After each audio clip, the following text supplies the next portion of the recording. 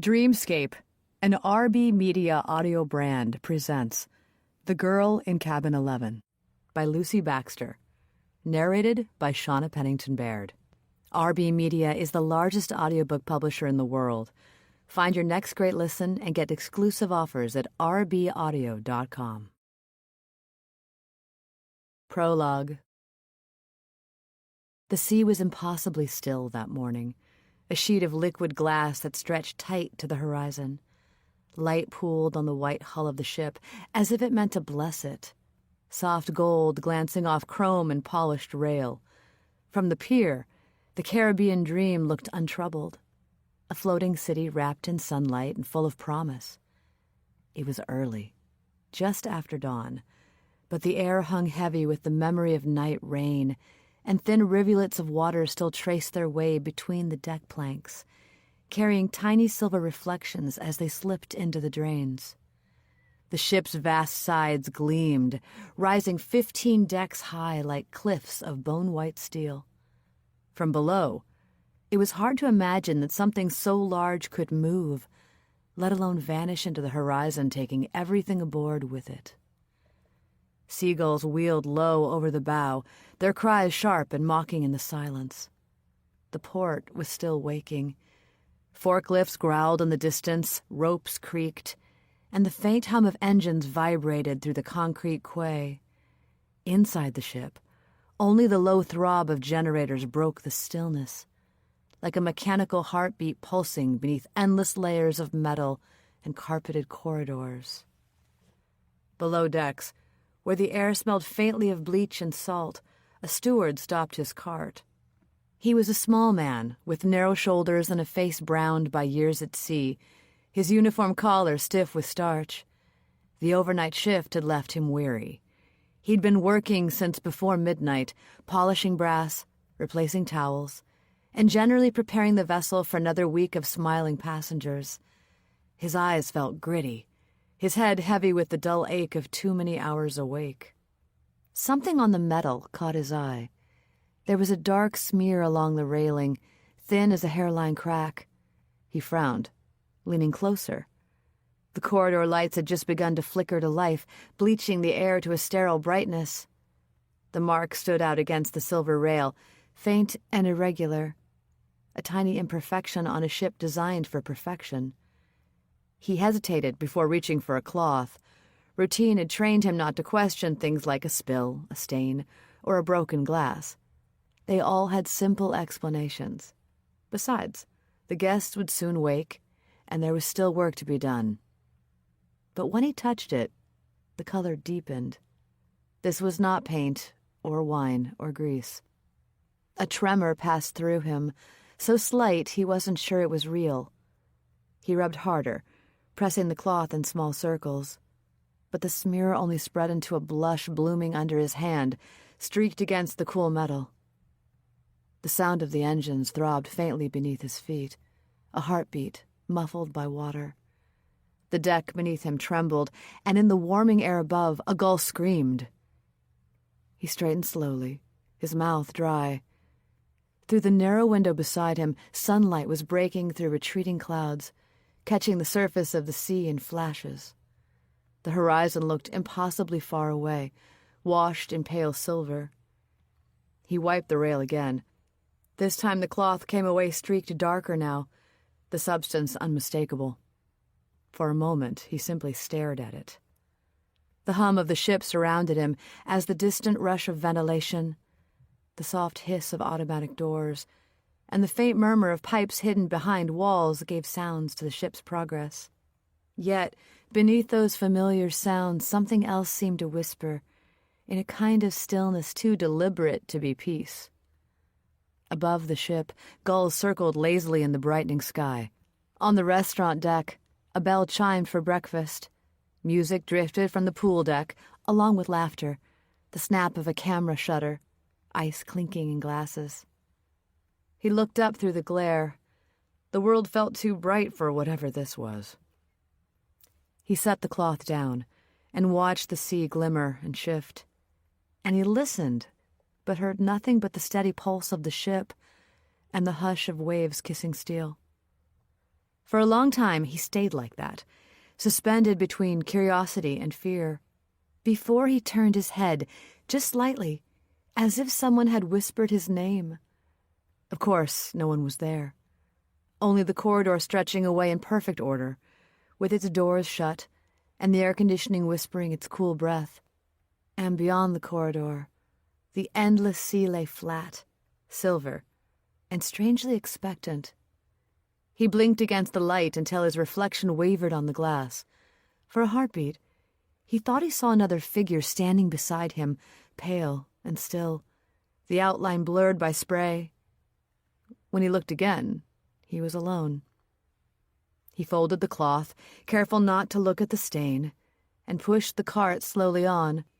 For a moment, the air felt different, heavier, damp with something colder than rain. He paused mid-step. The sound of the engines continued, low and steady, but there was a new sound beneath it now. It was a hollow rhythm that rose and faded, like breathing. He stood perfectly still, listening, but the sound had stopped the instant he did. Perhaps it was just the water shifting under the hull. Perhaps it was nothing at all. He told himself this and began to move again, the cart's wheels creaking softly along the metal floor. Yet even as he walked, he couldn't shake the feeling that the silence behind him was watching. Above deck, a handful of passengers wandered along the promenade, their footsteps echoing faintly between the glass walls. None of them looked down to the level where he worked. If they had, they might have seen him stop once more at the end of the corridor and turn to glance back. The mark was gone from the railing. The metal shone spotless in the morning light. He should have felt relieved, but he didn't. The ship shifted slightly, a gentle roll on calm water, and a wave of nausea passed through him. He could taste salt on his tongue. When he blinked, a drop of water slid from the ceiling onto the deck near his feet, though the rain had stopped hours ago. It was followed by another, then another, forming a narrow trail that led toward the sealed balcony door of cabin 11. He stared at it until the intercom crackled overhead, with a woman's voice calling for the crew to prepare for departure. The sound was brisk, professional, and alive with purpose. He turned away at last, forcing his gaze forward, pushing the cart toward the service lift. Behind him, the last bead of water reached the door frame and stilled. Outside, the sea darkened, the sun vanishing behind a passing cloud. And as the gangway was raised and the engines began to churn, the air seemed to tighten, as though the ship itself knew what had been taken aboard. 1. The heat clung to everything. It shimmered above the tarmac in trembling veils, turning the air bright and wobbly as if the whole world were seen through water. Beyond the plate glass doors of the terminal, the Caribbean dream loomed white and grand against turquoise water. 15 decks of glass and painted steel rising like a private skyline. Music leaked from high up on deck in a bright canned cheerfulness that rode above the deeper thrum of engines. The smell of diesel braided with sunscreen, coconut, and sea salt. Aurelia Hart paused just inside the automatic doors, her fingers laced with Nathan's. "Give me a second," she said, although she wasn't sure what for. Air conditioning rolled over them in an artificial breeze, cool enough to sting the sweat at the base of her neck. She smoothed her sundress and told herself that it's only a holiday. People do this all the time. You can do this too. Nathan Coleman grinned down at her, light catching in his sunglasses. "We made it. Look at the size of that ship." "It's enormous," she said. "You could lose a whole town in there." "That's the idea. We'll lose everything we don't need and keep the good bits." His thumb traced an absent-minded circle against her palm. He said it like he believed it, like the good bits stayed if you asked them nicely. They joined the queue, inching toward the check-in desks. Roller bags whispered and giggled over the polished floor. A loudspeaker announced, "Boarding groups A through C now welcome to proceed to security." Through the window, a gull drifted like a scrap of paper against the blue. 6 months. That was the length of her life with Nathan so far. And sometimes it felt like a borrowed car, shining and clean, with an unfamiliar key in her pocket. He was cheerful and chatty with strangers. He believed in itineraries and the right sunscreen for the right time of day. He was safe, or at least he felt that way. She wanted to feel that way too. A woman stepped sideways in front of them, angling her phone to catch both her own face and the arc of the ship beyond the window. "Okay, team," she said brightly into the lens. "It's embarkation day. Your girl Mallory back at it. The luxury life at sea, and this time, we're doing it big." She flashed a smile at the cue, camera gloss perfect. 7 days, 3 ports, and yes, we are manifesting champagne. Mallory's gaze snagged on Aurelia and warmed theatrically. "And we have our first cruise cute couple right here. Tell them where you're from, babe." Aurelia laughed because it was easier than shrinking. Nathan gave a small helpless shrug that meant, "People like this exist. What can you do?" Mallory swiveled the phone for a pan of the terminal, taking in the palms in big white pots, and a tide of humanity in bright shirts, and then chirruped on toward another backdrop. A faint perfume of coconut trailed after her. A baggage cart rattled close, the driver swearing under his breath in Spanish. Luis Ortega, according to the stitched bag over the pocket of his overalls. He was lean and sun-browned, with grease ground into the creases of his knuckles. The cart jostled. A toolbox slid, clanged open, and a scatter of sockets rang like coins across the floor. "Carajo," he hissed, crouching quickly. "Watch your area," a voice snapped. The security chief, with Mark Danner on his badge, stood with arms folded. He was a trim man in a navy blazer, whose hair looked like it had been cut to regulation that morning. He didn't stoop to help, just pinned Ortega with a flat, tired stare, until the last wrench was captured and the lid banged shut. "We're not dropping anything today," Danner said. "Not today." Ortega's mouth shaped something that wasn't "yes, sir," but he dragged it into a nod and muscled the cart onward. The glare he shot toward the wall when Danner turned away looked practiced. "Friendly bunch," Nathan murmured. "It's a lot of moving parts," Aurelia said, though she wasn't sure if she meant the ship or the day. Her stomach had that holiday roller coaster lightness, but there was something else underneath that felt like a thread pulled a little too tight. At the desk, she handed over her passport. Nathan, who chatted on reflex, was already asking the attendant about sail-away times and the best place to stand for the horn. "Port side," the woman said, tapping keys. "You'll get the skyline." Aurelia dug in her bag for the printed boarding pass she'd decided to bring, even though the app was supposed to be enough. Because paper was easier to hold on to. Because paper didn't vanish when you needed it. She found the envelope with their parking stub, a packet of motion sickness pills, a lipstick she'd not yet worn, the app glowing complacently on her phone, but no boarding pass. Heat rose in her face. She checked the zip pocket, the side pocket, the pocket that didn't have a zip but always felt as if it should. "It's okay," Nathan said softly. "I printed it. I definitely—" "Stop," another voice said from behind them, gentle and amused. "Look down."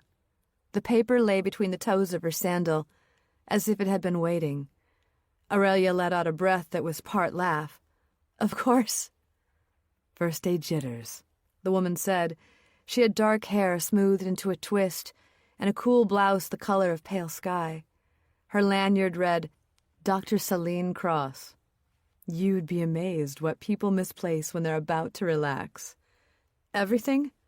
Aurelia said. "Mostly themselves." Celine's smile held no teeth, only kindness. "You'll like it better once you've crossed the threshold. It's always strange, stepping from land to sea."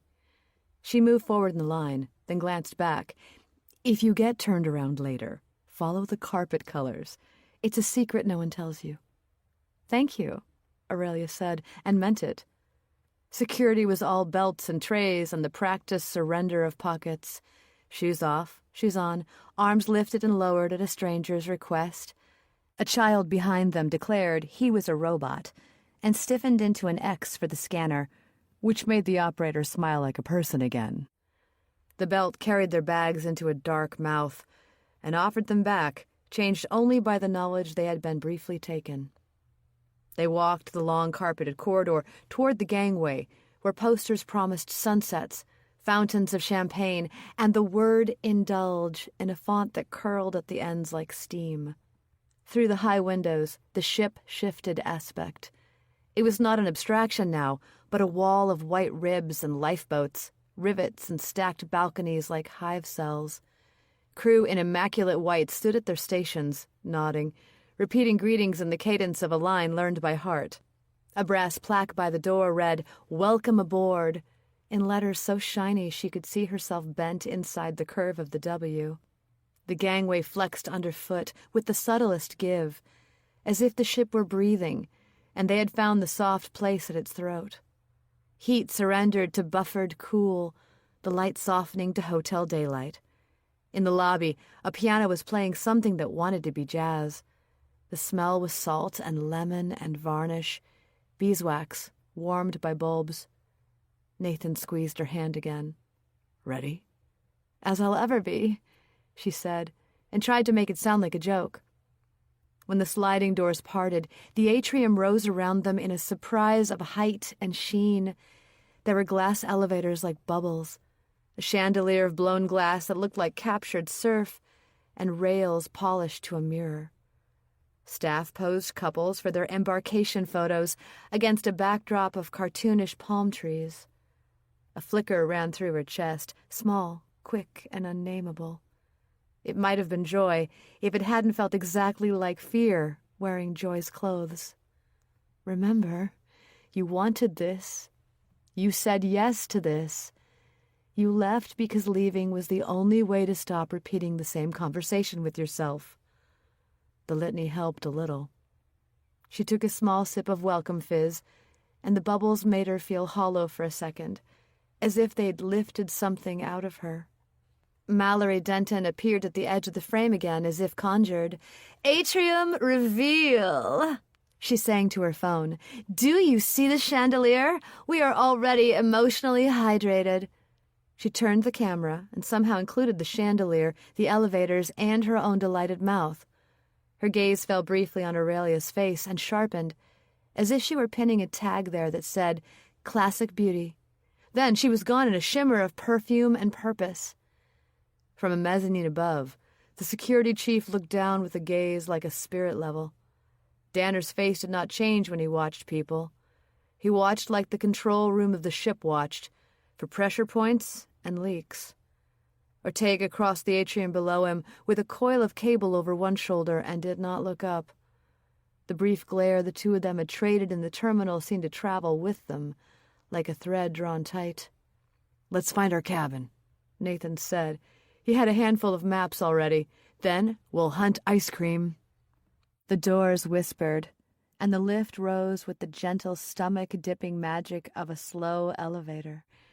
As they ascended, the chandelier drifted past in a slow flutter of glass, and Aurelia looked straight up through the open shaft to a porthole of sky, and thought of wells. Deck 5 spilled them into a corridor that smelled faintly of carpet cleaner and polish. The carpet was ocean blue, with compass roses marching away to vanishing points. Celine Cross's tip about colors returned to her like a trick of light. Doors winked by with room numbers and little brass ovals. A child behind one of them laughed and then cried with almost the same breath. The air conditioning flowed in a continuous cool exhale that had nothing to do with the weather outside. At the next junction, a woman in powder blue appeared, as if she'd stepped out of the wall. "You found it," Celine said, not surprised. "The first labyrinth is always the worst. Remember the carpet when you think you're lost." "We're not lost," Nathan said, cheerful. "We're orienting," Aurelia said, and Celine's smile told her she'd chosen the right word. "Good. If you see me later pretending to read, I'm hiding from the conference." Celine's eyes flicked to Aurelia's half-finished champagne. "Don't forget to drink water. First-day headaches ruin more holidays than heartbreak." "I'll try to remember," Aurelia said. They turned back toward the welcome desk and on to the last stretch of gangway to the exterior threshold. This was the place where outside became in and inside became out, and the ship finally made its claim on them. They were aboard. Aurelia stepped forward, and the threshold slid under her shoe with a small flex. The scent of the sea rose up past the varnish. This was the real thing, green and mineral, and she breathed it in as if she could build a different person from its elements. Under that ran the tiniest electric sting of unease, like a hair lifting in a windless room, or a thought with no words yet. Nathan was saying something about sail away and the party on the top deck, the confetti, the horn, but his voice slid a little as if she were underwater, and he on a dock. She nodded anyway, and let him draw her politely into the current of bodies moving toward the welcome desk, where a woman in sailor stripes wrote their names on a card, as if inscribing them into the story. 6 months, she thought again, which meant not just time, but wait. How long could you carry a secret before it began to warm your body, take your temperature, and learn your gait? She had not told Nathan the worst of it, because she wanted to see what she was like without that story on her tongue. The telling made it real again, and she had promised herself she was finished with real for a while.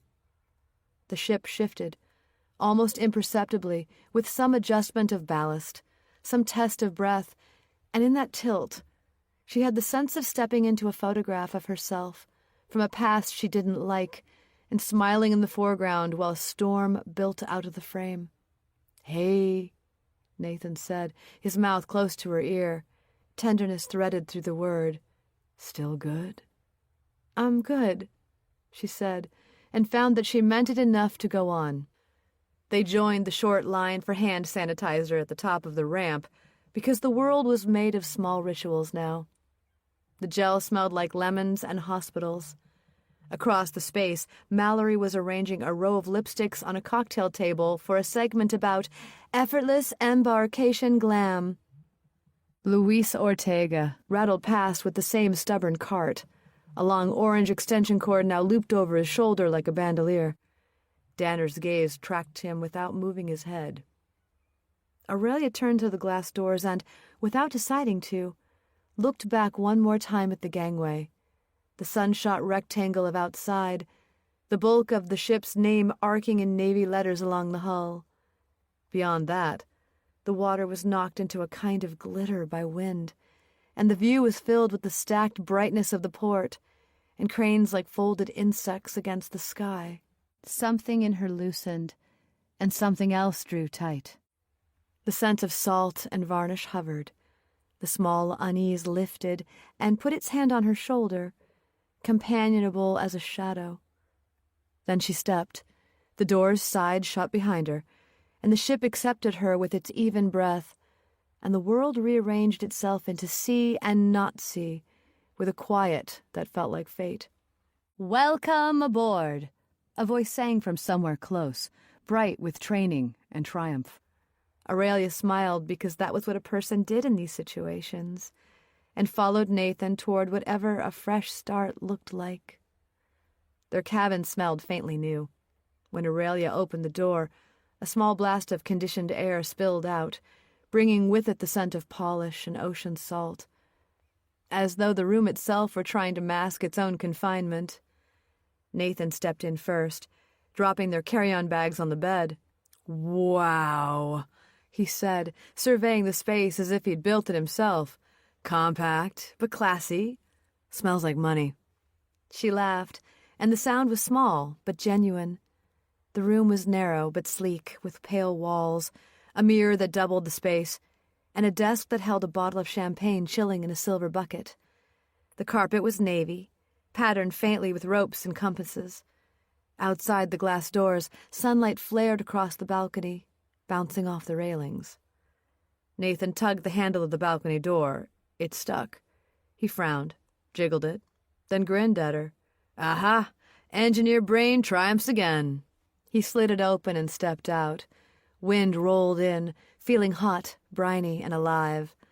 Aurelia followed him out, blinking against the sudden brightness.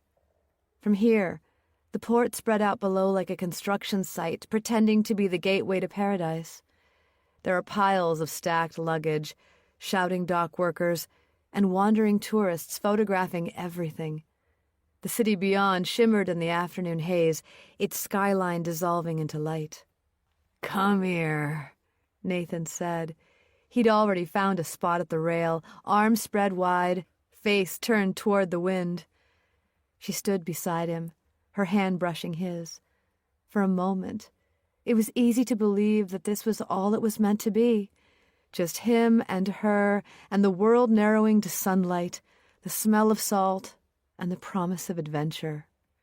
"Look at that," Nathan said, nodding toward a line of passengers snaking along the quay below. "You can practically see the excitement coming off them." Aurelia followed his gaze to see children clutching stuffed toy dolphins, couples posing with cocktails, older tourists already pink from the sun, everyone looking outward and forward. She envied them their uncomplicated joy. Inside the room, a distant chime sounded, and the ship's intercom began announcing muster drills, departure times, with its formal tone undercut by faint static. It was the noise of civilization compressed into a metal hull.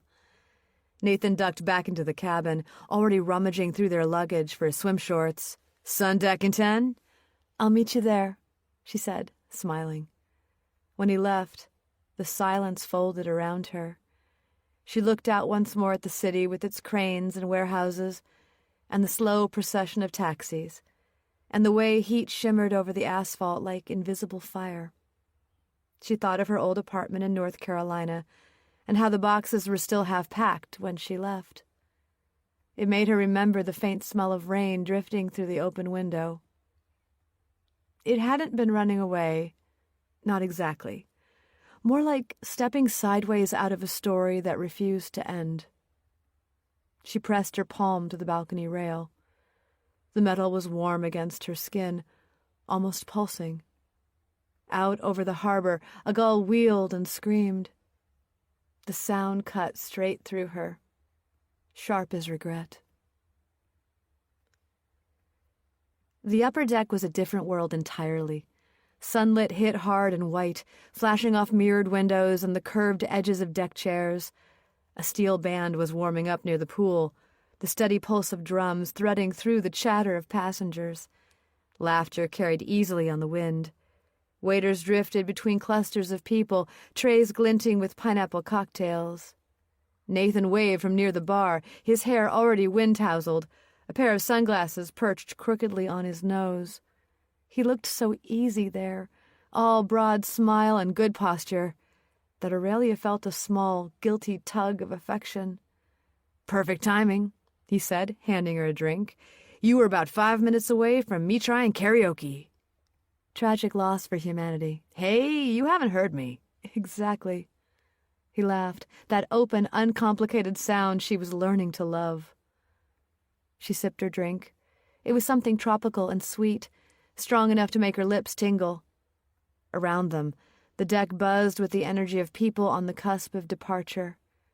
There were women in floppy hats, men comparing watch hands, children darting between loungers like bright fish. To their left, a man in an offensively loud Hawaiian shirt was smearing sunscreen onto his ruddy face, missing half of it. His wife, a slim, brittle woman with her hair set like a helmet, sighed dramatically and took the bottle from him. "Raymond, you've got it in your ears again." "Better safe than sorry, Dora." "You look ridiculous." "I look healthy." "You look like an oil spill." Nathan choked on his drink. Aurelia tried not to laugh. The couple's bickering was so precise, so rehearsed, it almost felt theatrical. They'd introduced themselves to Nathan moments earlier as the Steinmans from New Jersey. Raymond owned a chain of car dealerships. Dora didn't say what she did, but her diamond ring could have spoken for her. Dora caught Aurelia's eye and smiled the tired smile of a woman who had long ago learned to keep the peace by surrender. "First cruise?" Aurelia nodded. "You'll love it." Dora said, "as long as you don't mind everyone pretending it's their honeymoon." "Or their 50th anniversary," Raymond added, rubbing his nose, leaving a white streak across it. Nathan grinned. The band struck up a faster tune. Crew members moved through the crowd with trays of sparkling wine. A countdown began over the speakers, counting backwards from 10, 9, 8. Soon there were voices joining in, some laughing, some serious. The sound of the ship's horn cut through the air like an announcement from God, long, deep, and thrilling. Confetti burst from cannons, fluttering across the deck in a rain of color. Aurelia tilted her head back, watching it fall. Somewhere nearby, Mallory Denton was live-streaming again. Her voice, amplified by cheer, carried easily over the music. "And there they are, folks, our adorable couple of the day." The camera lens caught Aurelia and Nathan mid-laugh, her hair whipped by the wind, his arm draped easily around her shoulders. Aurelia blinked, startled, but Mallory only winked and kept filming. "This is what love at sea looks like, people. Sunshine and serotonin." Raymond groaned audibly. "Oh, we're doomed then." "Stop being a cynic," Dora said, half-heartedly. Mallory spun her phone toward the open water, and the Miami skyline glimmering in the distance. "And there she goes! The Caribbean dream sets sail!" Beneath her words, the deep vibration of engines began to build. The ship shifted almost imperceptibly, the first suggestion of movement rippling through the deck. Passengers cheered, hands waved toward the dock below, where the port staff raised their arms in farewell. Aurelia felt the slow, deliberate slide of the world changing before she saw it.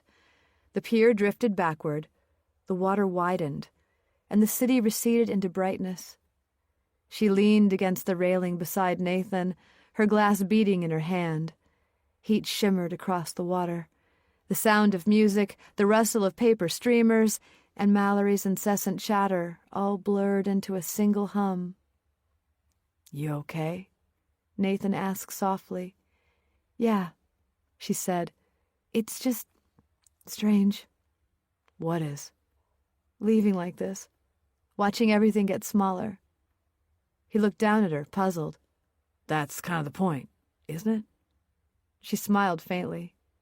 "Maybe." Her reflection trembled in the glass screen to the side of her, throwing two overlapping figures, faces ghosted by sunlight. For a moment, she thought she saw another shape behind them, still and separate. But when she blinked, it was gone. Nathan kissed her temple, light as the wind. "Come on, it's beautiful." It was. The city burned gold now, the skyscrapers catching the last flare of afternoon. The wake of the ship fanned out in perfect white lines, carving the turquoise water clean. Around them, laughter rose and fell like birdsong. Someone started clapping along to the music, and someone else dropped a glass that shattered against the deck with the bright sound of luck breaking. Aurelia turned toward the horizon, where the ocean opened wide and glittering. A pulse of color bloomed there, too, as the first hint of sunset bled red across the water.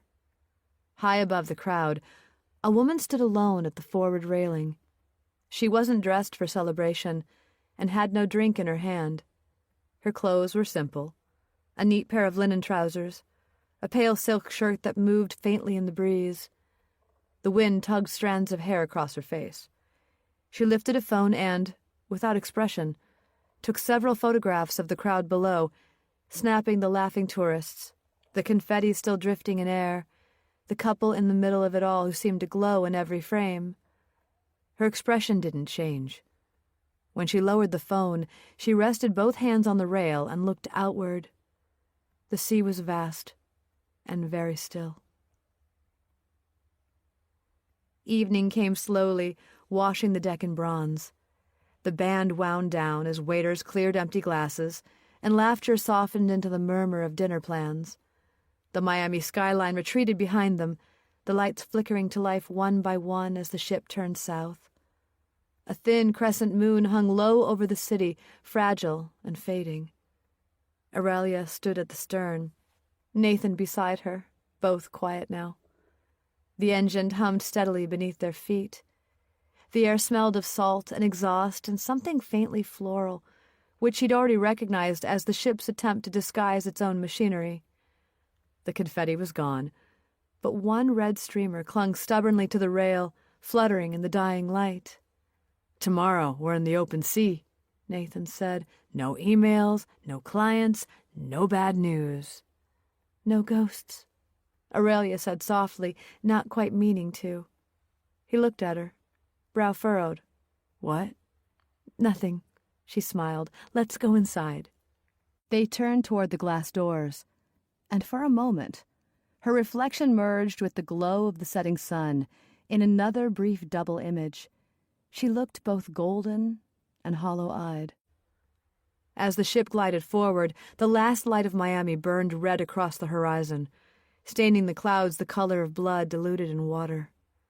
The sound of waves striking steel echoed faintly upward, rhythmic and patient. Behind her, somewhere among the tiers of shining decks, the woman with the camera lowered her gaze from the horizon and slipped quietly away from the railing. 2. The light came first thin and white, sliding through the slats of the blind like the edge of a knife. Eve Mercer opened her eyes before the ship's morning chime sounded. She always woke early. Habit, not alarm. The cabin was still half dark, with a gloom that carried the faint scent of machinery. She listened for a while, letting the rhythm of the ship settle her, feeling the low mechanical heartbeat that pulsed somewhere beneath the floor. Then she swung her legs out of bed. The carpet was cool and soft beneath her feet. She moved through the small room with a quiet efficiency that came from years of solitude. Fire up the coffee machine, pull the blinds open, a stretch to ease her shoulders. Her morning routine never varied, whether on land or sea. 10 minutes of exercise with yoga poses adapted to narrow space. Coffee in a white cup, one slice of toast dry. Then she'd watch the world wake piece by piece. The coffee machine clicked and whirred. She lifted the cup when it was done, stirred, set the spoon precisely beside the saucer. Outside, the ocean looked like an endless blue-green expanse rippling under early sunlight. There was no horizon line yet, only haze. The ship's wake spread behind like an unrolling ribbon, fading into mist. Eve leaned against the glass door of her balcony, cup warm in her hands. The sea had a way of clearing things, stripping them down. On land, noise filled every gap. Out here, silence hummed like an electric current. Her phone buzzed on the bedside table, the first vibration of the day. She glanced at the screen, but there was no message. Only the notification bar, familiar as breath. She unlocked it and opened her usual tabs of weather, email, social media. She didn't post much anymore, not since she'd left home, but she still checked out of habit more than interest. Her name appeared twice in the search bar before she even typed it. She ignored that and moved on to the cruise's tag, #CaribbeanDream. That featured hundreds of photos already, posted by strangers, of cocktails lined like jewels, sunlit pools, glimpses of the ship's grand staircase, and faces pressed together side by side. The living proof that other people could still look happy without trying too hard. She scrolled idly, coffee steaming in her hand. Then she stopped. There was a new photo, time-stamped less than an hour ago, of a couple on deck 5, laughing into the wind. The caption read, "First breakfast at sea, #CaribbeanDream, #New Beginnings." Eve's thumb hovered over the image. The man's head was tilted toward the woman, his smile open and unguarded. The woman wore her hair loose, in a sundress pale against the sunlight. She was turned slightly away, her laugh caught mid-breath. Eve enlarged the photo, though she didn't need to. She already knew who it was. The coffee tasted suddenly bitter. She set the cup down carefully, not spilling a drop. By 7, she was dressed in her trademark linen trousers, white shirt, simple gold earrings. It was the kind of outfit that looked anonymous in any light. She made the bed, smoothed the pillowcases, and wiped a smudge from the mirror with the corner of a towel. The order of small things calmed her. She hated leaving evidence of herself behind, even in an unmade bed, a crooked curtain, or a trace of fingerprints on glass. When she finally stepped onto her balcony, the sun had climbed higher, bright enough to sting. The air smelled of salt and varnish, the sea gleaming like foil. Below, the promenade stretched out in a clean line of white decking and chrome rails. She saw them almost immediately. The couple from the photograph were sitting side by side at a table on the deck below. The woman in the same pale dress, her hair now tied back. The man, laughing, leaning in to speak to her. Their plates gleamed with fruit and pastries. Eve lifted her hand in a small, polite wave. She wasn't sure if they saw her, but the gesture mattered. It was a rehearsal of friendliness. From this height she could almost pretend that she was part of their morning, another passenger beginning an ordinary day. When they didn't look up, she lowered her hand and reached for her camera. It wasn't her phone camera she used, but an old one, solid and silent. She framed the shot carefully, to encompass the curve of the railing, the sweep of morning light, and the two figures side by side. She zoomed in just enough to see the woman's face turn toward the man. Then she clicked once, twice. The image froze them there, making the moment small enough to fit in her pocket. She exhaled. The sea glittered as though nothing had changed. Later, Eve joined the flow of passengers moving through the ship's public spaces. The morning had thickened, and sunlight pooled across the decks in molten stripes. She passed the buffet first, like a kingdom of abundance, with its mounds of fruit, silver trays steaming, the air heavy with coffee and maple syrup. The noise was a collage of chatter and clinking cutlery. There were families in bright T-shirts, elderly couples reading menus, crew gliding between tables like dancers. Eve took a black coffee and a bowl of fruit and sat by the window, watching the ocean. Around her, people photographed everything from their plates to the sunlight, even themselves. She imagined what they saw when they looked through their screens. Was it a curated version of happiness, filtered and framed to act as a memory? Halfway through her coffee, she saw the couple again, the woman laughing at something the man said, one hand brushing his arm. Their closeness had the weight of a new relationship, carrying that almost visible charge between two people still learning each other's boundaries. Eve turned slightly, even though her reflection in the window overlapped theirs. For a second, she couldn't tell which side of the glass she was on. She left her fruit untouched and moved on. The pool deck was already crowded. Music played low from the speakers hidden among the potted palms. The smell of coconut oil and chlorine hung in the heat. Crew members adjusted umbrellas and shouted instructions in half a dozen accents. Children cannonballed into the water with delighted shrieks. The air shimmered with the sound of people living their best lives, that bright, careless hum that used to comfort her, before it began to sound like mockery. Luis Ortega was crouched near the railings, a wrench in one hand, a cigarette tucked behind his ear. His shirt clung to his back, damp with sweat. He was muttering to himself in Spanish, something about loose fittings and cheap steel. Eve paused, watching the way his reflection bent in the polished chrome. The sunlight fractured his image into pieces, giving him a face made of fragments. He glanced up once, caught her watching, and nodded politely. "Morning, ma'am." "Everything working okay?" she asked, her voice light. "Trying to," he said. "Ship's got more problems than they tell guests." "Don't they all?" He smiled faintly, then turned back to his work. The metal clinked, the sound swallowed by the wind. She walked on with the music and laughter fading behind her. On the promenade, the sea stretched on every side, vast and mercilessly bright. The horizon was a clean blue edge. Passengers strolled past her, some in hats and sunglasses, others in swimsuits already smelling of sunscreen. Everyone seemed at ease, as though the ship were a floating promise that nothing bad could touch them. Eve stopped at the railing and leaned against it, letting the wind lift her hair.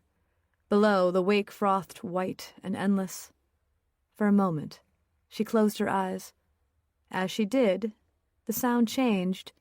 The rhythmic pulse of waves, deep and slow, became a sound she could feel through her bones. It reminded her of another rhythm. The thrum of a washing machine years ago, the buzz of a phone on a kitchen counter. It carried her back to a bright, immaculate kitchen with white marble gleaming under downlights, a phone vibrating on the counter, her hand reaching for it and hesitating. The preview on the screen showed part of a message. Can't stop thinking about last night. She recalled her hand trembling as she unlocked it, and the room tilting as the sound drained out. The memory cut off like a cord pulled from the wall. Eve's fingers tightened on the railing. The wind carried the scent of the ocean up to her, briny, raw, and cleansing. She exhaled, and the memory folded itself back into its box. When she opened her eyes again, the sunlight was harsh enough to sting. She wandered toward the midship bar, where the air was cooler and the music softer. The decor was all brass and green velvet, the light softened by the tinted glass. It felt like evening, even in the morning. Dr. Celine Cross sat alone at the counter, a notebook open before her. Her hair was pinned up, one loose strand falling over her temple. She wrote quickly, her drink half gone. Eve slowed. The page beneath Celine's hand was dense with looping handwriting. No title at the top, no visible context. It was a long page of neat words forming and reforming under the pen. For a moment, Eve considered asking what she was writing, but curiosity was a risk. It opened doors you couldn't close again. Instead, she ordered a glass of water and sat 2 stools away, studying the rows of bottles glinting behind the bar. Her reflection shimmered faintly there, multiplied into a dozen ghostly copies. Celine looked up once, meeting her gaze in the mirror. "Beautiful morning," she said. "Yes," Eve replied. "Perfect." Celine smiled. "First cruise?" Eve returned the smile. "Not my first." "I am studying human behavior," Celine said casually. "People change at sea. Boundaries dissolve. It's fascinating." "I imagine it is." Celine returned to her notebook, the scratch of pen steady against the soft background music. Eve finished her water and set the glass down gently. Her reflection lingered in the curve of the glass for a moment, then vanished when she moved. As she stepped back into the sunlight, she found herself thinking, not for the first time, that everyone on board seemed to be carrying something. Whether it was stories folded neatly into smiles, or secrets stitched beneath resort clothes, they all had something.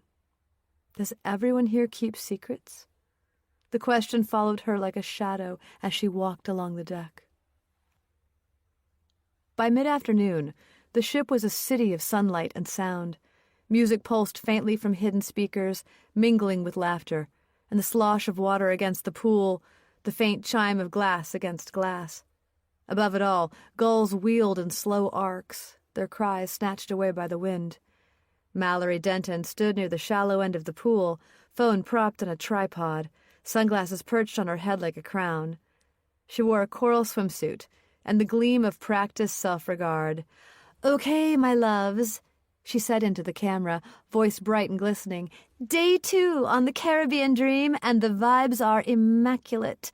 The sun is out, the ocean is serving sapphire realness, and—" She turned, gesturing toward the loungers. "We've officially found the cutest new couple on board!" Her voice lifted on that phrase, the false spontaneity of someone who had rehearsed surprise. The camera panned, catching Aurelia and Nathan reclining side by side beneath a striped umbrella. Nathan was laughing, a drink balanced on his stomach, his free hand shading his eyes. Aurelia wore a wide-brimmed hat and a smile hidden behind sunglasses. "Tell us your secret," Mallory teased. "How are you already this in love?" Nathan chuckled. "We haven't been here long enough to fight yet." Mallory laughed with him, but the sound was too sharp, the tone a fraction too high. "Adorable," she said, lowering the camera a little. "Stay exactly like that. No pressure, just pure happiness." She winked, then turned back to her lens, her voice syrup-sweet again. There you have it, friends. Proof that, as I am always telling you, love really is better at sea. Behind them, Eve Mercer sat in the shade of a blue parasol, a hat pulled low over her brow, an open book resting on her lap. To anyone watching, she looked like another solitary traveler, perhaps widowed, perhaps divorced, perhaps just shy, but undeniably one of the invisible people who haunt cruise ships like quiet ghosts. Mallory's camera swung past her without noticing, but Eve saw them all. She watched Mallory's curated joy, the gleam of false intimacy. She watched the couple on the lounger, noting the casual tangle of their hands, the shared rhythm of laughter that felt newly minted. From where she sat, they looked perfect, almost too perfect. She lowered her gaze and turned to a page that she didn't read. A breeze moved across the deck, carrying the smell of salt and coconut oil, faintly sweet and cloying.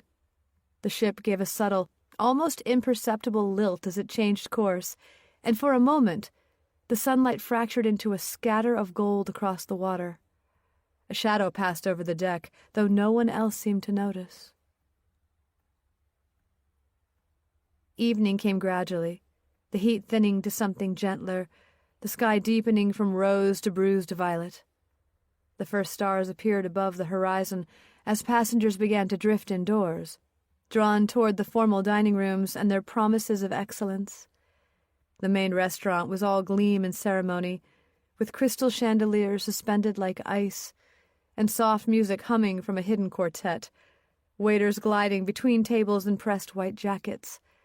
The air smelled faintly of citrus and roasted meat, undercut by the hum of refrigeration. Aurelia felt overdressed and underprepared. Her black dress was simple compared to the sequins and tuxedos that glittered around them. Nathan, in a pale linen jacket, looked effortlessly comfortable.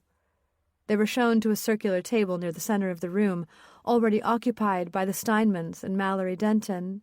"Fancy seeing you again," Mallory trilled, lowering her phone into her clutch. "We're practically family now." Raymond Steinman beamed at them, his face flushed with early wine. "The young lovers return. Sit, sit. Let me buy you a drink." His wife, Dora, managed a brittle smile that didn't involve her eyes. "It's all-inclusive, Ray." "It's called hospitality, darling." "It's not hospitality when it's someone else's tab." Nathan laughed lightly as he helped Aurelia to her seat. "We'll take sparkling water, actually." "Oh, health nuts," Raymond said, mock-affronted. "Don't worry, I'll drink enough for both of you." He poured himself another glass, the liquid sloshing high against the rim. Mallory leaned toward Aurelia, whispering conspiratorially, "He gets worse as the night goes on, but honestly, they're kind of iconic. Married 40 years. Can't stand each other." Dora heard her. "We can hear you, you know."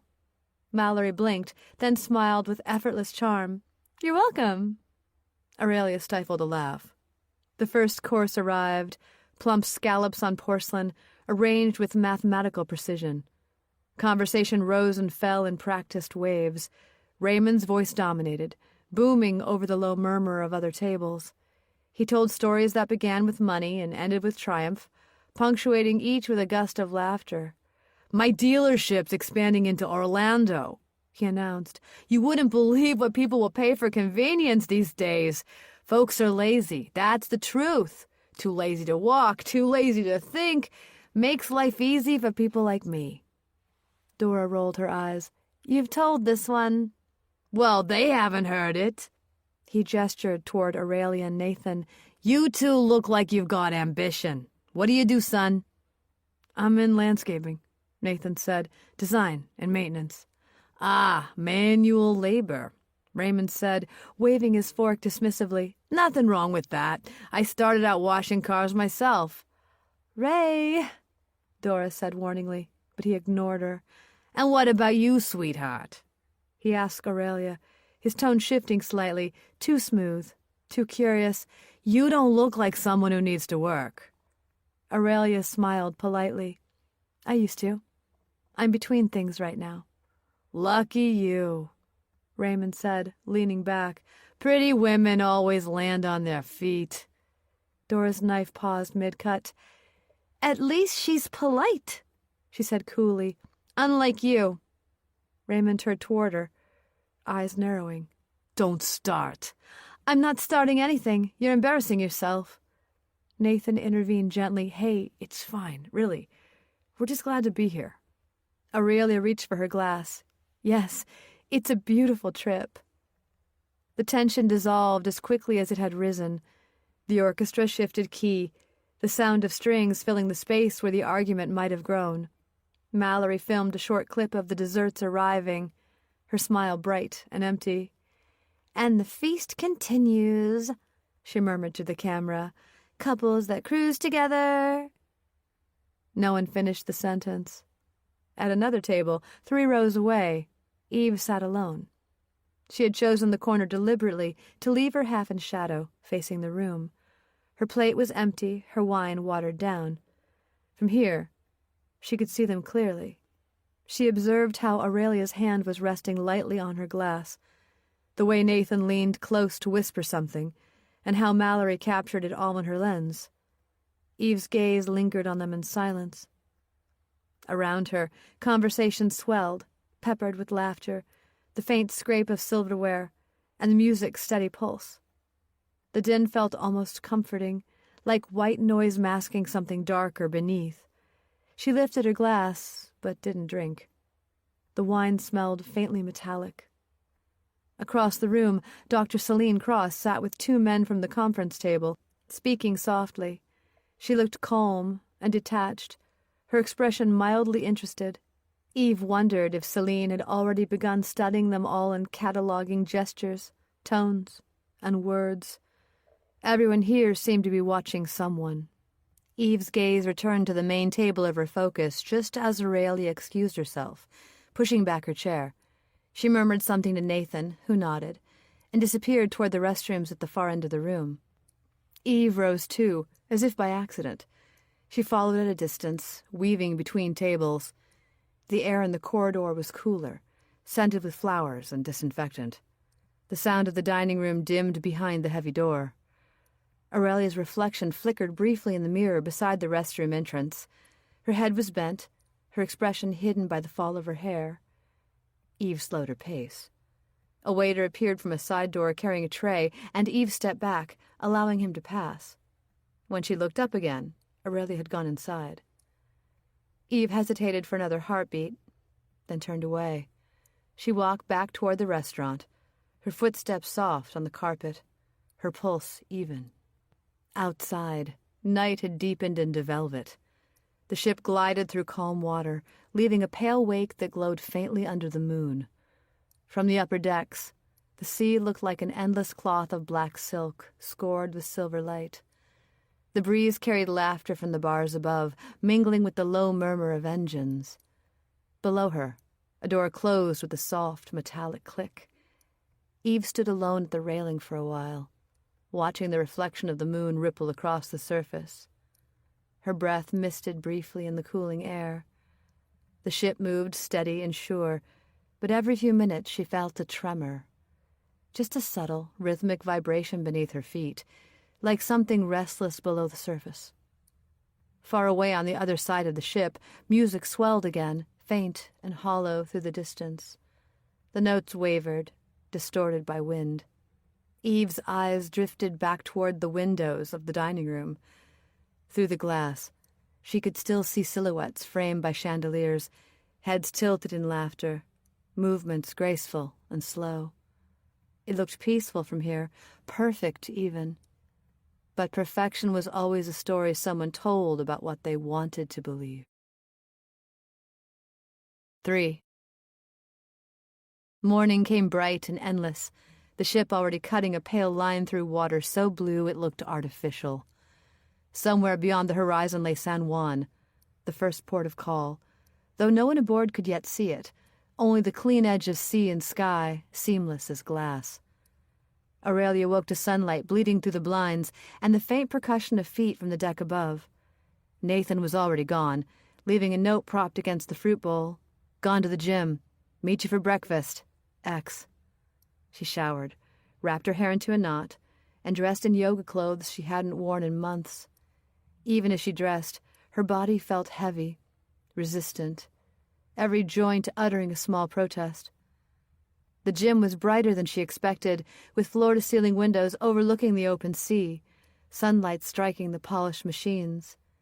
The air smelled of eucalyptus and effort. Dr. Celine Cross was there already, unrolling a mat with calm precision of someone who did everything deliberately. "You made it," she said, smiling. "I wasn't sure you'd come." "I almost didn't," Aurelia admitted. "You'll enjoy it, I'm sure." The instructor was a lithe woman with a voice like tempered glass, and guided them through slow movements. The room hushed to the rhythm of breath and surf. Aurelia's body resisted at first, tendons tight from sitting and worrying. Celine, beside her, moved with fluid ease. "You're holding tension in your shoulders," she murmured. "I suppose I am. Is it work? Family?" Aurelia hesitated. "Neither. Maybe everything." Celine's glance was gentle but direct. "You're very good at sounding fine." Aurelia looked away, focusing on the horizon framed by glass. The sea rolled endlessly, indifferent to scrutiny. "It's probably everything," she said. "You know, once you start to relax, it all comes out." Celine smiled. "Fair enough." When the session ended, the group dispersed in quiet good humor. Celine lingered, toweling her hands. "If you ever want a less public chat, I'm around. Sometimes the sea brings things up people thought they'd drowned." Aurelia managed a laugh to cover the frown. "I'll keep that in mind." But her pulse had quickened. It always did when someone looked at her too closely. Outside, the promenade was dazzling. Crew prepared for the day's excursion ashore, shepherding folding signs promising an old San Juan walking tour, a rum distillery experience, beach transfers. Loudspeakers called groups by number, and laughter and sunscreen scented the air. Raymond Steinman appeared, shirt half-buttoned, sunglasses mirrored gold. "You're going to love Puerto Rico," he announced to no one in particular. "Real culture there, not like this floating theme park." Celine offered a polite nod. "It's beautiful, yes." Raymond smirked. "You know what separates travelers from tourists, Doc? Curiosity. Most come to tick boxes and take photos. I come to understand." Dora joined him, expression pinched. "You understand best from a bar stool." "Experience, Dora. That's what education looks like." Celine's smile didn't shift, but her eyes cooled a degree. "Education also listens." Raymond barked a laugh that ended loudly. Passengers glanced, then looked away. The Steinmans had that talent of turning a space colder without breaking any rule of etiquette. Aurelia excused herself with soft courtesy. "We should get ready for the tender boats." As she moved away, she caught Celine's murmured aside. "He mistakes noise for insight." It made Aurelia smile despite herself. Eve Mercer stood on the upper promenade, camera strap coiled around her wrist. She had been awake since dawn, watching the harbor approach, seeing the faint smudge of land widening by the hour, the shift of gulls as they followed the ship's wake. Now, as passengers queued for the gangways, she photographed them without hurry, capturing the gleam of sunglasses, a child's plastic toy, the slow choreography of departure. Her lens paused on Aurelia and Nathan descending the stairs, hands held loosely. She took one frame, then another. The shutter made no sound, but she still felt the tiny recoil of guilt travel through her fingers. She lowered the camera and turned toward the rail. The sea was a sheet of hammered light. Behind her, Mallory's voice rose above the crowd. "Hey, handsome!" Nathan looked up from the stack of excursion pamphlets just in time to see Mallory Denton waving from behind her phone. Her swimsuit glimmered silver under her cover-up. Her smile rehearsed to perfection. "Quick question for my followers," she called, already filming. "How does it feel to be the ship's cutest couple?" Nathan blinked. "You're filming now?" "Always." She angled the camera. "We're doing a couples at sea feature, sharing tips for surviving 7 days in paradise without killing each other. You and your girlfriend would be perfect to interview." He shook his head, amused but firm. "Thanks, but no interviews." Mallory pouted, playful. "Come on, it's harmless. Just a soundbite. Tell me your secret." "No secret," he said, backing away. "We just like being off camera." Her smile faltered for half a second, then reset itself. "Sure," she said brightly. "Privacy is sexy now. Got it." As he left, she kept the phone raised, pretending to film the view while zooming slowly after him. Later, she would post a crop still of a man walking away into sunlight with the caption, "Some people bring their storms to sea. #bored girlfriends. #cruise life." It would get hundreds of likes before dinner. By noon, the first tender boats were leaving for shore. Passengers clustered at the rails, waving at nothing in particular. The port of San Juan glittered ahead, full of pastel buildings, the outline of the fortress rising against the hill, and the air already heavy with heat. Eve watched from the upper deck, camera in hand, capturing the moment the ship's shadow touched the harbor water. She zoomed in on faces she didn't know, movements she might later forget. The camera was a boundary, and boundaries kept her safe. Down below, the crowd thinned. Aurelia and Nathan joined the queue for the next boat, hands entwined. Eve adjusted her focus. Through the lens, they seemed both close and distant, framed perfectly against the blue. When the shutter clicked, the image froze, capturing sunlight, laughter, and a man looking toward a woman who wasn't looking back. Eve lowered the camera, the ghost of the photo still flickering behind her eyes. Aurelia sat beside Nathan in the waiting lounge, the air conditioning strong against her damp skin. Outside, the harbor baked under white heat. "You okay?" he asked, studying her face. "Fine. Just tired." "You don't have to do the walking tour if you don't want to." "I want to," she said quickly. "I need to get off the ship for a bit." He nodded, accepting that. He was good at giving her space, though she wondered sometimes if that came from kindness or distraction. As the doors opened and passengers began filing down the ramp, she watched Celine step gracefully into the sunlight, notebook tucked under one arm. Dora Steinman followed, already complaining about the heat. Raymond trailed after her, lecturing about colonial architecture to no one who cared. Aurelia laughed softly. "They'll love him in Puerto Rico." Nathan smiled. "Every port has its fool." That afternoon passed in fragments as they walked down sun-drenched streets, with the smell of coffee and rum drifting from doorways, admiring the flashes of color on the old stucco walls. Yet through it all, a faint disquiet clung to Aurelia, like humidity that wouldn't lift. She walked beside Nathan, smiling when expected, tasting the sweetness of a fruit sample from a market stall, pretending not to notice when Mallory appeared ahead of them, filming herself again. "Look who's here," Mallory called, pivoting her camera. "Our favorite couple taking on San Juan." Aurelia laughed politely, but Nathan's arm stiffened under her touch. "Maybe give it a rest," he said lightly. Mallory's lips parted, then tightened into a smile. "Oh, don't be grumpy. The internet loves romance." "Then let it find some elsewhere." Her eyes lingered on him an instant too long. "Suit yourself."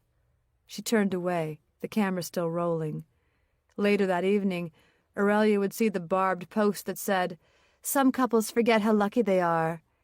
It would just sit there, glittering among palm tree emojis, without names, but obvious enough. As the tour wound through the old streets, Celine caught up with Aurelia, offering her a bottle of water. "You look like you're thinking very hard for a woman on holiday." Aurelia smiled faintly. Is it that obvious? Only to those who make a living noticing such things. They walked in silence for a while, the sound of sandals on cobblestone filling the gap. Then Celine said, "You ever been to the Caribbean before?" "No. First time anywhere this far from home." "I guess so. Sometimes distance shines a little more light on what we're carrying." Celine said softly. The weight feels heavier out here because there's nowhere to set it down. Aurelia looked at her, uncertain. Do you always sound like a therapist, even off duty? Celine laughed. Occupational hazard. They parted at the corner where the group paused to photograph a mural. The paint blazed in the sunlight, shining crimson, turquoise, and gold. Aurelia stared at it longer than she meant to. Something in the color brought back a fragment she thought she'd buried of a hotel room years ago. A man's watch glinting on the bedside table, her reflection in the mirror when she was younger, more reckless, more certain she could outrun consequence. She'd met him at a wedding, a friend's older brother. It had lasted 3 months, all whispered meetings and half-truths. He had been married. She had told herself it didn't matter. When it ended, she carried the shame like a hidden scar. Nathan didn't know. She didn't plan to tell him. The memory slid away as the guide called them forward. Back on board before sunset, the ship buzzed with the renewed life of music swelling, drinks clinking, and the smell of grilled food drifting through open doors. Aurelia stood on the balcony as the harbor lights receded, the fortress on the hill shrinking into shadow. Nathan came to stand behind her, his hands resting lightly on her shoulders. Beautiful day, huh? Yeah. Nathan kissed her hair. Tomorrow's another adventure. She smiled, but it felt slightly hollow. She should be enjoying this more than she was. Below them, the water shimmered with reflected stars. Somewhere among the crowd on the deck below, Eve Mercer adjusted her camera and took another photograph. Most of the passengers were already regaling each other with the day's encounters, flushed from rum tastings and souvenir markets. They filled the lounges with talk and laughter. On the main deck, the Steinmans had taken up residence near the bar, drink sweating in their hands. Dora sat neatly upright. A pale silk scarf knotted at her throat. Raymond sprawled opposite, legs apart, his voice carrying far beyond the circle of polite attention. "Look at that!" he boomed, gesturing toward the skyline shrinking behind them. "Real estate's booming here. You'd be amazed what you can buy for a song if you know the right people. I could own half this harbor if I wanted." "You could own it," Doris said, "but you'd have to live in it, and I don't see you giving up your golf club." He ignored her. "People think wealth is luck. It's not. It's instinct. You either have it or you don't." "Some call that greed," Dora murmured. "Some call it survival." He shot back, his grin too wide, his cheeks flushed. Across from them sat a woman they hadn't met that morning. She was slim, olive-skinned, mid-30s, her dark curls tucked into a scarf against the wind. She smiled easily, but her gaze was steady, taking everything in. "I'm Rosie Delgado," she said when Dora asked. "Criminal analyst, technically, but not on duty, don't worry." Dora raised her brows. "Criminal analyst? You mean like FBI?" "Not quite. I look at behavioral patterns in criminals. Motive, context, that kind of thing. Mostly financial crime. It's duller than it sounds." Raymond's interest sharpened. "Ah, numbers. My kind of language." "Not quite," Rosie said, still smiling. "You don't look like a spy," Dora teased. "Or maybe that's exactly what a spy would look like." Rosie laughed. "If I were, I'd deny it." Beneath the humor, Rosie noticed the tension that clung to them, hidden behind the practiced marital bickering, the way Dora's fingers whitened around her glass each time her husband spoke. She sensed it, too, in the air around the deck, like a faint charge, or the shift that happens when too many people have shared too small a space for too long. Over by the railing, Luis Ortega knelt with a wrench and a look of disgust. He was muttering to himself in Spanish, voice low, but not low enough. "Loose again. Always the same spots. They don't fix. They patch. No one listens. Maintenance blind spots. I tell them, and they smile. Idiotas." Rosie turned slightly, pretending to check her phone while she watched him. "Everything all right?" she called. Luis wiped sweat from his brow with the back of his hand. "Depends who you ask. These fittings rust faster than they should. Company says it's nothing. They always say it's nothing." He sounded tired more than angry, but there was an edge there of frustration baked by repetition. Rosie logged it away, the habit automatic. "Maintenance blind spots," he'd said. Inside the lounge, the air was warmer, scented with citrus and alcohol. A bartender in a white jacket stood behind a polished counter, arranging bottles in rows of color. The sign read, "Cocktail crafting demonstration, rum classics at sea." Aurelia and Nathan had found seats near the front. The glass ceiling overhead glowed dimly with moonlight. Nathan leaned close. "This might be the highlight of my day." "You said that about the iguana statue," she said, smiling. "I was wrong. This is better." The bartender, a cheerful man with a lilting accent, began his performance of shaking, pouring, and flicking metal shakers that flashed in the low light. "Rum," he said grandly. "Is sunshine you can drink." Laughter rippled through the small crowd. Aurelia relaxed into the sound, the easy rhythm of voices, the clatter of ice. But even as she smiled, something in her chest felt slightly off, like a faint flutter, like a trapped bird. She pressed her fingers to her wrist and found her pulse fast and unsteady. "Hey," Nathan said softly. "You good?" "Just tired, I think." He brushed a hand along her arm. "You've been running on fumes since we left port. Might have a touch of seasickness." "Maybe." Outside, lightning flickered over the horizon, lighting the room for a heartbeat with a clean, white flash. A few people exclaimed in surprise before returning attention to the bartender and his display. Eve sat alone at the far end of the lounge, a glass of wine beside her. She'd chosen a corner where the mirrored wall let her see the room without appearing to look. Her camera rested in her lap, switched off, though her gaze was as precise as a lens. She watched the couples and the laughter, the easy gestures of people who believed themselves safe. When the bartender raised a toast to "the sweetness of the sea," her eyes drifted toward the group at the front. Nathan was laughing, his glass lifted in salute. Aurelia leaned close to him, her smile faint, distracted. Eve's gaze lingered, unblinking. Then Nathan looked up and their eyes met across the room. The moment held, brief but clean, like a pulse of connection that neither seemed to expect. He smiled, a polite automatic thing, and she returned it with the smallest tilt of her mouth.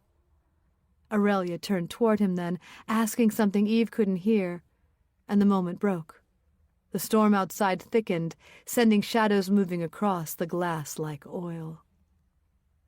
On the deck below, Rosie had joined Luis Ortega at the railing, more out of curiosity than company. The sea had taken on the color of lead, and the air pressed damp against the skin. "You ever get nervous out here?" she asked. Luis shrugged. "Every day. But you work, you forget. The ship's like a city. People don't see the walls until something cracks." "Good philosophy," Rosie said lightly. He smiled thinly. "It's not philosophy when you have to patch the crack yourself." A streak of lightning flashed to the east, far enough away that the thunder came several seconds later. Rosie watched the pale reflection ripple through the water. "Storm coming." Luis nodded. "Always does around here."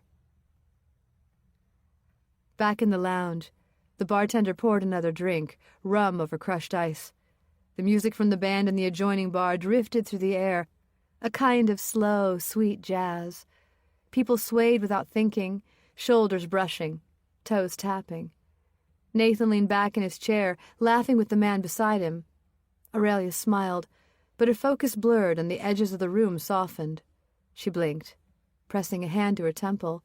"Hey," Nathan said again. "You okay?" She forced a nod. "Just feeling a bit dizzy."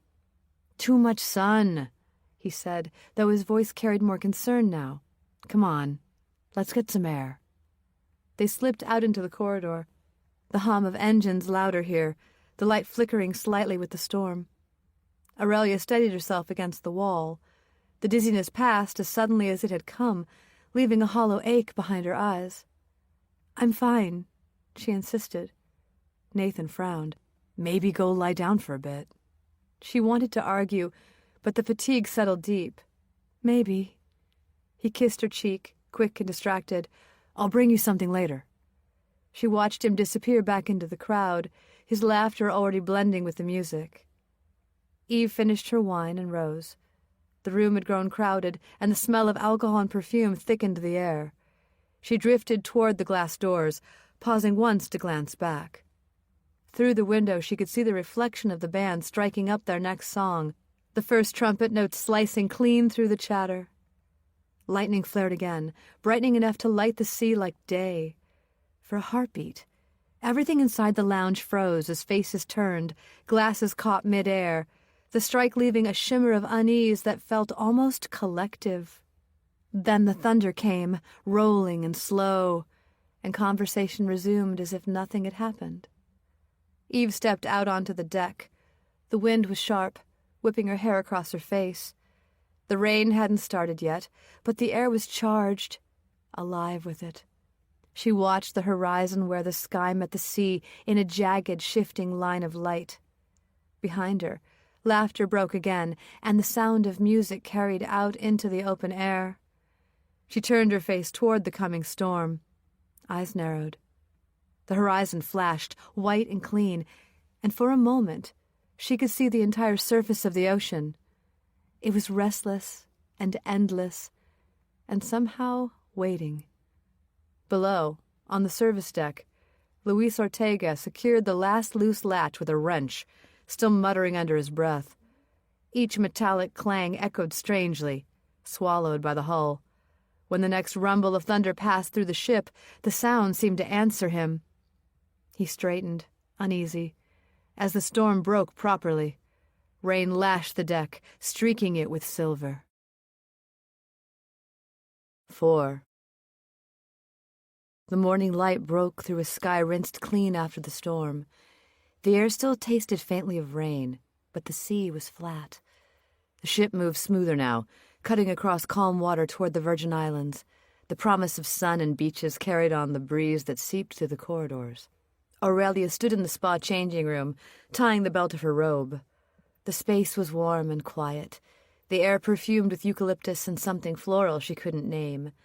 Music played softly, a slow piano tune that seemed to echo from far away. She caught sight of herself in the mirror. Her damp hair was twisted into a knot, and her bare face showed the faint shadow of sleeplessness beneath her eyes. She hardly recognized the reflection. The door opened behind her, and she turned. "Oh," a voice said, soft but certain. "I think we met on deck yesterday." Eve Mercer stepped inside, already wrapped in her robe, her hair slicked back neatly, expression calm. Aurelia smiled, straining to recollect, and not wanting to seem rude that she couldn't. "Yeah, that's right, I remember." Eve nodded. "You looked like you needed caffeine. I almost offered to share mine." Aurelia laughed. "You wouldn't have wanted to. I'm not much company before 10. The exchange felt light, more natural than most conversations she'd had in months. "Did you go for the massage?" Eve asked, gesturing toward the door. "Trying to unknot my shoulders before we land. They say relaxation's good for the soul." "Mine might need a full reconstruction," Aurelia said, half joking, half true. Eve smiled faintly. "I know what you mean. Well, we'll both have to see what they can do."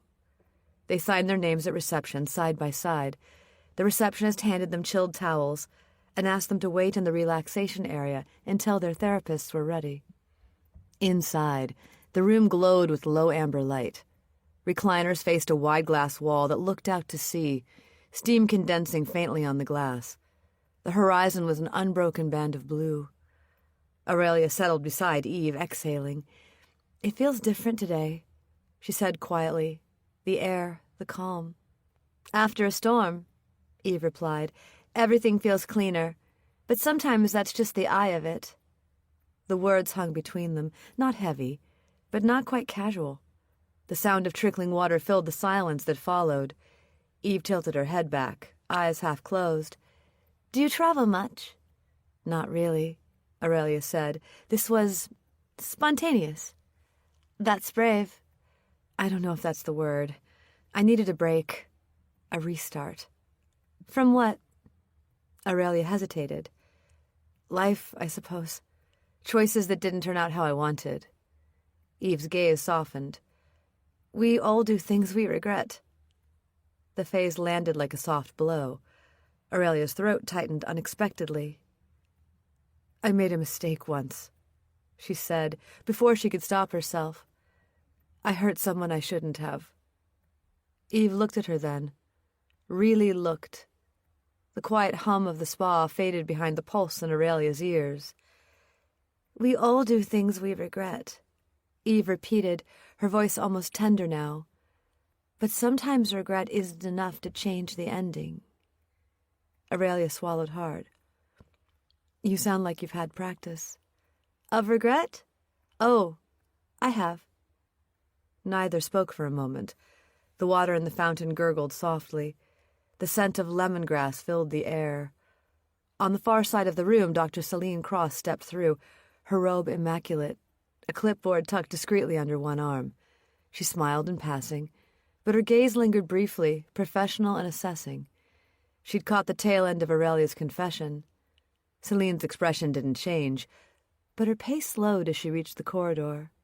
Later, in her cabin, she would open her notebook and write a note on her thoughts.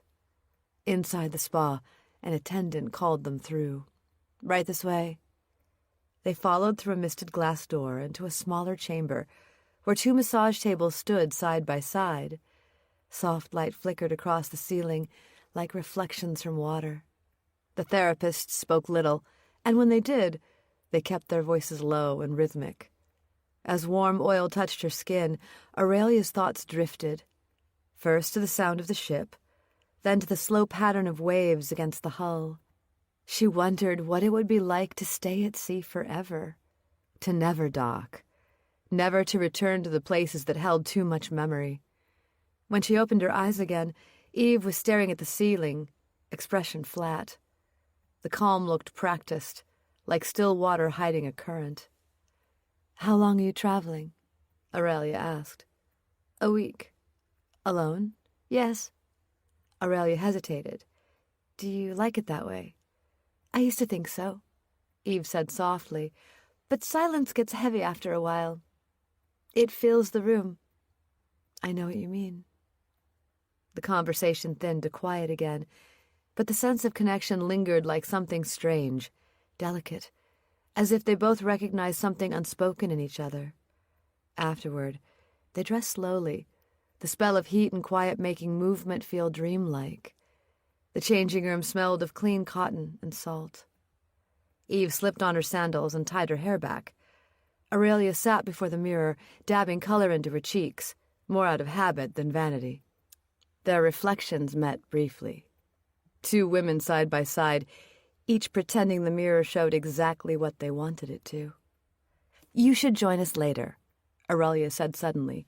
Nathan and I were thinking of visiting the beach at Santo Domingo, maybe snorkeling if the water's clear. Eve smiled. I wouldn't want to intrude. You wouldn't. It'll be nice to have another woman around. Nathan gets competitive even with the sea. All right, Eve said. Thank you. Aurelia stood, fastening the tie in her dress. Meet us on the gangway after lunch? I'll be there. Celine passed through the spa lobby again, just as they were leaving. She greeted them with a warm nod. Good to see you relaxing, she said lightly. Aurelia smiled, though it felt brittle. Trying to. When they were gone, Celine lingered by the reception desk, eyes thoughtful. She had a habit of cataloging interactions like threads that might later form a pattern. The ship was full of stories. Most never overlapped, but just sometimes they did. She jotted another line in her notebook before heading toward the cafe. Outside, the day was dazzling again. The clouds had thinned, leaving the air sharp with light.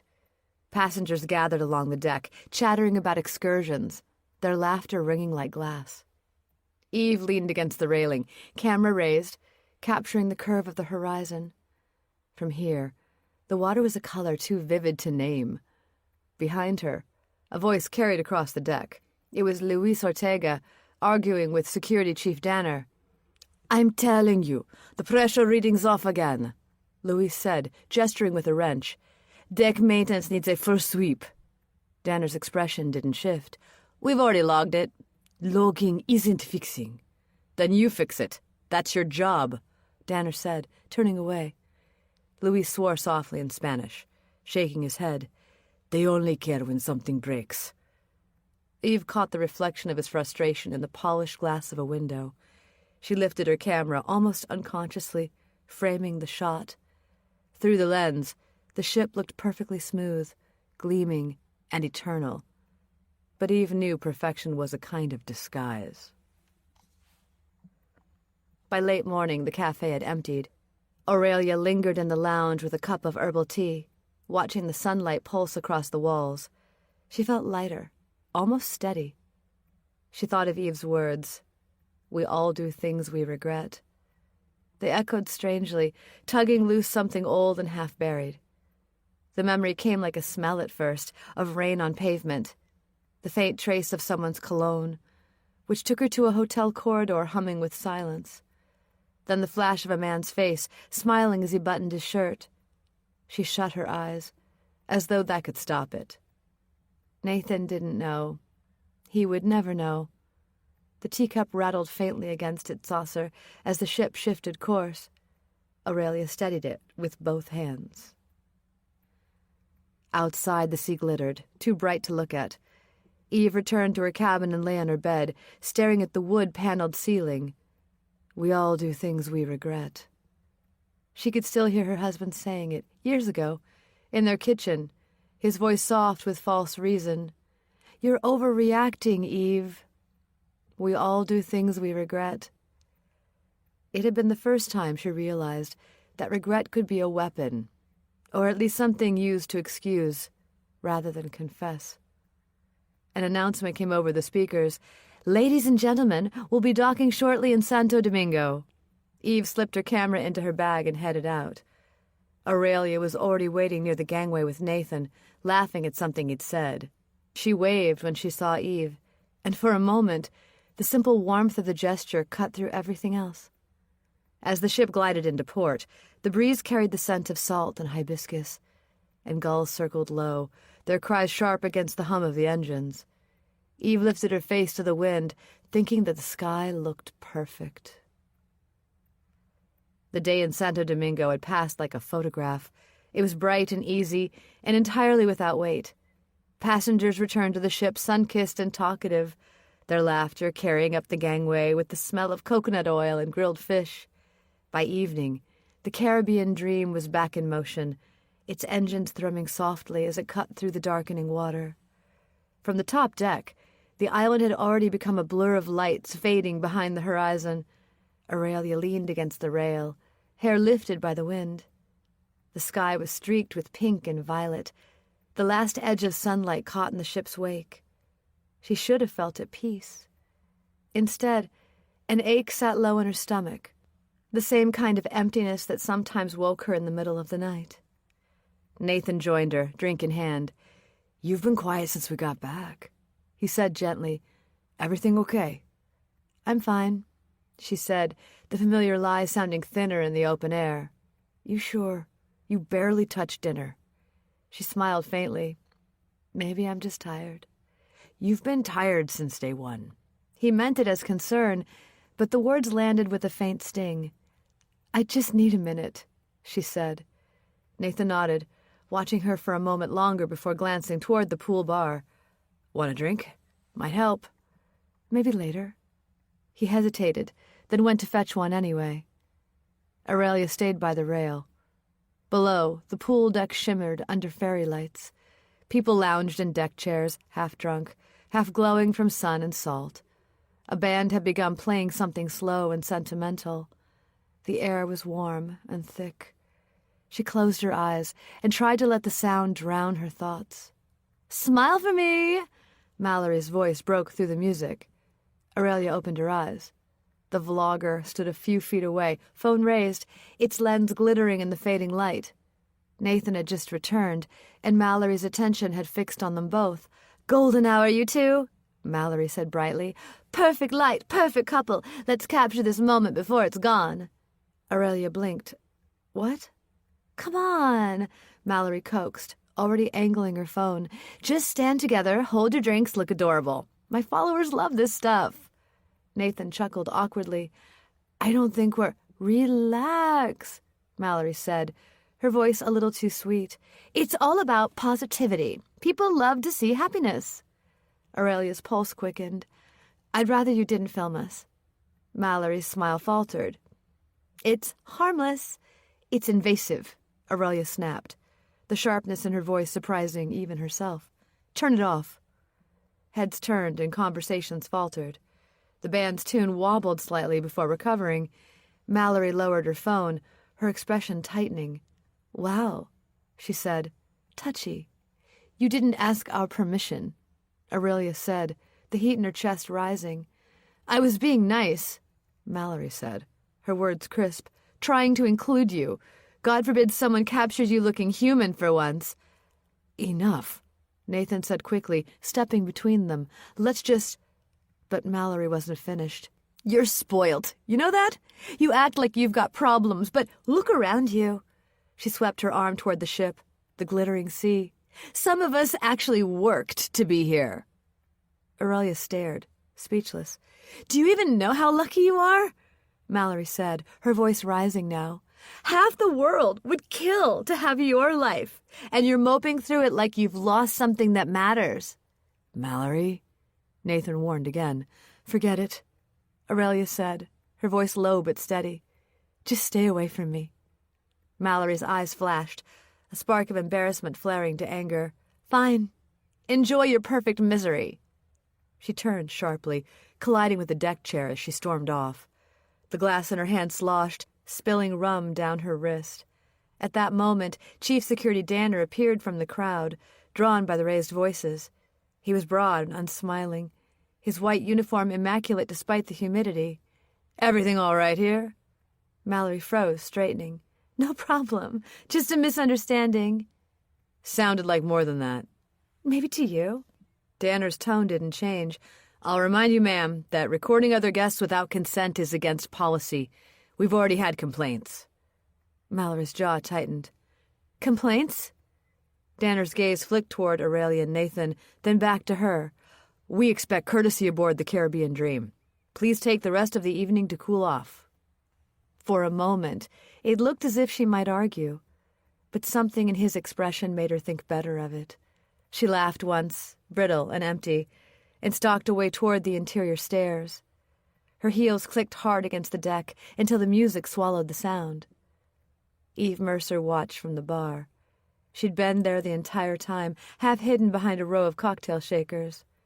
To the casual eye, she was simply another passenger enjoying the sunset, but her gaze followed Mallory's retreat until the woman vanished through the glass doors. Next to her, Rosie Delgado sipped a martini, her attention flicking between the same set of faces. "That one," she murmured, nodding toward Mallory's empty stool. "Looks like she could make enemies in a church." Eve smiled faintly. "Everyone has their tipping point." "True," Rosie said, "but she strikes me as someone who trips over hers daily." They shared a quiet laugh. Rosie's eyes narrowed thoughtfully. "You're observant." "Old habit." "From what field?" Eve hesitated just long enough to be noticed. "Photography." Rosie nodded. "I read somewhere that photographers see what the rest of us miss." "Sometimes we see too much." Rosie tilted her head. "That sounds like experience talking?" Eve smiled without answering. Across the bar, Nathan was apologizing to the bartender for the commotion. Aurelia sat beside him, pale in the low light, staring into the condensation on her glass. The warmth of the earlier day had drained from her face. "She looks rattled," Rosie said quietly. Eve followed her gaze. "Some people wear their lives closer to the surface." "And you?" "I don't," Eve said. As the evening deepened, the air shifted again. The band changed tempo to play something low and bluesy that rolled against the ship's movement. People drifted from the pool area to the bar, laughter swelling to fill the gaps left by tension. Rosie ordered another drink and leaned back, scanning the deck with a professional eye. She noticed the patterns of who gravitated toward whom, who avoided certain glances. When she spotted Luis Ortega pacing near the staff stairwell, she paid attention. He was arguing with Danner again, voice low but sharp. "You think I'm making it up?" Luis said, gripping the railing. "I've sent 3 reports. 3! None of them have been logged." Danner's voice carried enough authority to silence most men, but Luis didn't flinch. "Safety issues," Danner said flatly. "You engineers see ghosts in every bolt." "This isn't ghosts," Luis snapped. "It's structure. We've got weak pressure seals on Deck 3, and you know it. You keep ignoring them, and one day—" "That's enough." For a heartbeat, Rosie thought Danner might strike him. Instead, the security chief leaned close, his words lost under the wind. Luis stepped back, face tight with anger. When Danner turned away, Luis spat into the sea and muttered in Spanish. Rosie watched until both men disappeared below deck. She made a mental note she couldn't quite explain, just an instinct that this conversation mattered. At the bar, Eve stirred the last of her drink, watching condensation trail down the glass. The noise of conversation blurred into a low hum. Across the deck, Aurelia and Nathan had moved to the edge of the pool, their silhouettes haloed by the soft light strung overhead. They looked peaceful again, at least from a distance, like 2 figures pretending the world around them hadn't begun to tilt. But Eve could sense the tension running through them like an invisible current, even from here. She recognized it because she'd lived inside it once. That quiet, suffocating space between what you said and what you meant. Her phone buzzed faintly in her pocket. She ignored it, staring instead at the black outline of the sea beyond the glass barriers. When she finally checked, the message was nothing but spam. But it made her linger in her message app, where she opened another message. An old one, saved and read but never deleted. "I can't lose you." The words seemed to pulse with their own life. Eve stared until the letters blurred. The band began a new song. This time it was something slow, almost mournful. She slipped the phone back into her bag, straightened, and ordered another drink. 5. The ballroom had been transformed into an idea of midnight for the evening, all deep blue and mirrored light, as if the sea had been poured indoors and taught to shine. Chandeliers hung like nets of glass. A jazz quartet carved soft gold from the air with muted trumpets, brush snares, and a piano line threading everything together as if stitching a seam. Waiters drifted between clusters of guests with trays of champagne that bubbled gently, tiny storms caught in each flute. Masks made everyone beautiful and slightly mysterious. Feathers, filigree, velvet half-moons, black satin that swallowed the upper face, or blank white porcelain that refused expression. People smiled wider behind the safety of concealment, laughed a fraction too loudly, leaned too close, made confessions meant to be forgotten at dawn. Aurelia stood at the threshold and felt the room lurch, though the ship was steady. The mask Nathan had tied at the back of her head pressed softly at her temples and smelled faintly of new fabric, like something that hadn't been lived in long enough to learn how to lie like she needed it to. She curled her fingers around the stem of her glass. The bubbles climbed as if trying to escape. "Hey," Nathan said, low and cheerful at her shoulder. His own mask, a simple black, one with a gentleman thief's suggestion, made his smile look younger. "You look incredible." "So do you," she said, and meant it.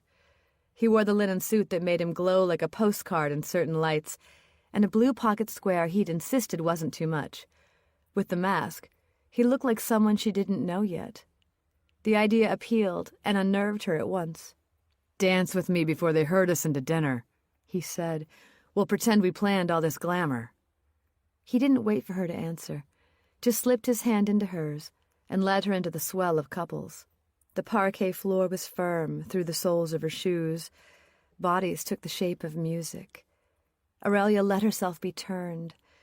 Nathan was a good dancer, in the sincere way of men who learn by watching and then commit with their whole weight.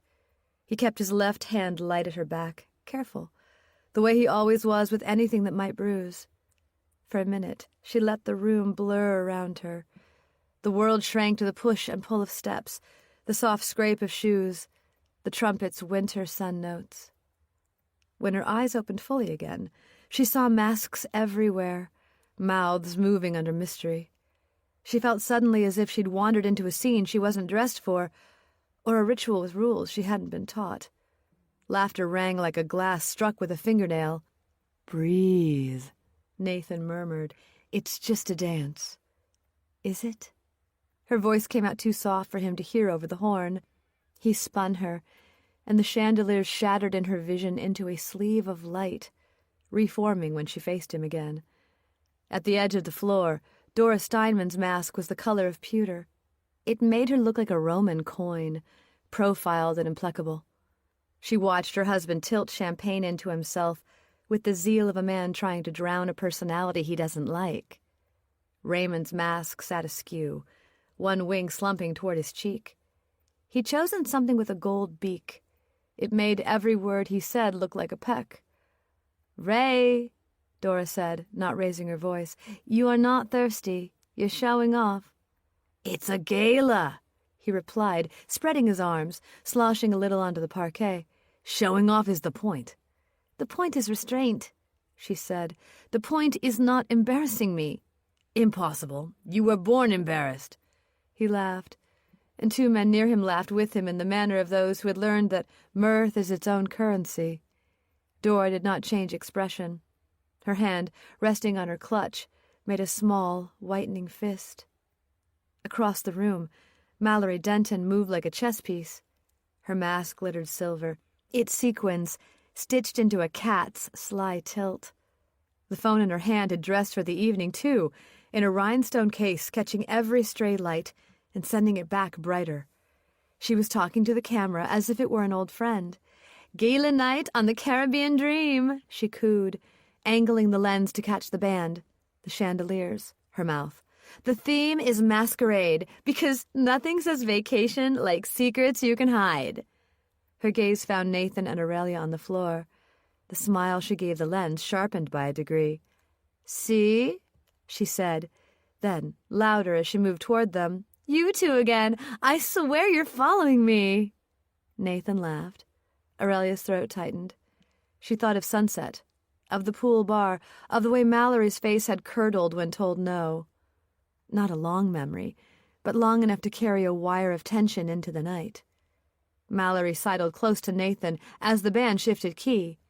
"Dance with me for a second," she said, easy as if they'd done this before. "For the feed, masked mystery man and all that." "We're in the middle of one," Nathan said, half amused, half uneasy, and pulled Aurelia a little closer by way of proof. Mallory's mouth did a little disappointing thing, and then recovered instantly, flipping toward charm. "Another time, then," she purred, patting his sleeve as if she owned some part of it already. "Save me a song." She turned away before she could see the way Aurelia's mouth set. Dora, watching from across the aisle, made a noise under her breath that might have been a laugh and might have been a cough. "Cheap," Dora said to no one at all. "Always has been," Raymond said cheerfully, as if he'd known Mallory all his life. "But that's the market, darling. Packaging." "Your drinking is the market," Dora replied. "The packaging is your liver." He grinned at her through his crooked beak. "Jealousy never suited you." On the far side of the room, at a table in half shadow, Dr. Celine Cross had placed a small notebook beside her champagne. She did not hide the fact of it. If anyone asked, she would say she was working on a lecture on the psychology of leisure. Her handwriting rode the line like a careful skater. "Jealousy," she wrote, watching Mallory track Nathan with the hungry gaze of someone who needs an audience the way other people need sugar. "Avoidance," she added when she saw Aurelia flinch, then smile, then find the edge of the floor. "Denial," when she watched Raymond tell the maitre d' that he was perfectly fine, and the maitre d' decided to let tomorrow be the problem's problem. Celine did not write names. She sketched constellations and let the stars choose their shapes. "Again?" Nathan asked, voice playful. But when he drew Aurelia into the slow turn, the room did its odd swerve inside her head. Something in her body said no. "I need some air," she said. The words came out with the small, urgent precision of something dropped and breaking. "Seasick?" he asked, immediate concern flooding the mask's cutouts for eyes. "Just too many faces," she said, which was true enough to pass. He lifted her hand and pressed it quickly to his lips. "Want me to come?" "Get us a drink," she said, and tried to smile like a person unspooling a small, solvable problem. "I'll be on the terrace." He nodded, unsure, then released her with care, the way a person lets go of a bird they aren't sure will fly. Aurelia crossed the edge of the floor, every step like a coin dropped into a well. The music followed her, thinned by distance. Eve stood at the edge of the bar with her hands around a glass. The mask she wore was a quiet thing, cream and plain, the sort you could forget you had on until you touched your face and felt the difference. Behind it, her eyes tracked the parts of the room that moved against the music. She had clocked Mallory's angle toward Nathan, Celine's pen, the security chief's slow sweep along the perimeter like a lighthouse choosing where to cast its beam. Danner's mask was nothing but a simple black strip that made him look more severe, but less human. He kept his hands folded in front of him, as if he might clap once and have everyone in the room stop. He watched Mallory for a count of 8, then let her go.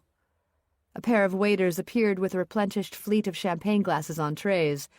A woman bumped one tray with a careless shoulder, and every flute chimed together, tenderly, before settling into silence. The band took a curve in the tune, and the trumpet went bright as conversations rose to meet it. A man in a horned mask stumbled and laughed. On the terrace, the air was cooler. The air lay like black glass under a faint half-moon. Aurelia leaned in on the rail and tried to find the horizon with her breath. It felt like a trick of distance, always further than it looked. Her mask itched. She lifted it to her hairline and closed her eyes. When she opened them, the window behind her caught the ballroom in reflection, glittering like a snow globe of light, and she saw a figure standing a pace or two inside the door in a pale mask, hands loose at her sides, watching the room and the window, which was also the sea, which was also Aurelia watching the window. For a strange second, they were 2 women and 1 woman at once.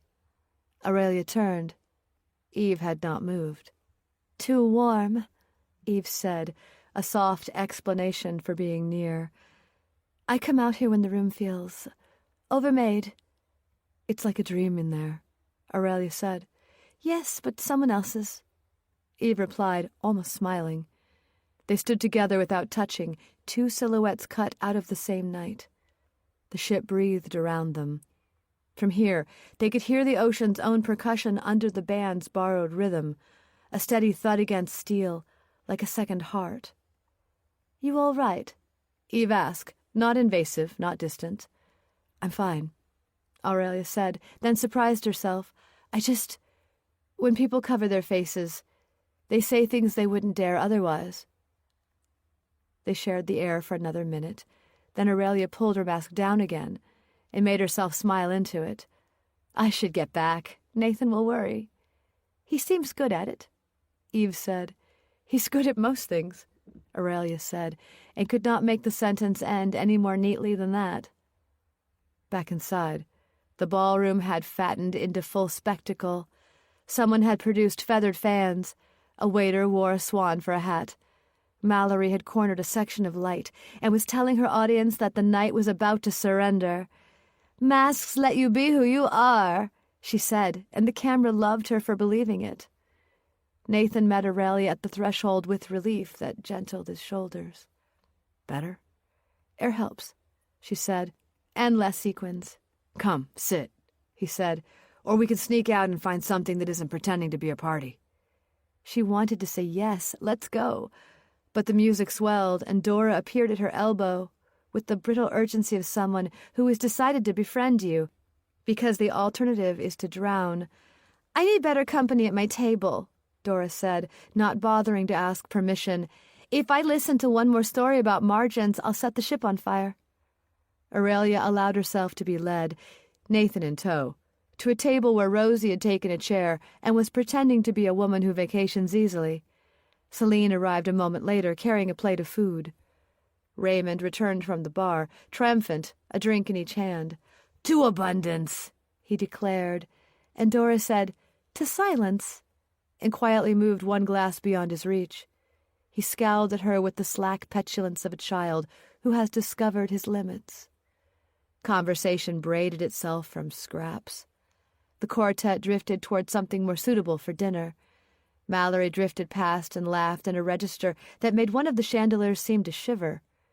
Dora watched Mallory press her hand into Nathan's arm for a half-second too long, and showed her teeth without smiling.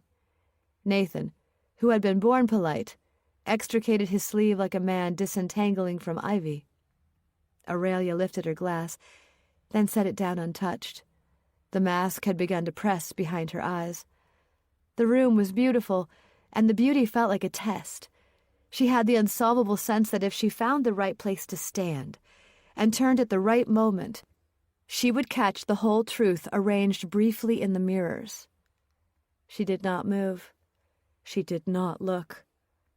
Eve at the bar held her phone under the table and opened a message she had never answered. "I can't lose you." The words lit her face from below, tender and ghostly, as if someone had set a candle inside her. She read them until they brought too much pain, and then she darkened the screen and slid it away. The trumpet went high and sweet to end the song, and applause rose, obedient. Nathan leaned toward Aurelia. "We should sneak out now," he murmured. "Good idea," she said. Rain announced itself as a rumor before it arrived with an extra hush on the air, and a coolness threading along the warmer thermals. When the first drops tapped the observation deck, they sounded small and tactful, as if asking permission to come aboard. Aurelia had slipped away while Nathan was fetching them a drink, promising to wait for him here. She stepped back under the awning, pushed her mask to her hairline, and easily watched the rain fall gently. Wind touched the sweat at her throat, and it turned cool. The ship's elegant noise fell behind, with only the long breath of the ocean below it, a patient hush cut by the slap of wake against steel. The deck lay almost empty, just slick teak, a silver rail, and a row of chairs slowly being beaded with rain. She tried to listen the way she had in the spa, with a deliberate quieting, but thoughts came louder than the wind. Not full sentences, but vivid flashes. The one bedroom in Raleigh with thin walls, the neighbor's television murmuring through them. The courtyard where azaleas never took, the narrow bed where she learned the shape of solitude and taught her body to lie very still in the middle of it. Another flash of a wedding in Asheville, a borrowed dress, a man smiling beneath ironwork strung with fairy lights. A glass lifted, and a joke told into her hair. In one memory she was 26, and believing in exceptions. In another she was 32, and pretending exceptions had never happened.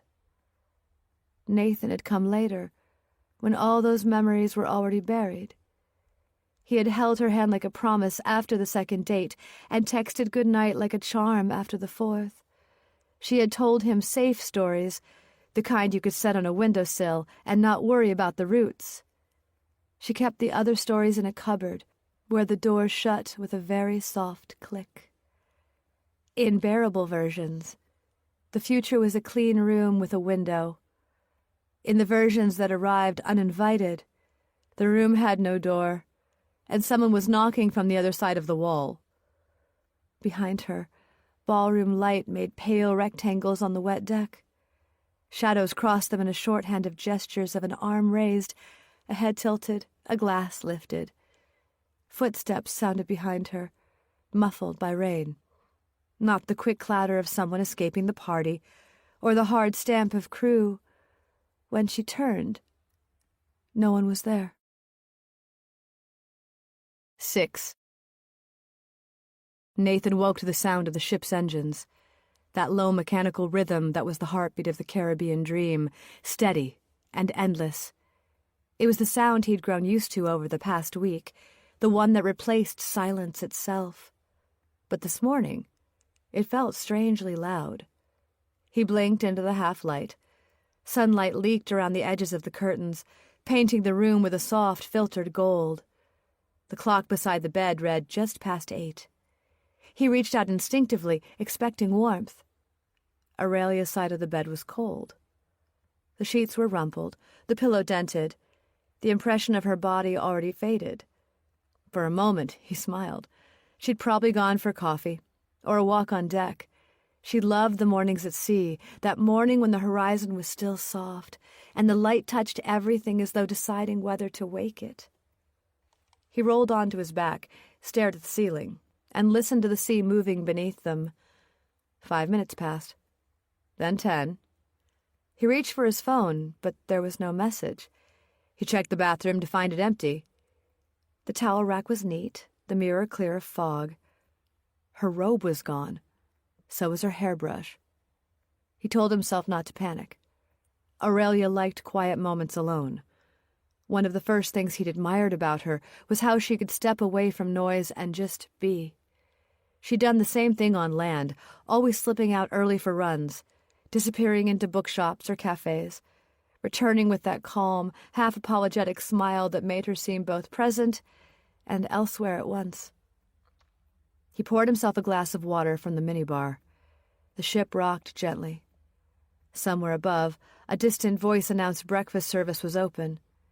He smiled again, though it felt smaller this time. "She's just getting coffee," he said aloud. The words steadied him. He dressed in t-shirt, shorts, and the salt-stiff windbreaker she'd bought him in San Juan. He checked the balcony, but there was nothing there but a deck chair damp with overnight rain and the faint echo of gulls. When he stepped into the corridor, the carpet felt warm and clingy. A steward was polishing the brass handrail near the lift. "Morning," Nathan said.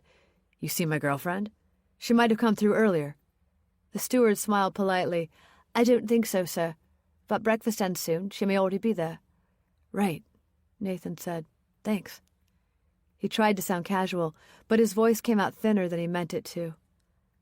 The buffet was half empty.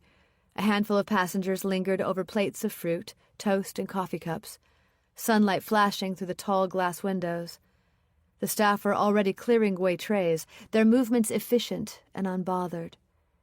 Nathan scanned the room, but there was no sign of her there either. He checked the far corner, where she liked to sit, facing the sea. A man with a newspaper sat there instead. He asked one of the waiters, "Sorry, the woman I was with last night, long dark hair, pale dress, you didn't see her come through this morning?" The waiter shook his head politely. "No, sir, but maybe she went to the spa or promenade. Many guests take early walks." "Yeah," Nathan said. "Maybe." He tried her phone again. It didn't connect. Just a faint click, straight to voicemail. He stared at the screen, thumb hovering over her name. By 10, the denial was fraying. He'd walked the promenade deck twice, then the pool area, the bar, the fitness room. Nothing. He told himself she might be napping in one of the lounges. Perhaps she'd curled up with a book until the sound of waves had lulled her under. He imagined finding her there, barefoot, eyes closed, smiling when she woke. He pictured how he'd laugh at himself for worrying. But each space he checked was the same, full of people he didn't know, voices blending into the soft drone of the ship. He descended one deck. The art gallery was empty. The piano bar smelled of polish and stale gin. The library was silent, only the sound of pages turning somewhere behind the shelves. He paused there longer than he meant to, hoping without logic. She wasn't there. He returned to the cabin, hoping to find she'd gone back. The bed looked untouched, as if someone had remade her side of it carefully in her absence. On the nightstand lay her book, with its spine creased where she'd left off. Her sandals were still by the bathroom door. She'd gone barefoot, he told himself. Still, his chest tightened. He checked her bag, feeling slightly guilty at the invasion. Her passport, wallet, room key, phone charger were all still there. "Okay," he whispered. "Okay." He looked at the phone again. The signal bar flickered between 1 and nothing. He called anyway, straight to voicemail again. He didn't bother leaving a message, he'd already left enough. He found Mark Danner outside the lift, speaking into a radio. The security chief's posture never changed. He stood with his arms folded, expression carved into neutrality. "Excuse me," Nathan said. "Can I ask something?" Danner turned. "Morning, Mr. Coleman. You remember my girlfriend, Aurelia Hart? She's not in the cabin. I can't find her anywhere." "Have you checked the spa, dining room, promenade?" "Yes, all of it." "When did you last see her?" "Last night, after the gala. We went back to the cabin together, went to bed. I woke up an hour ago and she was gone." Danner nodded once, slow. "Probably an early riser. Happens all the time. People walk decks, get breakfast, lose track of time. Give it an hour. If you're still concerned, come to guest services. We'll make an announcement over the tannoy." Nathan forced a smile. "Right. Of course. Thanks." But as he walked away, Danner's eyes followed him a beat too long. By noon, there was still no sign of her. Nathan paced the deck in a restless rhythm that took him from bar to lounge to cabin to deck again. He passed Mallory at the juice station. She was unmasked now, though her expression still carried something performative. Her eyes were red-rimmed, as though she hadn't slept. "Hey," she said, her tone forced bright. "You look like death. Big night?" "Have you seen Aurelia?" he asked. Mallory blinked. "This morning? No. Thought she'd be glued to your side after last night's drama." "What drama?" "The filming thing, remember?" She smiled thinly. "I figured you two were past it." Nathan didn't answer. Mallory frowned, a small shadow crossing her face. "She's probably sunning herself somewhere. People vanish on cruises all the time, whether it's spas, tours, hangovers. Trust me." He moved on without replying. Behind him, she muttered, "You're welcome." He checked the lower decks next, and the art corridor, the crew access hall that smelled faintly of diesel and lemon polish. A cleaner glanced up as he passed, then looked away quickly. When he reached the aft viewing deck, he stopped. The rail gleamed with spray. The air was colder here, and much sharper. He gripped the metal and stared down into the endless churn of water below. The sound was hypnotic, dangerous. She wouldn't. He forced the thought away, hard enough to make his eyes water. Behind him, a voice spoke. "Mr. Coleman." Rosie Delgado stood in the doorway, a folder under one arm, her hair caught by the wind. She smiled, but something about her bearing, perhaps that quiet watchfulness she had, made him straighten. "Sorry," she said quickly. "Didn't mean to startle you." "You didn't. Are you all right?" "My girlfriend's missing. She left early this morning and hasn't come back. No one has seen her." Rosie's gaze sharpened. "Missing or unaccounted for?" "I don't know what the difference is." "One's worry," she said gently. "The other's time." "She wouldn't just leave me for this long without letting me know where she was going to be." Rosie nodded once. "Have you spoken to security?" "Danner said to wait." Rosie's expression changed. He would. Nathan frowned. "What does that mean?" "Nothing you need to worry about yet." She said, "Let's check guest services together. It helps to file early. Ships lose track of hours faster than people think." He hesitated, then nodded. "Okay." As they turned toward the corridor, he glanced once more at the rail. Rainwater streaked the metal in thin, crooked lines. The guest services desk gleamed with the kind of brightness that demanded calm. Behind it, a young woman smiled too broadly. Her tone professional even as she typed. "Missing person reports usually require 12 hours, she said. "Most guests turn up by then." Rosie leaned forward. 12 hours, that's your policy?" "Yes, ma'am. It avoids unnecessary panic." Nathan's jaw clenched. "She's not misplaced luggage." "Of course not, sir, but there are protocols." "Forget protocols," Rosie said, flashing a credential card quick enough for the woman to register authority without reading it. "You'll log it now." The clerk blinked, nodded, and began to type faster. "Full name." "Nathan Coleman," he said. "My girlfriend, Aurelia Hart, cabin C-14. When did you last see her? Last night, around midnight. We went to bed just after midnight." Rosie watched the woman enter the details. The clack of keys was oddly soothing. Any notable circumstances? The clerk asked. Nathan hesitated. "No, she—" He stopped. "She was a little distracted at the gala, said she needed air. But we came back to the cabin after. We went to bed together. And when you woke?" She was gone." The woman nodded, typing. "All right, I'll notify the bridge." Rosie said, "Make sure Danner gets this too." The woman's eyes flicked up. "Of course." As they stepped away, Nathan pressed a hand to his forehead. "God, I should have woken up." Rosie shook her head. "Don't do that yet. Let's see what they find." He stared at the polished floor, at his own reflection stretched by the light. "She was acting strange yesterday, quiet. I thought it was seasickness." "Or something else was troubling her," Rosie said softly. Nathan looked up sharply. "What do you mean?" "Just wondering if she seemed troubled." "No," he said, though the word trembled now, uncertain of its own conviction. The announcement came over the ship's speakers less than an hour later. "Aurelia Hart, please report to guest services." Passengers barely looked up. Nathan closed his eyes, listening for footsteps that didn't come. The announcement echoed through the ship again. "Aurelia Hart, please report to guest services." It drifted across corridors and stairwells, through open doors and quiet lounges.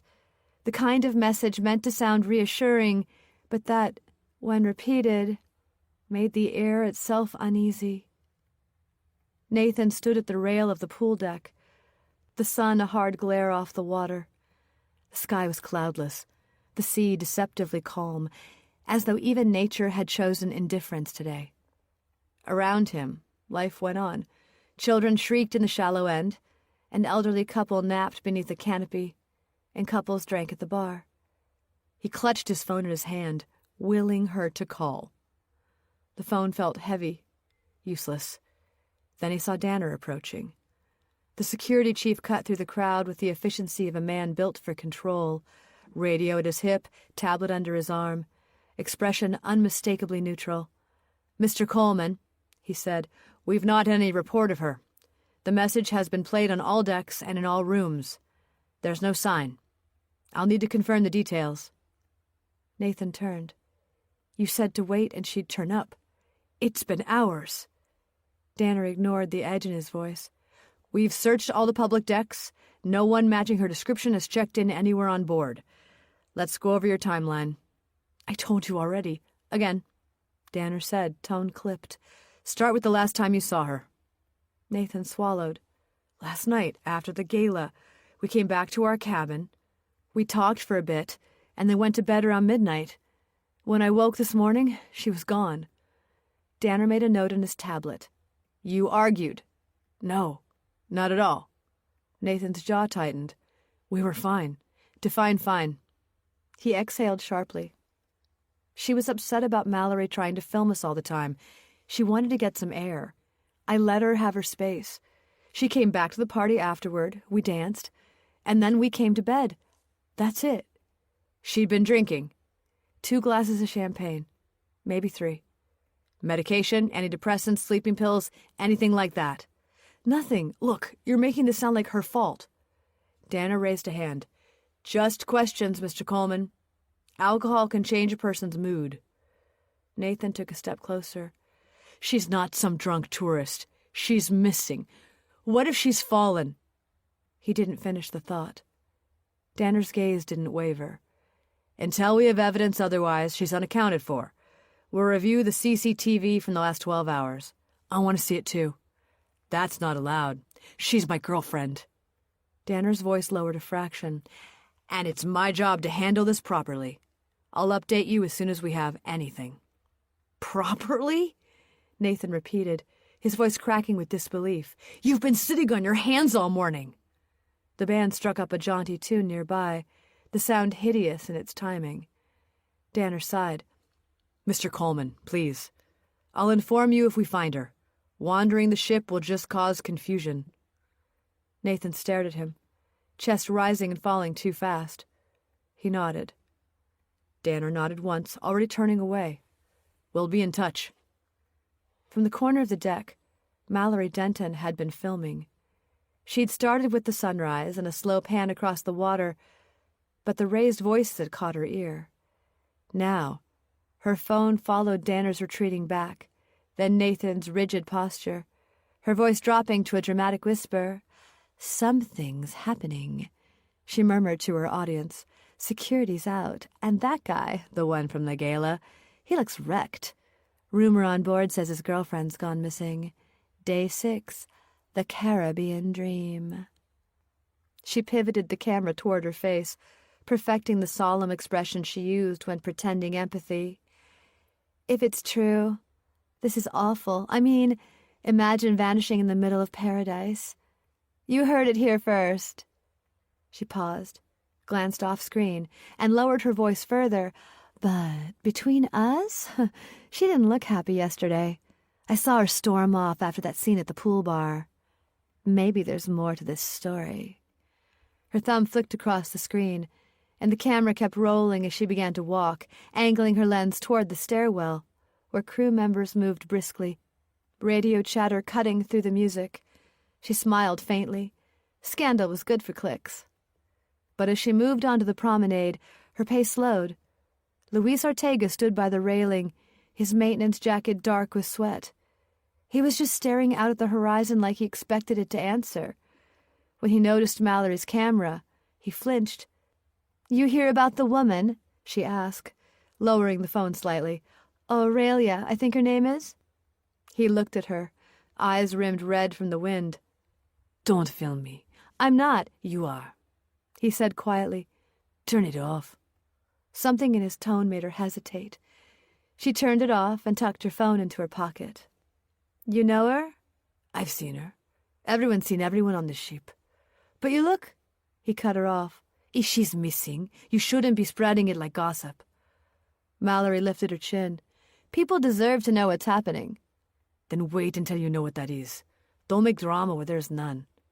He turned and walked away, heading down the narrow service stairwell that led to the lower decks. Mallory stood watching him for a long moment, then pulled out her phone again, slower this time. Her reflection looked pale in the screen's glare. "Developing story," she whispered, but the words lacked conviction now. Rosie Delgado lay back on a pool lounger nearby, sunglasses shielding her eyes. To anyone else, she looked half asleep, but her attention was fixed squarely on the movement across the deck, focused on Danner's clipped exchanges, Nathan's pacing, the quick whispers among staff that never quite reached the passengers. She'd worked enough cases to recognize the shift in atmosphere when something real had happened. The same tension rippled through crowds after a robbery, a disappearance, a lie discovered. People tried to pretend it wasn't happening, but their bodies knew. She watched Danner as he spoke into his radio, his mouth set in a line that said containment. He was running the situation, not investigating it. Rosie frowned, sitting up. She'd seen his type before. He was rule-bound, image-conscious, and terrified of liability. Another one of those men who thought management was the same as order. Across the pool, Nathan was still arguing with one of the attendants. "I need to check the decks myself," he said. "You're wasting time." "I'm sorry, sir," the attendant replied, glancing nervously toward Danner. "Security asked everyone to remain calm." "Calm?" Nathan snapped. "My girlfriend's missing." A few heads turned. The music faltered. Rosie stood, slid her sunglasses down, and crossed the deck. "Mr. Coleman," she said quietly, "come with me. We'll look together." He looked up, startled. "I can't just—" "Do it anyway," she said. Her voice left no room for argument. They stopped by the shaded end of the bar. The smell of salt and sunscreen hung in the air. "Let me guess. He told you to stay put, for protocol." Nathan nodded, jaw tight. "That word again. Danner's a bureaucrat with a badge. He's worried about bad press, not lost people." "You think she's really missing?" Rosie paused. "I think you know she is." He exhaled shakily. I don't understand it. She wouldn't just disappear. He stopped himself. We were fine. Fine doesn't mean happy, Rosie said softly. Nathan turned away, staring at the empty horizon. She said she needed air. I thought she meant she was tired. I should have asked her what was wrong. Don't start that, Rosie cut in. Not yet. Guilt clouds detail, and detail is what finds people. He looked at her. Really looked. Who are you? Someone who's good at patterns. She gave a faint smile. And someone who doesn't like being lied to. Before he could ask more, a crackle sounded over Danner's radio nearby. His voice carried. Negative on Deck 7. Crew area's clear. Check promenade again. Rosie's eyes flicked toward the sound, then back to Nathan. Stay close, she murmured. He's not telling you everything. Down the promenade, Mallory had resumed filming, cautiously this time, phone held low against her hip. Her voice was back to its broadcast register, though it trembled slightly. Security teams are moving through the ship. We still don't know what's happened, but... She stopped mid-sentence. Danner and 2 crewmen appeared at the far end of the walkway, their expressions grim. They scanned the area, radios hissing with static. Mallory stepped aside, keeping the lens on them. One of the crew glanced her way and frowned. Danner didn't. His focus was fixed ahead, where the walkway curved around the bow. Mallory followed, heart hammering with equal parts fear and excitement. She caught fragments of conversation. No sign here. Check cameras again. Report to the bridge. When she reached the curve, they were gone. Her video captured only the glint of sunlight on wet metal and, faintly, her own reflection staring back at her from the glass. Luis Ortega appeared near the bar not long after, wiping grease from his hands with a rag. His face was pale, jaw tight. He ordered a coffee, downed half of it, and leaned on the counter as if the act of standing upright required concentration. Rosie noticed. She walked over. You look like you've seen a ghost, she said. Luis didn't smile. Something like that. You know her? Not personally. He hesitated. But I saw her last night. Rosie's attention sharpened. Where? She was up on the observation deck, late, just before midnight. He met her eyes briefly. She wasn't alone. Rosie's pulse quickened. Who is she with? He shook his head. She wasn't with them, but someone was watching her. I couldn't see who, just the shadow of them. Rain was coming in. I was doing a maintenance check by the doors. They were just there. She went back into the party, but she looked spooked. And you didn't think to mention that sooner? He looked away. Didn't think she'd end up missing. Rosie studied him for a long moment. If you remember anything else, find me. Before you find Danner. Luis nodded faintly, then disappeared down the crew stairwell again. By late afternoon, the atmosphere aboard the Caribbean Dream had changed. Laughter had grown cautious, and the area around the pool was quieter. Even the music seemed subdued, as though it understood something the passengers did not. Nathan sat alone near the railing, his elbows on his knees, phone clutched loosely in one hand. Each time the speakers crackled with another announcement, his head lifted, only to fall again when it wasn't her name. He had searched every corridor he could reach, every deck that wasn't barred from entering. He'd found nothing. No scarf, no shoe, no trace of her at all. It was as if the ship had folded around her and erased the shape she'd left behind. Danner's radio crackled again nearby, his voice low. He stood abruptly, ready to confront him again. But before he could move, a light touch stopped him. He turned. Eve Mercer stood there, her expression calm, her eyes bright with something that wasn't quite sympathy and wasn't quite curiosity. "You shouldn't be alone," she said softly. He tried to smile but couldn't. "I don't know what else to be." Eve's hand remained on his arm, steadying him in a way words couldn't. "You're not alone, Nathan. I'll wait with you." He looked at her, the world swimming slightly in the harsh afternoon glare. Her voice was gentle, deliberate, like someone lowering him onto solid ground. For the first time that day, he let himself breathe. 7. The sound came from everywhere at once. It was the kind of announcement that made even those with headphones pause. A gentle chime first, then the measured voice of the captain, careful and composed, amplified through every corridor and lounge of the Caribbean dream. "Good afternoon, ladies and gentlemen. This is your captain speaking. One of our guests, Miss Aurelia Hart, has not yet been located. Miss Hart, if you can hear this message, please make yourself known to a member of our crew as soon as possible. Thank you." The voice clicked away, leaving only the ship's own murmur and the restless shuffle of hundreds of passengers, suddenly reminded that the sea was very large and the vessel very small. Then came the whispering. It spread like a warm breeze. In the atrium, heads lifted from cocktails.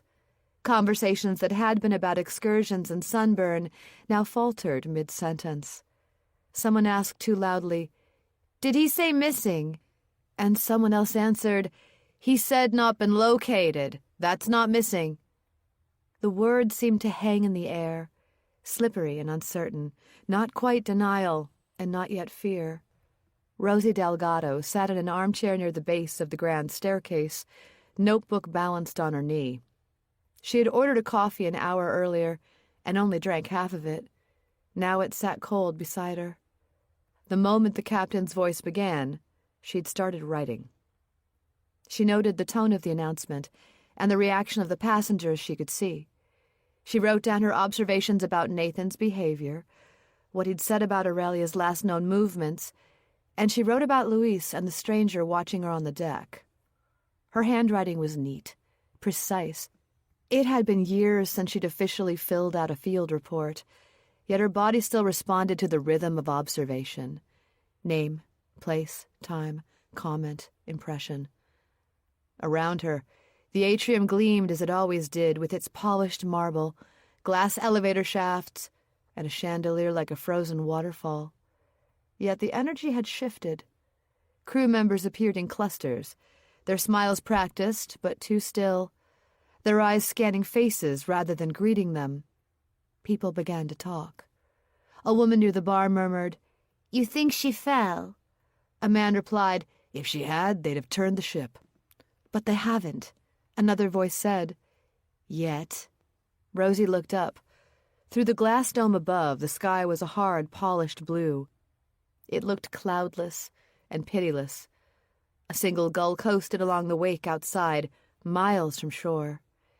Nathan stood near the atrium's fountain, shoulders rigid, every muscle in his body aware of being watched.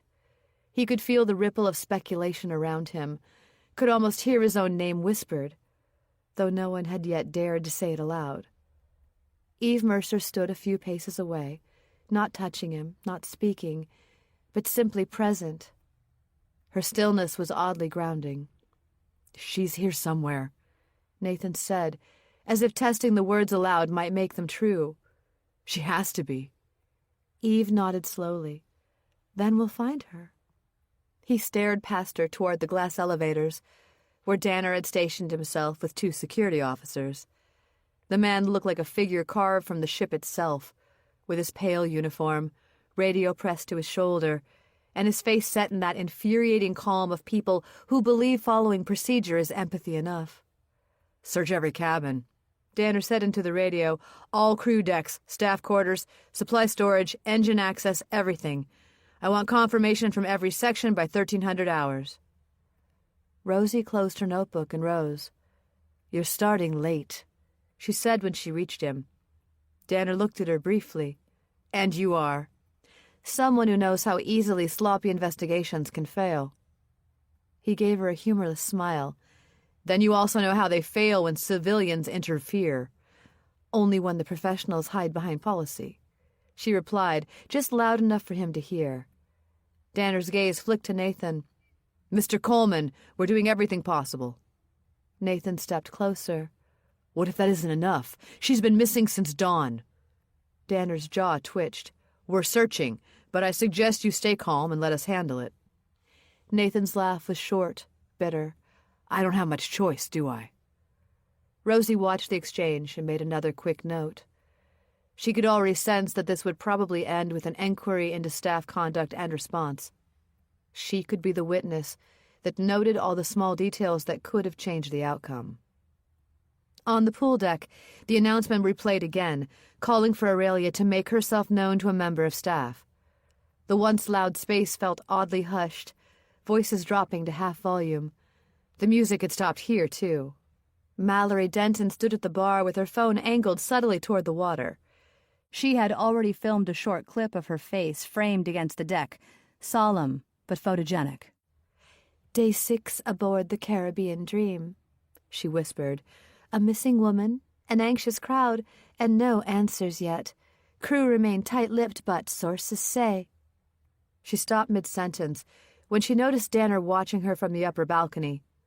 He didn't move, didn't need to. She lowered the phone, forcing a smile at the bartender as though she'd been discussing cocktail specials. But the look in her eyes betrayed not guilt exactly, but self-preservation. Mallory knew when to retreat. She slipped her phone into her bag and moved toward the rail, pretending to study the horizon. The sea was blindingly bright, glittering like it didn't care. Luis Ortega was on his knees beneath a stairwell on deck 4, tightening a valve that didn't need tightening. The wrench shook slightly in his hand. "Ortega," the radio crackled, Danner's voice. "We need you on lower maintenance. Check all hatches, waste system, and aft storage. Full inspection." Luis swallowed. "Copy that." The radio clicked off. He sat back on his heels and exhaled. The metal beneath him was warm from the sun overhead. The word missing replayed in his head. He pressed the wrench to the floor, steadying his shaking hand. She wasn't alone, he thought. I saw someone watching her. I know what I saw. Then, quieter still, and I didn't say anything. Rosie moved through the ship with purpose, her notebook filling as she recorded everything she could, timestamps, overheard remarks, the subtle shifts in crew behavior. She watched for patterns. She saw Celine cross in the atrium lounge, writing as well. When Rosie passed, Celine looked up briefly and said, "You'd think they'd teach crisis management on these luxury liners." Rosie stopped. Celine's gaze drifted to Nathan, who was pacing near the fountain again, phone pressed to his ear. He's been oscillating between panic and denial.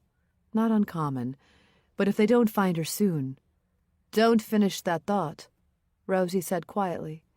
Celine shrugged. I don't deal in comfort, Miss Delgado. Just outcomes. Nathan stopped pacing and lowered the phone, realizing the futility. The handset trembled in his hands. Eve approached him slowly, her steps soundless on the polished floor. She looked calm and composed. They'll find her, she said softly. He turned to her. You don't know that. No, she admitted, but hope is better than resignation. He looked at her for a long moment. Why are you helping me? She smiled faintly. Maybe I just don't like seeing people left alone. Above them, on the upper galley, Doris Steinman stood with a cocktail, muttering to her husband. You see what happens on these cruises? I said I wanted a smaller ship. More class, less chaos. Raymond snorted. She probably ran off with someone. Happens every voyage. Midlife crisis at sea. She'll turn up in some other guy's cabin. Dora glared. Don't be vile. I'm being practical, he said, draining his glass. People don't vanish. They jump or they hide. Either way, it's not a problem. But when a passing crewman hurried by carrying a radio, Dora's hand tightened around her drink. It's everyone's problem if they start locking us in, she muttered. By early afternoon, the decks were being quietly swept. Crew moved in pairs, opening storage lockers, peering into stairwells, their radios crackling with clipped confirmations. Danner stalked from one end of the ship to the other, issuing orders that sounded less like leadership and more like containment. By late afternoon, the ship had become an echo chamber of speculation. Rumors traveled faster than radio waves, carried on laughter, passed over cocktails, whispered on deck chairs. Each retelling changed the shape of the story, sharpening some edges, blunting others, until the truth was just one more version among many. The name Aurelia Hart now belonged to everyone. Mallory Denton was the first to give it contour. By 2:00, she had filmed 3 updates for her followers, then decided the better story was the one she couldn't post yet, but the one she could hint at. She moved through the lounges and corridors with the restless energy of someone who'd smelled smoke, but wasn't sure from where. At the pool bar, she leaned close to a pair of women she'd met earlier in the voyage. They were both American, mid-40s, already bronzed and slightly drunk. "They're saying she and her boyfriend fought last night," Mallory murmured, lowering her voice to register that signaled privilege. "He was jealous, apparently. I saw her crying afterward." One of the women opened her eyes. "Really?" "Absolutely," Mallory said smoothly. "You didn't see her face at the gala? Poor thing was miserable." "Then what?" Mallory gave a delicate shrug. "Who knows? Maybe she needed space. Maybe she fell. Or maybe—" The women gasped, pleased and horrified at the same time, the way people are when danger happens to someone else, but close enough to feel real. Mallory smiled faintly. "They'll cover it up if they can. Cruise lines hate bad press." When she walked away, their voices trailed behind her, soft but eager for gossip. She stopped by the railing, pulled her phone out again, and recorded a single silent clip of the ocean glittering far below, sunlight catching on the waves like broken glass. No words, just the sound of wind and the faint music drifting from the upper deck. Below, on the promenade, Raymond Steinman was sweating through his linen shirt. He sat with Dora beneath a canvas awning, squinting against the glare, his second Bloody Mary on the table beside him. "I'm telling you, I heard something last night," he said. "A thud." Dora sighed, stirring her drink. "You hear things every night. We're on a ship with hundreds of people. This was different. It came from outside our balcony. You didn't hear it." "I only heard you snoring." He frowned. "You think I'm imagining it?" "I think you want attention." He glared. "Fine. But maybe it was her." Dora's hand froze mid-stir. "Don't start that." He leaned closer, lowering his voice. "You saw the search teams. If she jumped—" "She didn't." "How do you know?" "Because people who plan to die don't bother packing silk dresses," Dora said sharply. "And because you don't know what you're talking about." Raymond sat back, muttering. "Still sounded like a body hitting the deck to me." The word body hung between them like a smell. Dora turned her chair toward the sun and said nothing. Rosie Delgado found herself back in the lounge, a notebook in her lap and a cup of coffee gone cold at her elbow. She'd been tracking the ebb and flow of gossip for hours, watching the little trails people left when fear made them careless. She'd learned 2 things. Everyone was talking, and no one knew anything. When Dr. Celine Cross appeared at her table, Rosie looked up, unsurprised. "May I?" Celine asked, sliding gracefully into the opposite seat before Rosie could answer. Her movements were deliberate, her composure absolute. She was the kind of woman who could have been carved from calm itself. "I was hoping to speak with you," Celine said. "About the missing woman?" Celine nodded. "Aurelia Hart, yes. We met during the yoga session 2 mornings ago. She struck me as—" She paused, searching for the right word. "Somewhat untethered." Rosie raised an eyebrow. "Untethered?" She struggled to focus. Her breathing was shallow, her posture tense. During cool-down, she said something strange. "What kind of strange?" Celine hesitated. She said she'd made a mistake once, that she'd hurt someone she shouldn't have. She was talking to that other woman, the solo traveler. Eve? Rosie leaned back, her pulse quickening. "You're certain she said that?" "I heard it," Celine replied. It sounded like a confession that had been weighing heavily on her. "She didn't elaborate?" Rosie asked. "No, but she looked relieved afterward, as if saying it out loud had lessened the weight." Celine looked at her. "I thought you should know." Rosie studied her for a long moment. "Why tell me?" "Because the crew aren't listening," Celine said simply, "and because I have a feeling you are." On the main deck, Nathan had stopped searching. He sat on a bench facing the sea, head in his hands. The afternoon light had begun to thin, turning the waves a dull pewter. Passengers passed him in cautious silence, eyes flicking away quickly. Eve Mercer approached quietly. She didn't speak at first, only sat beside him, her posture careful, respectful of his space. After a long moment, she spoke. "I'm sorry." He looked up, blinking against the sun.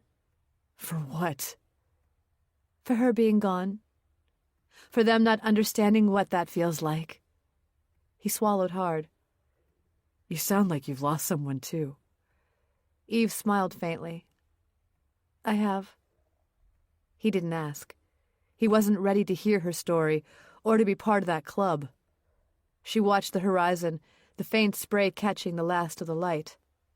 "Aurelia and I talked a few times," she said, "in the spa, the lounge. She said she had hurt someone in the past." Nathan frowned. "Who?" "She didn't say, but it seemed to be playing on her mind. You don't know who she hurt?" Nathan's breath caught. He stared out at the water. "She was quiet lately, but I thought it was stress. She's changing jobs. Something went on there, but she didn't want to talk about it. I didn't push. I wish I had." Eve's voice softened. "Sometimes people think they're starting over and realize they've only changed the view." He turned to her then, eyes red, voice raw. "You really think she's gone?" Eve looked at him, eyes sad. "I think part of her wanted to disappear. The question is whether she chose how." He stared at her, startled by the cold logic beneath the sympathy.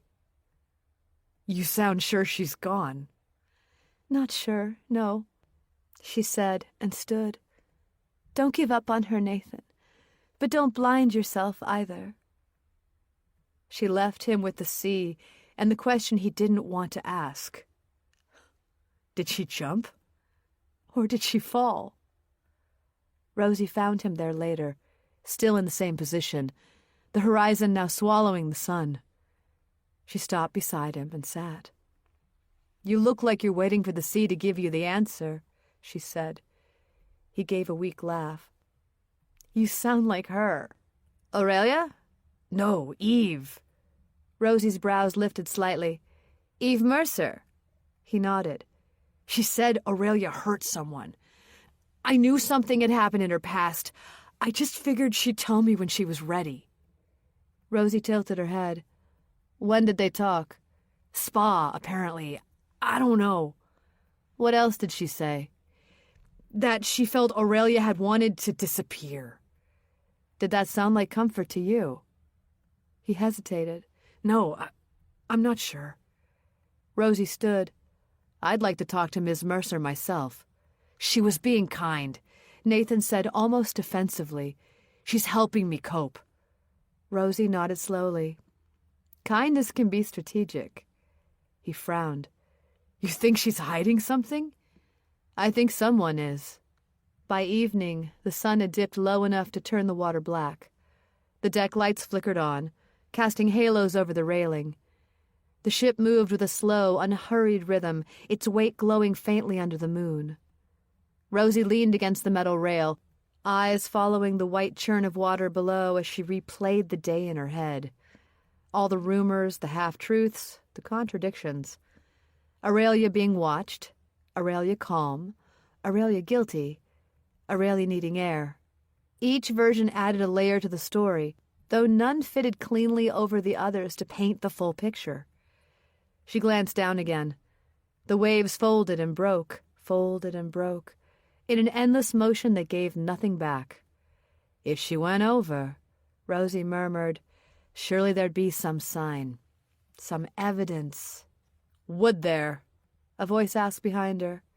She turned. Danner stood a few feet away, hands clasped behind his back, the light catching on his polished shoes. His expression was calm, but there was a faint warning in his stance that said he'd been watching her for a while. "Don't go playing detective, Miss Delgado," he said softly. "We've got enough of those already." Rosie met his gaze, unflinching. "Someone should, since you're not." He smiled without humor. Then he turned, his radio crackling faintly as he walked away, leaving her alone with the sound of the sea swallowing his footsteps. Rosie stayed at the rail, watching until his silhouette disappeared into the shadows near the stairwell. 8. The air changed the moment Rosie stepped past the sign that read "Crew Only." Up above, the ship performed serenity through laughter, champagne, and curated playlists. But down here, the illusion peeled away. The carpet gave way to metal grating. The air grew hotter, denser, and filled with the smell of oil and the hum of machinery that never slept. This was the ship's true heart, and it was loud, mechanical, and almost alive. The sound of generators, pipes, fans, the endless breathing of steel was strangely comforting, a rhythm that didn't lie. Rosie paused to let her eyes adjust to the low light. The corridor ahead was narrow, walls painted the same dull cream as every industrial space in the world. Overhead, a pipe dripped condensation in slow, steady beats. Crew members passed her with weary efficiency. Engineers, cleaners, cooks off shift, none of them looking too closely. Down here, passengers didn't exist, and that anonymity was its own kind of power. Besides, Rosie had the kind of presence that made most people believe she belonged wherever she was. She followed the sound of voices. There were 2 men talking near the laundry hatch, their words rising above the hum. "I'm telling you, it was loud," one said, "like metal on metal, in the early hours." The other laughed nervously. "Probably the compactor. You know how that thing acts up." "Not like that. It was a thud. I thought something had dropped from the higher decks." "Keep your voice down," the second hissed. "You want Danner breathing down your neck again?" Rosie stopped at the corner, half hidden in shadow, listening. "Guy from maintenance was there," the first continued. "Ortega, I think. He said he heard it, too." "He would do. He hears everything." They laughed uneasily, but the sound had no real humor. The first man's voice dropped. "And you heard about the missing woman, right? If that noise had anything to do with—" "Shut up," the other interrupted. "Just don't get involved. You know Danner hates bad headlines." Their footsteps faded down another corridor. Rosie stepped out, her heart steady, but her mind racing. She'd been chasing threads all day, most of them dead ends, but this one felt alive. The maintenance levels were a maze of narrow halls and metal staircases. Rosie followed the painted arrows through the engine sections, past a door marked Waste Management, authorized personnel only. The floor thrummed under her shoes, vibrating with the ship's pulse. A faint smell of oil and something chemical hung in the air. Luis Ortega was crouched by a panel when she found him, his dark hair damp with sweat, eyes shadowed by exhaustion. A portable lamp cast his features in a harsh light. He looked up, startled. "You shouldn't be here." "Neither should you," she said. "It's past midnight." He frowned, straightening. "This is my shift." "Then maybe you can help me." She crossed her arms. "I heard a rumor about a noise last night, a crash."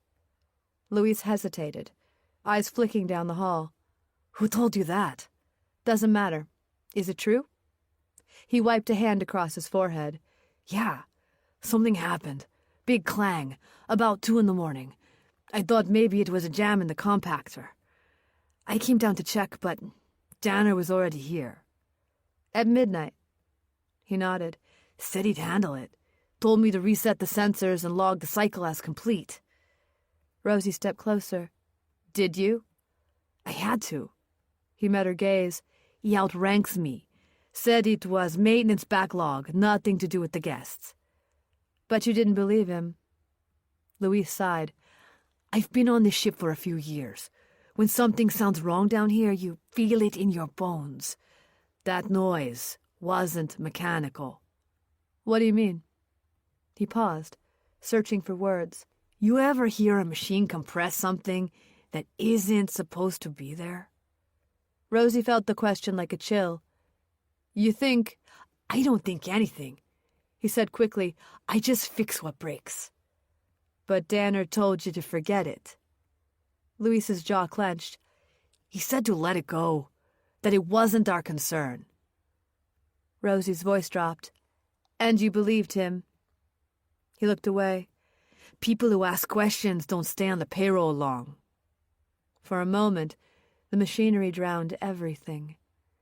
The low throb of engines, the hiss of hydraulics, the mechanical heartbeat that didn't care about secrets. Rosie studied the man's face and saw the guilt behind his exhaustion, like a flicker of something he was trying to bury. Show me, she said. What? The compactor. Louise hesitated. I can't. It's locked after hours. Then unlock it. He glanced toward the camera at the end of the hall, its red light blinking faintly. You don't understand. Every keycard is tracked. They'll know I brought you here. I'll take the blame, Rosie said. You can tell them I threatened you. Louise gave a tired laugh. You don't seem the threatening type. Try me. For a long moment, they stared at each other with the hum of machinery filling the silence between them. Then Louise exhaled, long and slow. 5 minutes, he said. The compactor room was smaller than Rosie expected, but louder. The sound of motors hummed from behind reinforced panels, a steady mechanical growl that made conversation almost impossible. A single strip of light flickered overhead, casting the space in pulses of shadow. Louise unlocked the door with a swipe of his keycard. This is it, he said, raising his voice above the noise. Runs 3 cycles a night to process bottles, paper, and food waste. Last night, when I came down after I heard the noise, it was running.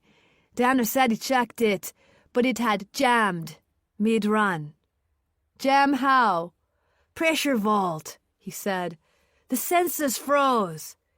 He pointed toward a digital display glowing faintly on the side panel. It's still playing up now. That red light shouldn't be on. Rosie moved closer. Why is it? He hesitated. Because it thinks there's still weight inside. But the chamber's clear.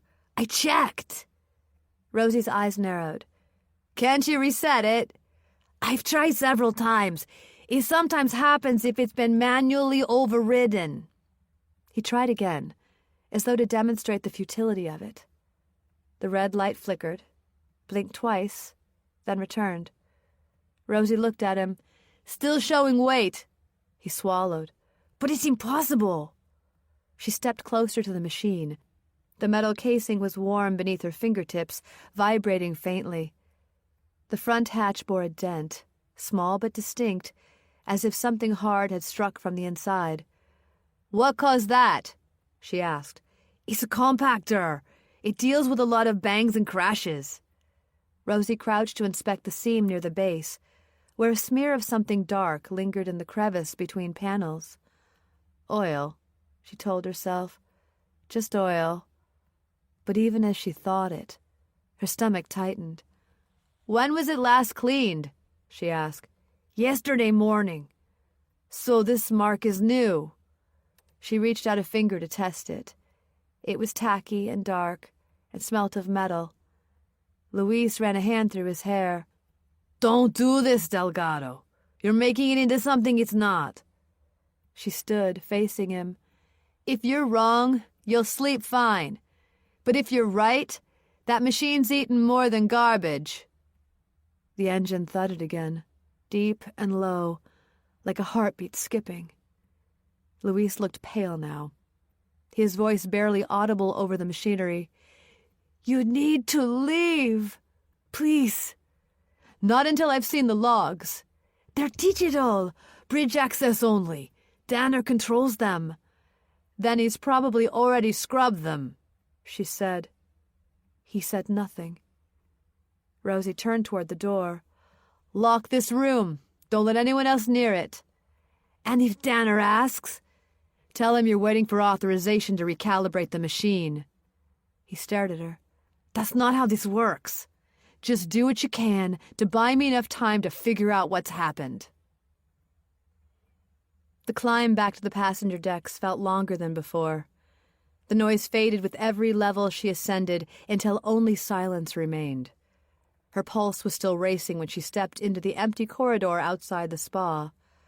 The carpet muffled her footsteps. The air conditioning hummed. The world up here had already forgotten the machinery that made it possible.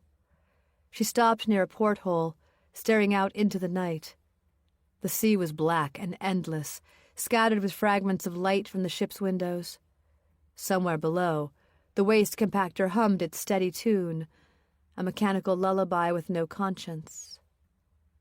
Rosie leaned her forehead against the glass, breathing slowly until her reflection steadied. She thought of another case, the one that had driven her from the front-line detective job and into the quieter world of finance and fraud. A girl, 19, had gone missing after a local festival.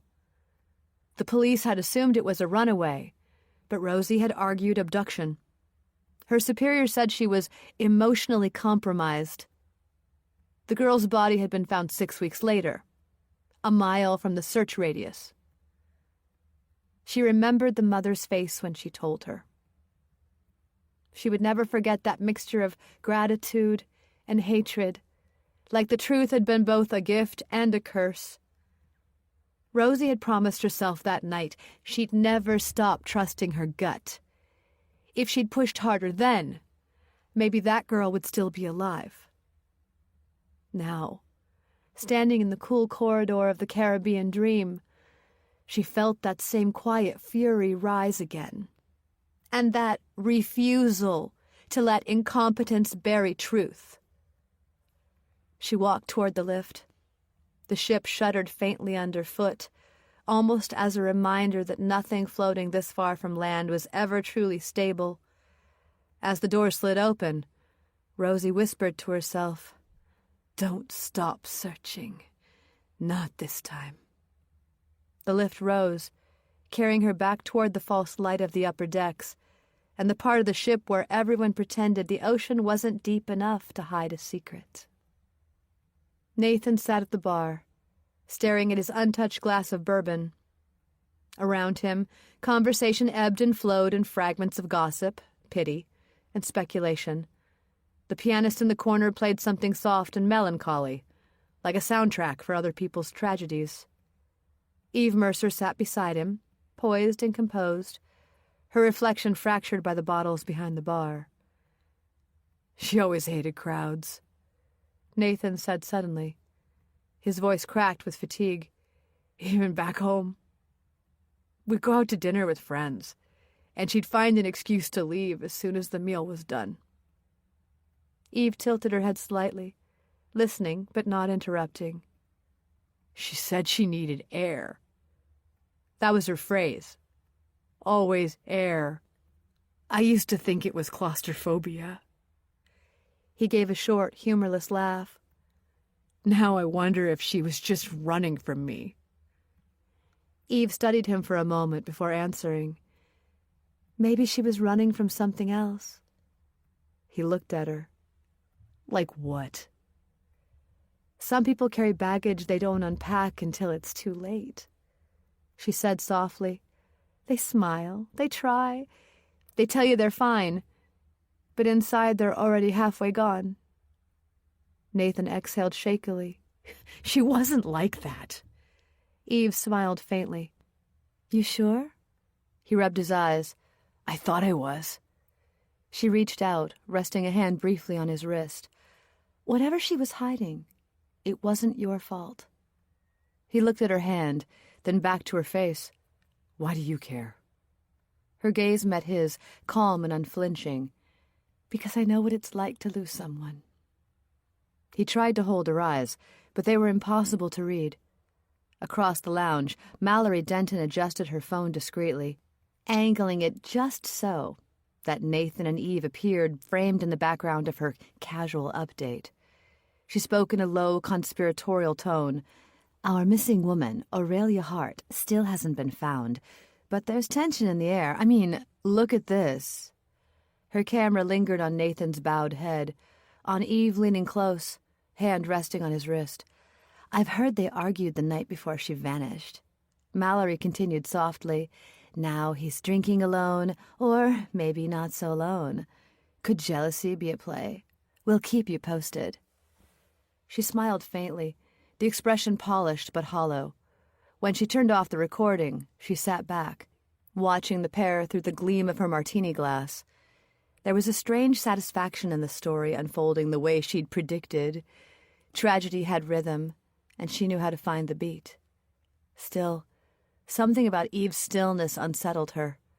Mallory had filmed hundreds of people in her time, and she knew when someone was performing for the camera. Eve wasn't performing, but every move she made felt calculated. Mallory frowned, shifting her phone under the table. When she glanced up again, she caught Rosie Delgado standing near the far doorway, eyes fixed not on Nathan, but on Eve. The two women locked eyes briefly across the lounge. Rosie didn't smile. Mallory looked away first. Rosie moved to sit alone at a side table, her back to the wall. The lounge was a theater of masks, though not the festival masks of last night's gala. These masks were the sympathetic glances, murmured theories, and the faint thrill of shared danger. Nathan Coleman had the raw look of a man split open. Grief, confusion, guilt all showed on his face. But the woman beside him, that was something else. Eve Mercer sat like calm water. Her movements were small, deliberate, measured, the perfect listener. And when Nathan spoke, she leaned in just enough to seem intimate, never crossing the line into comfort. It wasn't seduction, it was strategy. Her gaze shifted to the far end of the room, where Danner stood near the elevator, speaking with Dr. Celine Cross. Their conversation had the clipped rhythm of negotiation. They were talking quiet enough to avoid attention, sharp enough to mean something. Rosie stood, pretending to refill her cup, and moved closer. "I'm only saying it's a possible explanation," Celine was saying, her tone controlled. Danner's arms were folded, expression guarded. "Suicide?" "Not the word I'd use publicly," Celine replied smoothly, "but yes, in my professional opinion, it fits." "Explain." She displayed classic markers, Celine said. Withdrawal, anxiety, talk of guilt and mistakes. Danner raised an eyebrow. "You kept tabs on the passengers?"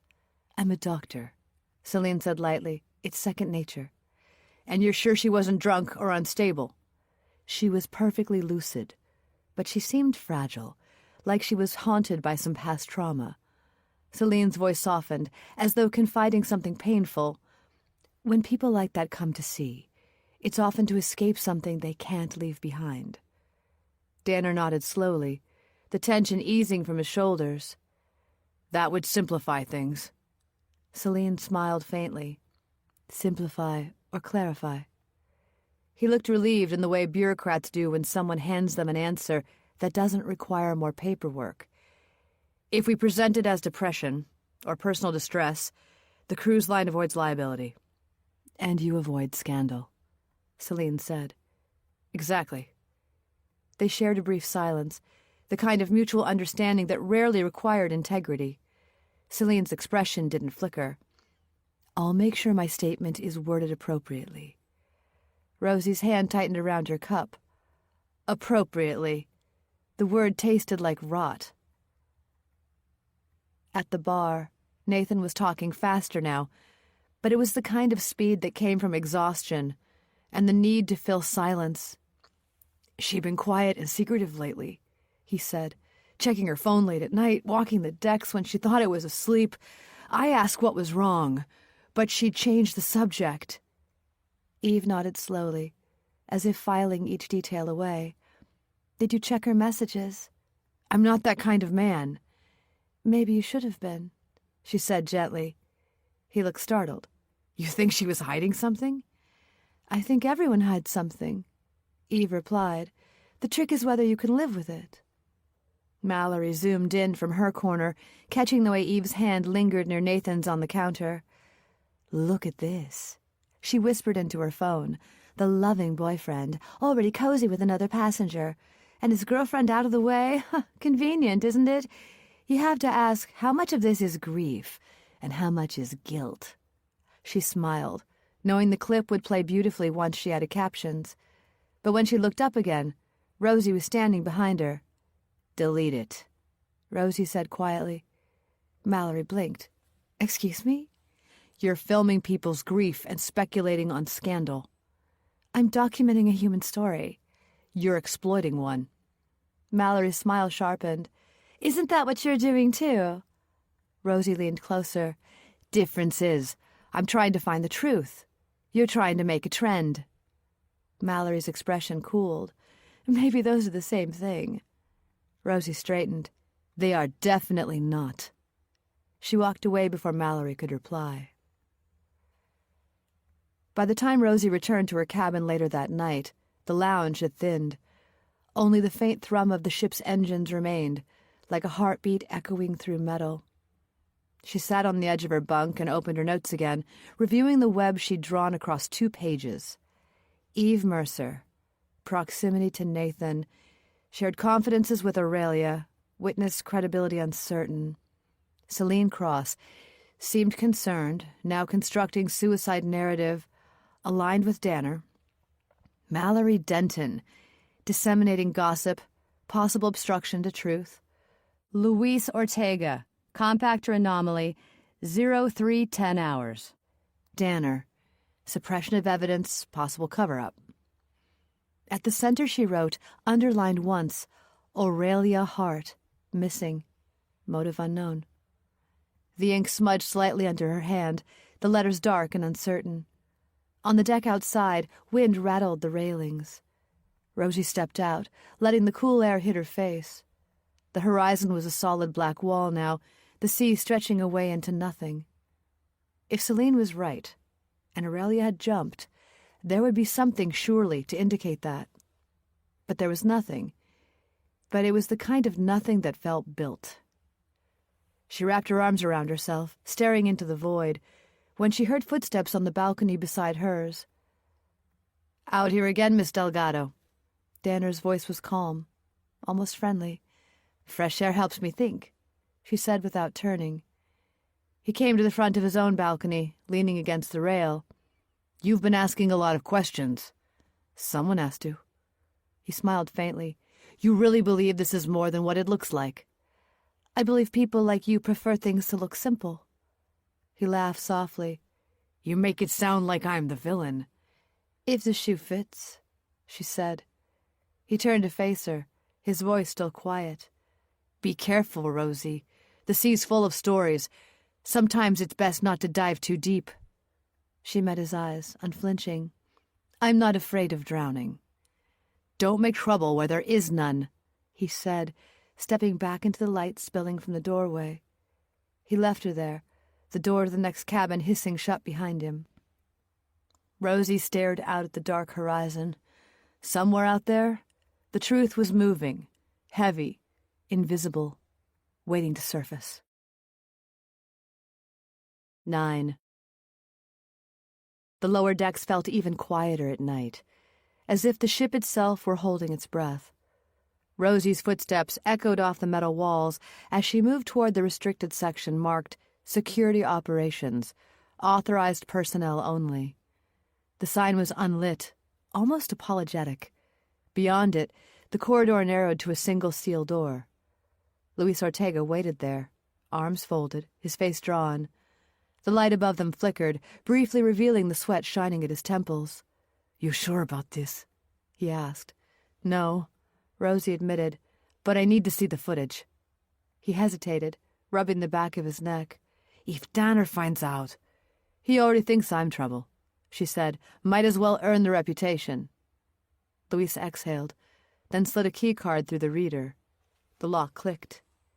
Inside, the room was small and cold, filled with humming servers and monitors looping through silent feeds, showing corridors, stairwells, dining areas.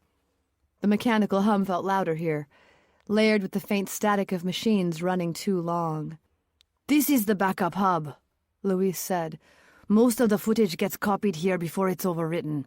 Cameras auto-purge every 72 hours unless archived manually." Rosie moved closer to the screens. "So, if Aurelia disappeared over a day ago—" He nodded grimly. "We're running out of time." Luis began typing, his fingers quick and uncertain over the keys. Lines of code scrolled across the screen, the cursor blinking like a pulse. "I pulled logs from Deck 7, he said. "That's a level to the observation platform. The timestamp just before 2 in the morning, around when I heard the noise. It should be here." The monitor flickered, then filled with grainy footage. The deck framed by metal railings, the distant glint of the sea beyond glass doors. For a moment, there was nothing but shadows shifting as the ship moved. Then a figure appeared. Aurelia Hart, unmistakable even through distortion, head slightly bowed as if she were talking to herself. She walked slowly to the far doors leading to the observation deck. Rosie felt her breath catch. "Pause it." Louise did. The still image trembled slightly, as though even the pixels were unsure of what they'd seen. "That's her," Rosie whispered. "Timestamp?" 01:56, he said, which is about 15 minutes before the compactor log. "Play it again." He did, and this time Rosie leaned closer. Aurelia reached the end of the hall, opened the glass door, and stepped out. Wind caught her hair. She turned once, not toward the camera, but to something out of frame, then vanished beyond the doorway. The feed went still. Seconds passed. Then another shape swam into focus.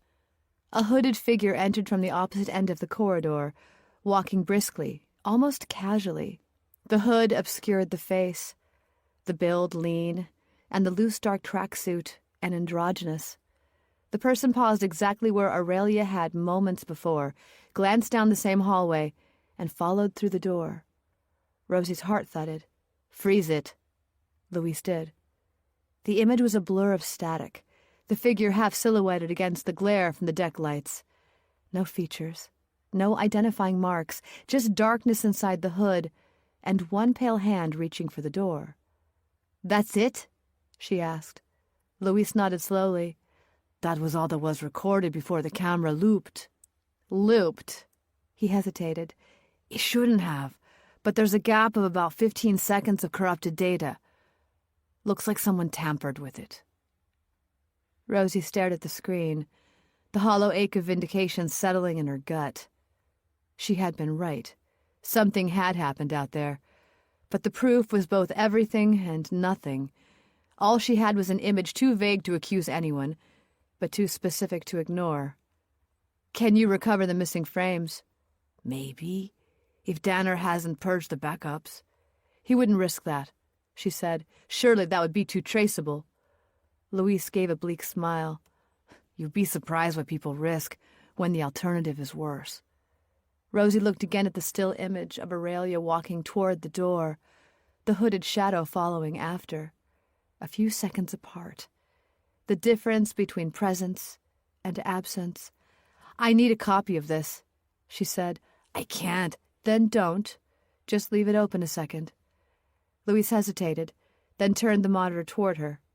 Rosie pulled out her phone and snapped 3 quick photos. The images looked worse on her screen. They were fuzzed and pale, but enough to prove the footage existed. When she looked up again, Louise had gone still, staring at the monitors. "What?" He pointed to another feed. "That's Danner's patrol camera. He was on Deck 7 at around the same time." Rosie's throat tightened. "And timestamp says 0202, just a few minutes after the loop." She met his eyes. Neither spoke. The hum of the servers filled the silence, thick and uneasy. The next morning broke sharp and white over the sea. Sunlight spilled through the corridors, indifferent to the weight of the night before. Passengers were back at breakfast buffets, pretending to enjoy their holidays again. Rosie made her way to Aurelia and Nathan's cabin, knocking once before Nathan opened the door. His eyes were red-rimmed, his jaw unshaven, the exhaustion etched deep. "What have you found out? Have they found her?" he asked. "I need to look around," Rosie replied. "Just a few minutes." "What for? They already searched." "Not properly." He hesitated, stepping aside reluctantly. "Fine, but there's nothing here. I've checked." Rosie entered quietly. The cabin was tidy, impersonal, as though someone had lived there carefully, afraid to leave a trace. The bed was made, one pillow still faintly indented. A shawl hung over a chair, perfume lingering faintly in the air. Nathan stood near the balcony door, arms crossed.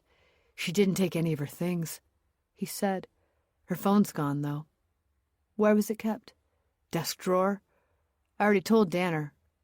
Rosie nodded, scanning the space. Something about the room felt a little staged. It looked too neat and too symmetrical. She opened the wardrobe, then the side drawers. She found a makeup bag, sunscreen, a paperback, its spine uncracked. Nothing useful. She moved into the bathroom. The air was warmer here. The bin beside the sink was half full with tissue, cotton pads, a torn shampoo sachet. She crouched, pulling out the liner. Halfway down, she saw something pale wrapped in toilet paper, thicker than the rest. She hesitated, then unwrapped it carefully. A white plastic stick.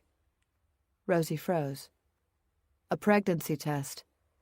The faint blue cross had dried, but it was unmistakable even through the little window. She stared at it for a long moment, her pulse hammering. Positive. She swallowed hard, rewrapping the test, hands trembling slightly. From her pocket, she pulled a small zip-sealed plastic bag she'd liberated from the kitchens and slid the test inside, before returning the rest of the rubbish to the bin. Beside her, Nathan's voice called, "Find what you're looking for?" Rosie straightened. "Not yet." When she stepped back into the cabin, she noticed his hands had faint scratches across the knuckles, the skin raw. "You hurt yourself?" she asked. He looked down, then shrugged. "I do it when I'm anxious. Scratch." Rosie said nothing, just made a mental note of the scratches. She closed her notebook and offered a small professional smile. "Thank you for letting me in."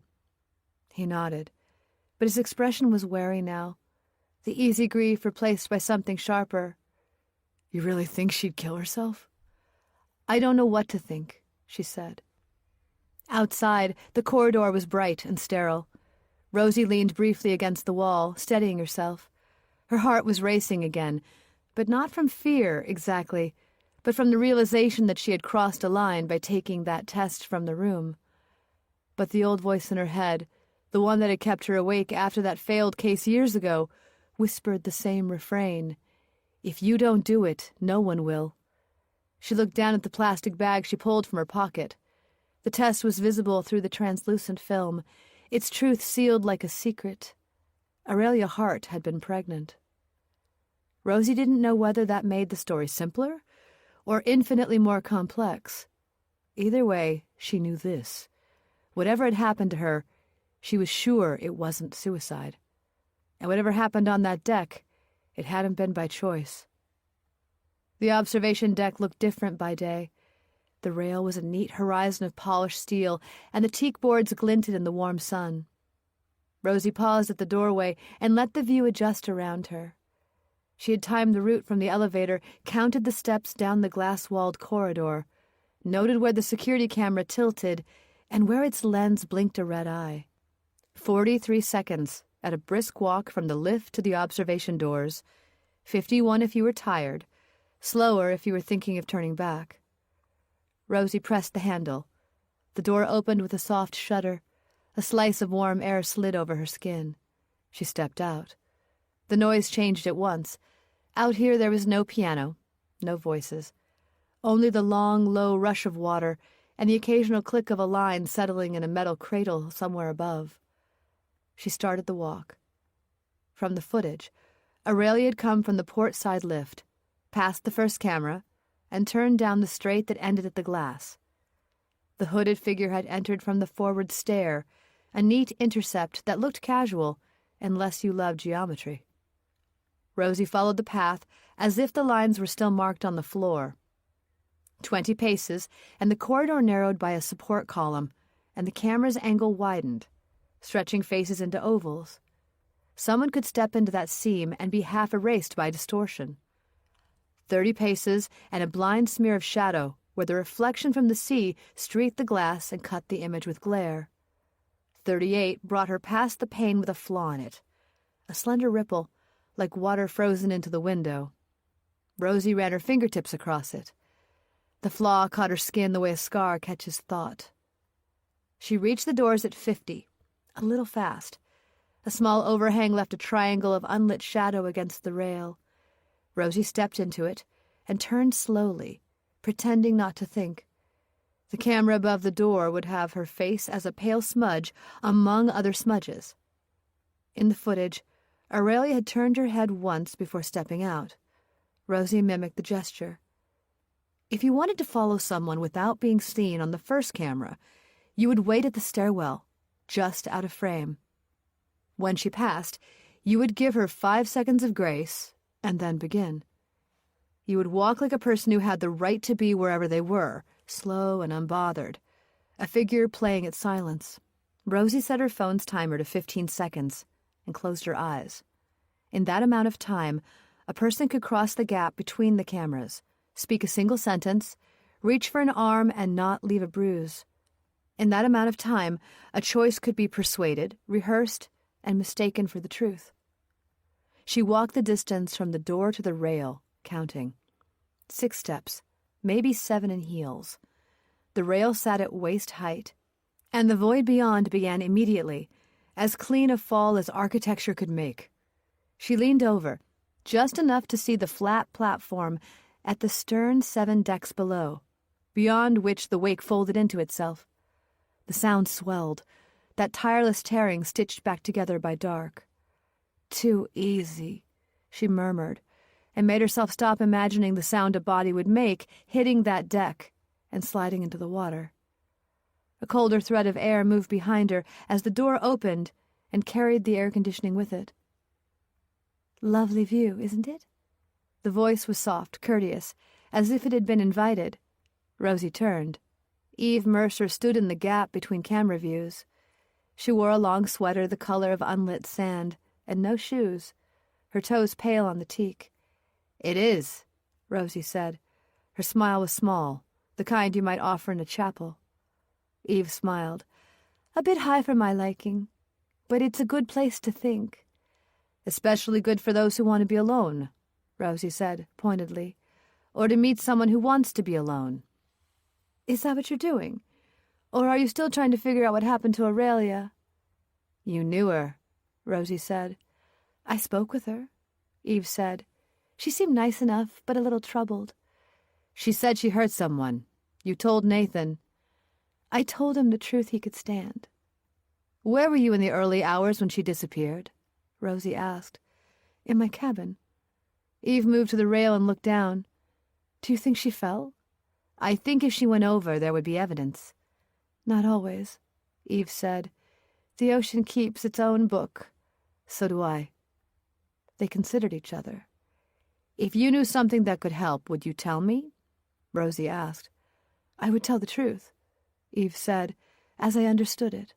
"Which isn't the same thing." "It's the only thing anyone has at first." "There's CCTV footage of this deck on the night she disappeared," she said. "Aurelia walked out at 23:56.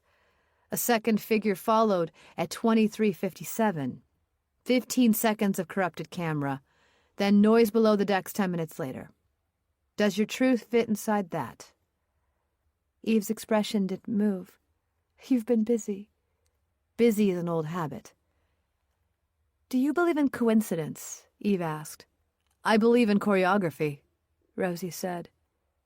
They stood like that for another minute, Two women practicing politeness at the edge of a question. "You think I know more than I've said," Eve observed. "I think you're careful," Rosie said, "and careful people have reasons. So do suspicious people. You don't mind being one of my suspects?" Eve's laugh was almost kind. "I didn't realize you were a detective." "I was," Rosie said, "but old habits die hard." Eve took her hands from the rail and clasped them lightly, as if holding something invisible and breakable. "I hope she is safe," she said, the emphasis on hope making the sentence belong to prayer more than to fact. Rosie studied the line of her profile. "So do I," Rosie said, "but I fear she is not." Rosie stepped back toward the door. Eve did not move. 10. Rosie sat in the armchair in her cabin. She sat still for a moment, replaying the conversation on the observation deck, and Eve Mercer's calm voice. The image of that drop from the rail to the deck, all the way below, clung to her like salt, as did the grainy CCTV, the smear on the compactor, and the positive pregnancy test. Aurelia Hart had been pregnant. Rosie exhaled slowly. Whatever had happened on that deck, it was tangled in more than despair. Outside, somewhere below, a gangway thudded into place. The ship was docked again, in Santo Domingo this time. They were to wait here, Danner had said over the tannoy, until authorities completed preliminary coordination with U.S. officials, which meant the FBI was coming, eventually. Rosie knew what eventually meant in bureaucratic speech. It had already been long enough for the evidence to cool. She dressed quickly, tied her hair back, and went in search of coffee. The cafeteria was half full and uneasy. Conversations dipped and broke like waves. People spoke softer now, eyes flicking up whenever a crew member passed. Nathan Coleman sat alone by the window, a coffee cup before him. The light off the water made him look washed out, as though the color had been drawn from his skin overnight. Rosie collected her coffee and approached. "Mind if I sit?" He didn't answer, but he didn't stop her. "You heard?" she asked. He nodded once. "They're sending investigators." "FBI." "Finally," he said. "Maybe they'll find her." Rosie watched his reflection in the glass, his fingers worrying the rim of his cup, the tremor in his jaw. "People are all staring," he murmured. "You feel that?" She did. The cafeteria was a room of sharp glances, pity edged with suspicion. Nathan was the story now. He was the lonely man, the missing woman, perhaps the last to see her alive. "Let them stare," Rosie said. "They think I did it. People always think the closest person is guilty." He gave a faint, bitter smile. "And are they wrong?" Rosie didn't flinch. "You tell me." He looked up then, eyes red but steady. "I loved her." "That's not an answer." "It's the only one I have." They sat in silence. The smell of overbrewed coffee, the sound of cutlery, the ship's subtle vibration beneath the floor, all pressed closer than before. At the far end of the cafeteria, Mallory Denton adjusted her phone on its small tripod. The camera angled toward the buffet. Her voice was low, conspiratorial, perfectly pitched for her followers. "Day 7 aboard the Caribbean Dream," she said, the words smooth, almost gleeful. "The ship remains docked while the authorities coordinate their investigation into the disappearance of passenger Aurelia Hart. Rumors continue to swirl.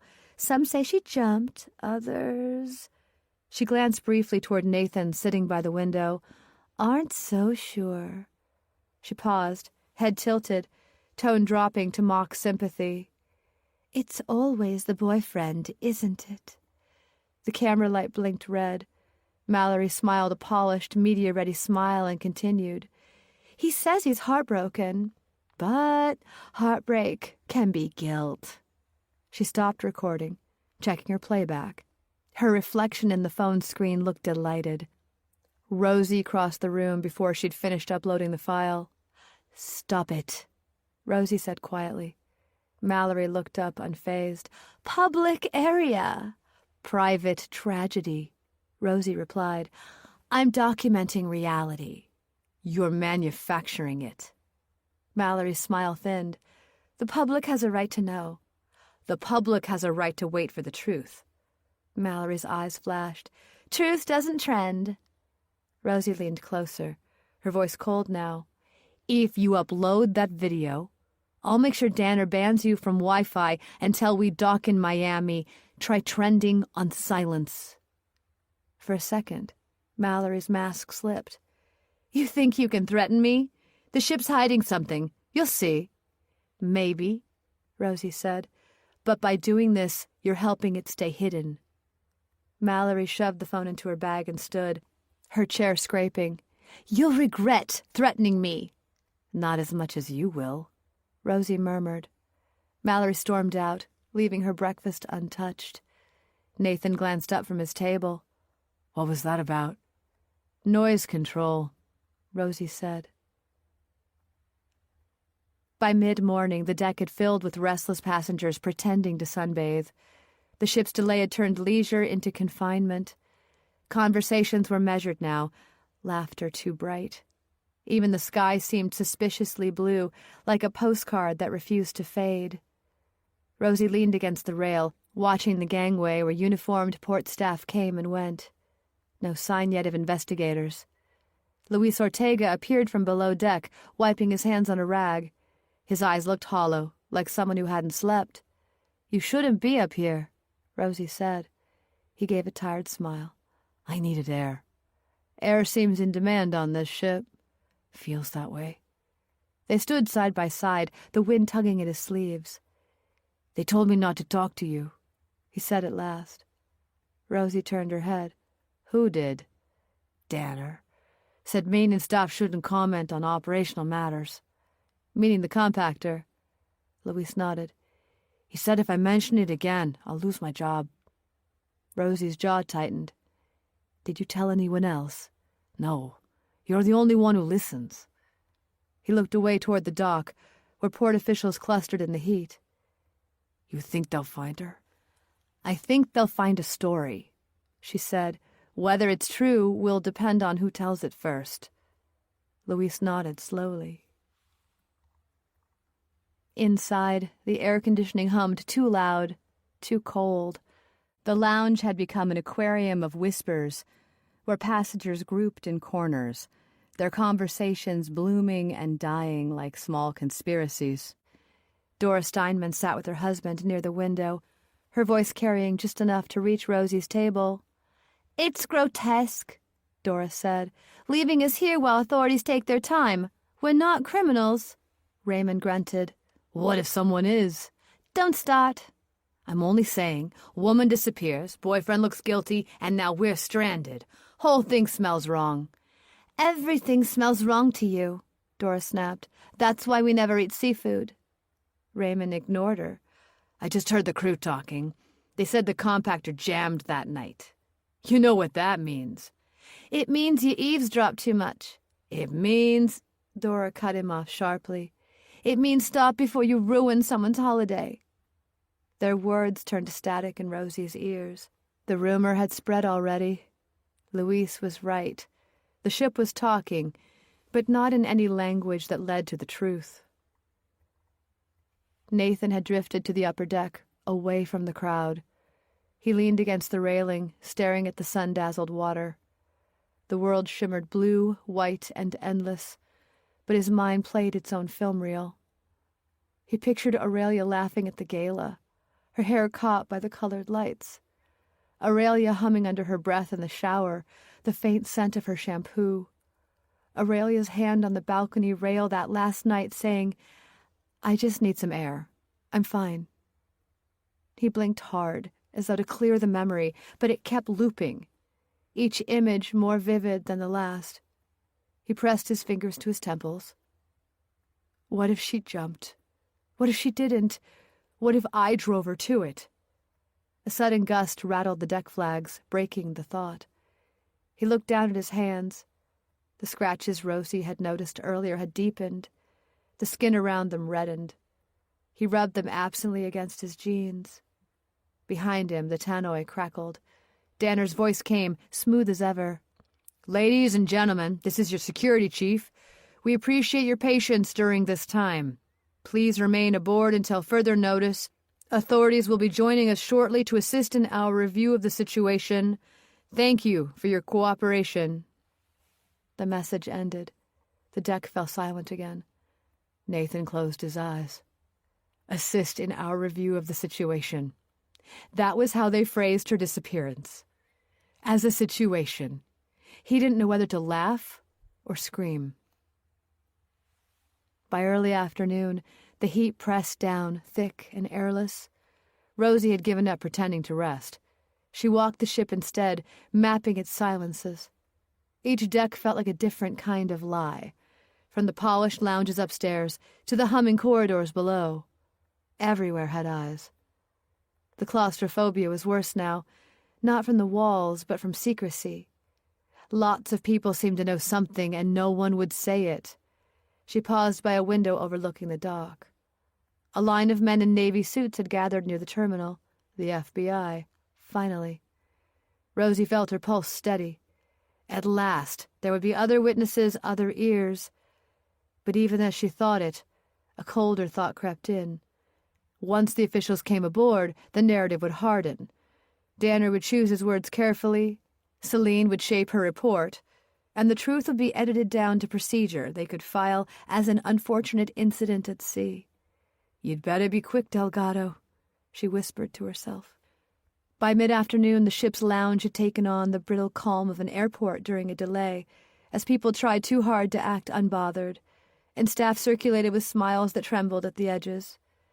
Outside the wide glass panels, the docked view of Santo Domingo shimmered, postcard perfect and wrong, like a bright world at odds with what hung in the air.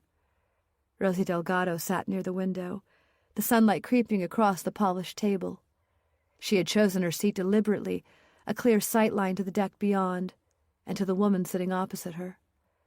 Eve Mercer looked immaculate as ever, her pale linen dress draped neatly, not a crease in sight, her hands folded around a cup of green tea she hadn't touched. If the last few days had eroded anyone else, they seemed only to have refined her. "I keep thinking I should have talked to her more," Eve said softly. Rosie tilted her head. "About what?" "About her confession to me, the afternoon before she disappeared." Eve's tone was careful to be conversational, not confessional. She seemed low, quiet. "I thought about inviting her for a drink, but she wanted to be alone. You know how people say that." Rosie waited. Eve traced her fingertip along the rim of her cup. "I didn't push, and now I'm wondering if I should have." Guilt, voiced with poise, thought Rosie. It didn't ring false exactly, but there was a smoothness to it that made her uneasy, like a rehearsed apology. "You spent some time with her," Rosie said. "Only a little. Enough to see she was struggling. I told her it gets easier, whatever it is." Eve smiled faintly. "I was wrong, I suppose." "Do you believe she jumped?" "I believe people disappear for all sorts of reasons," Eve said, meeting her eyes, "and not always because they want to die." "Then why?" Eve paused, her gaze slipping toward the window. "Sometimes running away feels like the only mercy left." Rosie studied her, trying to read the small tremors behind the calm. "You sound like you know something about that." Eve turned back, smiling. "We all run from something, don't we?" Before Rosie could answer, another voice interrupted. "Ms. Delgado?" Dr. Celine Cross stood beside their table, expression immaculate and inquisitive. Her hair was pinned into the same severe twist, not a strand out of place. "Do you have a moment?" Celine asked. Rosie gestured to the chair beside her. "Of course." Celine sat, crossing one leg over the other. "I wanted to speak with you about the psychology of grief. Yours, his, hers, all of it." "I'm not sure I follow," Rosie said. You've positioned yourself as an investigator, Celine said lightly. That suggests attachment, identification. It's not uncommon in cases like this. I'm not attached, Rosie said. Celine's smile deepened. Of course not. She flipped open her notebook. But I thought you might like my insight into the missing woman's state of mind. It could help you contextualize things. Eve watched quietly, her face unreadable. Celine continued, her voice dropping into the calm tone of an analyst mid-session. Aurelia spoke of guilt. You may have heard that from other passengers. She carried it like a weight.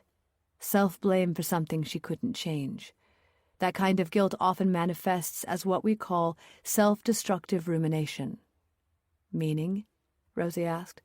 The mind turns inward, feeding on itself. When the pressure builds and there's no outlet, impulsive behavior follows. You think she killed herself, Rosie said flatly. Celine tilted her head. I think she may have sought relief in the abyss. Relief doesn't usually involve walking calmly down a hallway, Rosie said, which I saw her do the night she disappeared.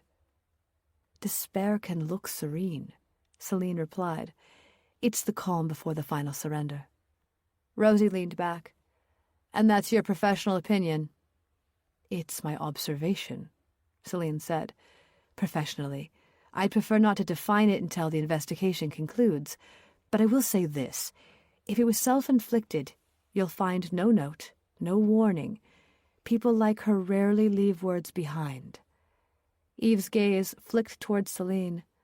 That's convenient, she murmured. Celine's smile didn't reach her eyes. I prefer the term consistent. Rosie studied the two women. One was clinical, one composed, and both far too calm for comfort. It struck her how easy intellect could disguise motive. Before Rosie could respond, a sharp burst of voices broke the low hum of conversation nearby.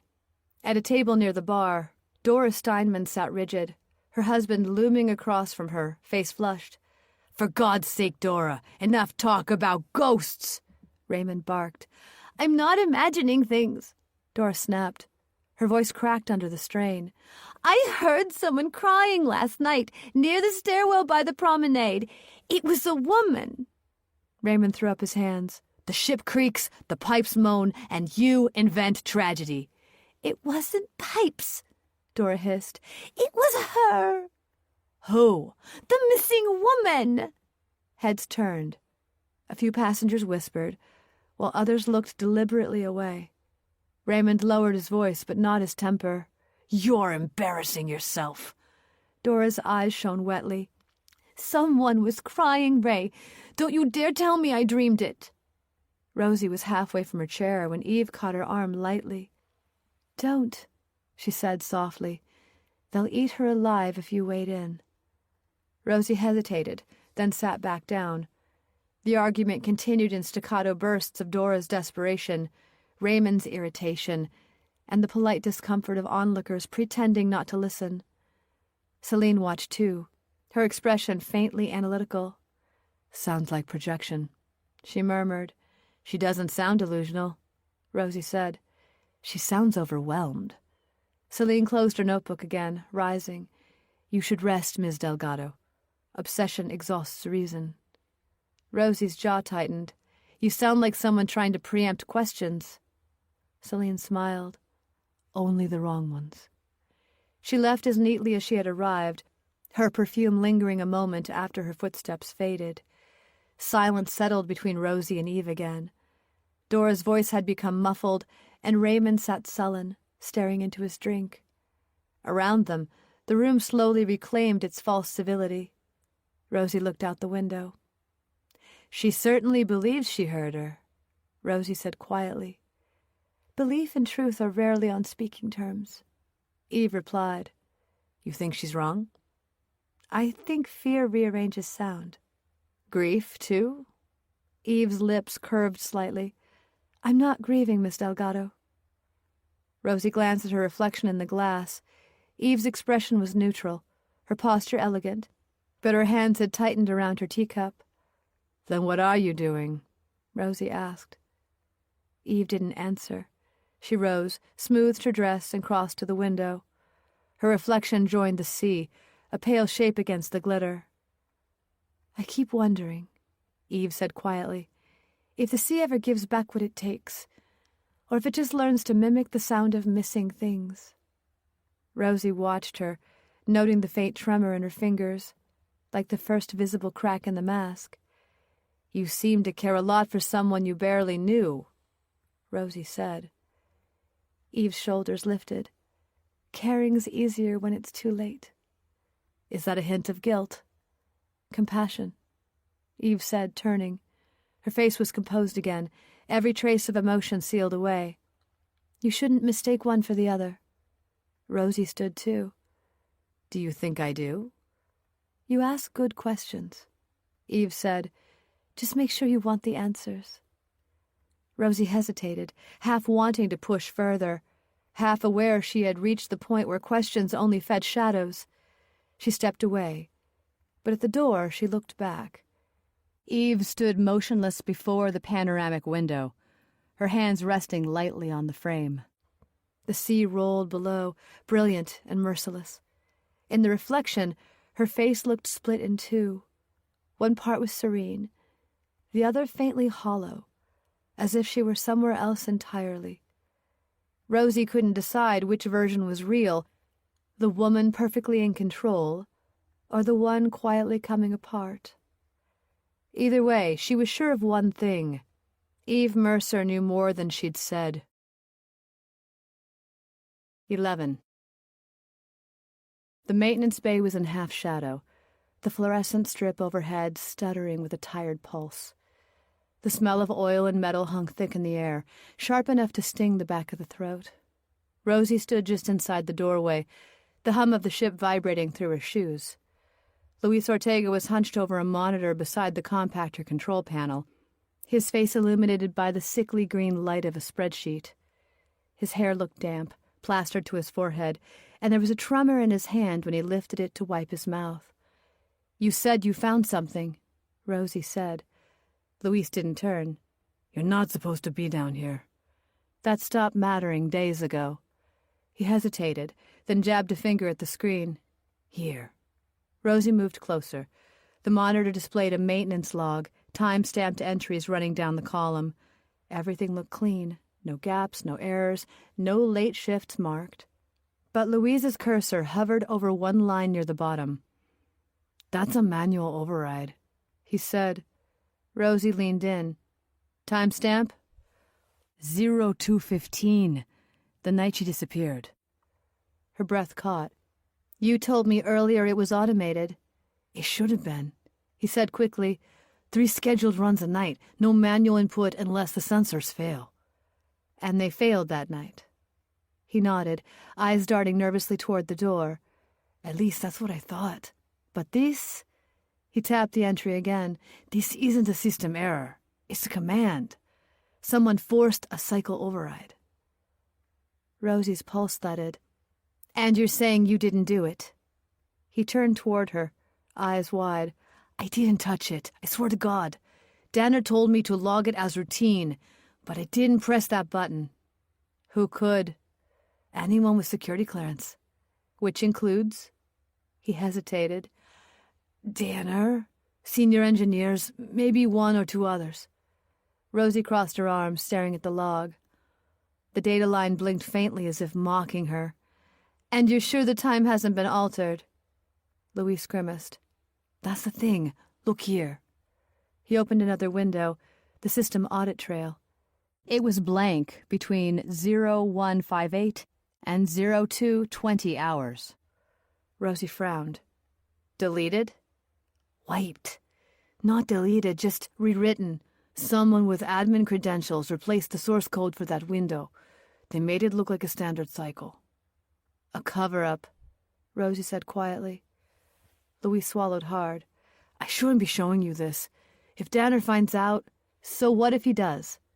If he wiped it, he can explain himself to the FBI. If he didn't, he can hand over the evidence and let them investigate. But he'll sack me." She stepped closer. "You came to me, remember? You said something wasn't right. You were correct. Now we have proof. He shook his head. We have numbers, but Danner has authority. Rosie stared at the screen again, at the line of false data, and the quiet deceit of it. It was exactly the kind of flaw she'd missed once before. The thought made her throat tighten. Years ago on that other investigation into another missing girl who turned up dead. She remembered the hum of the precinct air conditioning, the stale taste of coffee left too long in a paper cup. The way the evidence officer had sworn the footage had been unaltered. The way she'd believed him until the defense team tore her case apart, frame by frame.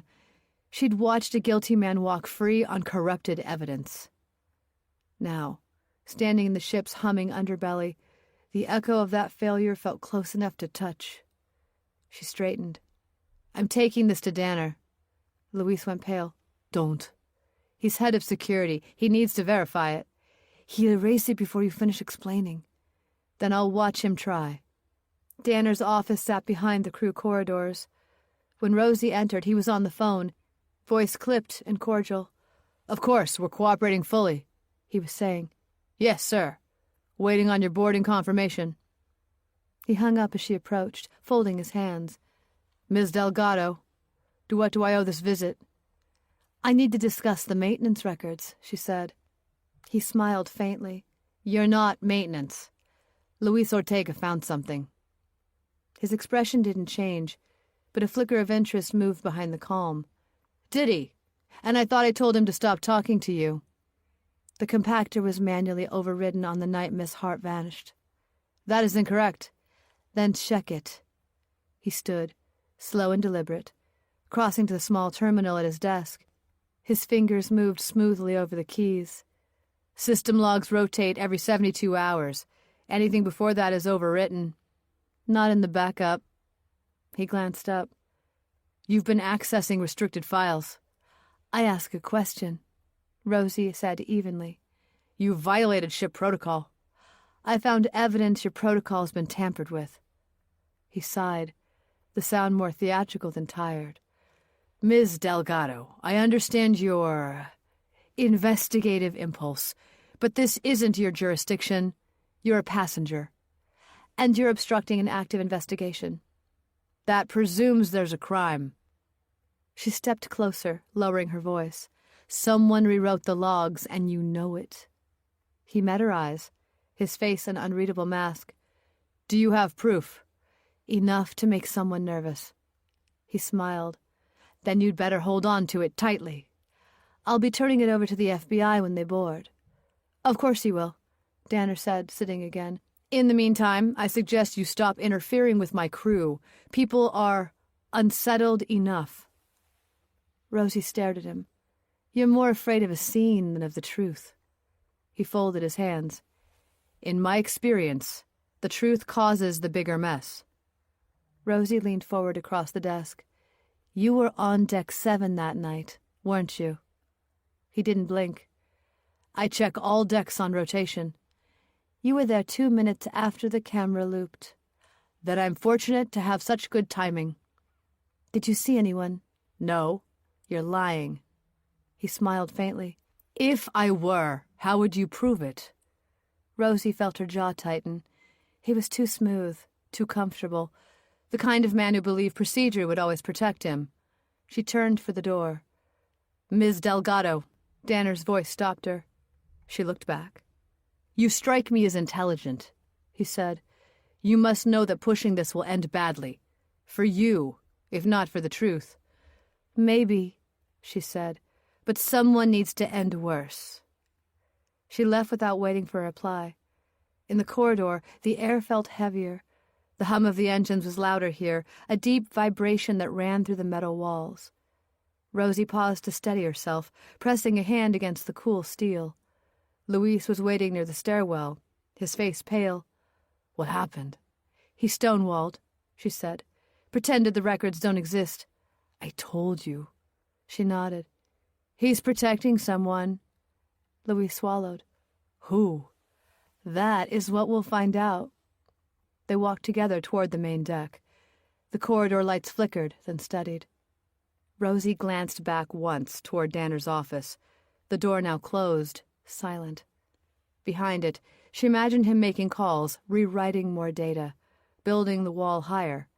And Rosie Delgado had never been good at following rules when keeping control meant silence. The casino bar was loud that afternoon, the music too upbeat for the hour, lights turned up too bright, like the ship was trying to convince itself nothing was wrong. Passengers laughed loudly, hands flicking cards across green felt tables, their movements desperate with routine. The air smelled of gin, perfume, and tension. Nathan sat at the far end of the bar, a glass of whiskey clutched like an anchor. His shirt collar was open. The barman, polishing glasses with efficient boredom, had stopped asking if he wanted another. He simply refilled it when Nathan's gaze turned hollow enough. Across from him, Mallory Denton had her phone out again, the lens trained not directly on him, but close enough to catch his reflection in the bar mirror. "I'm not recording," she said, smiling. "Just notes, background for my next blog. People are fascinated by the story, you know. A woman vanishes mid-cruise. It's tragic, mysterious, romantic even." Nathan looked up slowly. "Romantic?" "Well," she continued, twirling her straw, "there's a man who loved her, the sea, a question mark. People eat that up. They want meaning in their horror." He stared at her, disbelief turning to disgust. "You think this is content?" "Everything about life is content," Mallory said lightly. "You can't stop people from being curious. Look, I know you're grieving, but even you have to admit—" "Stop!" Nathan's voice cracked. "Just stop talking." But she didn't.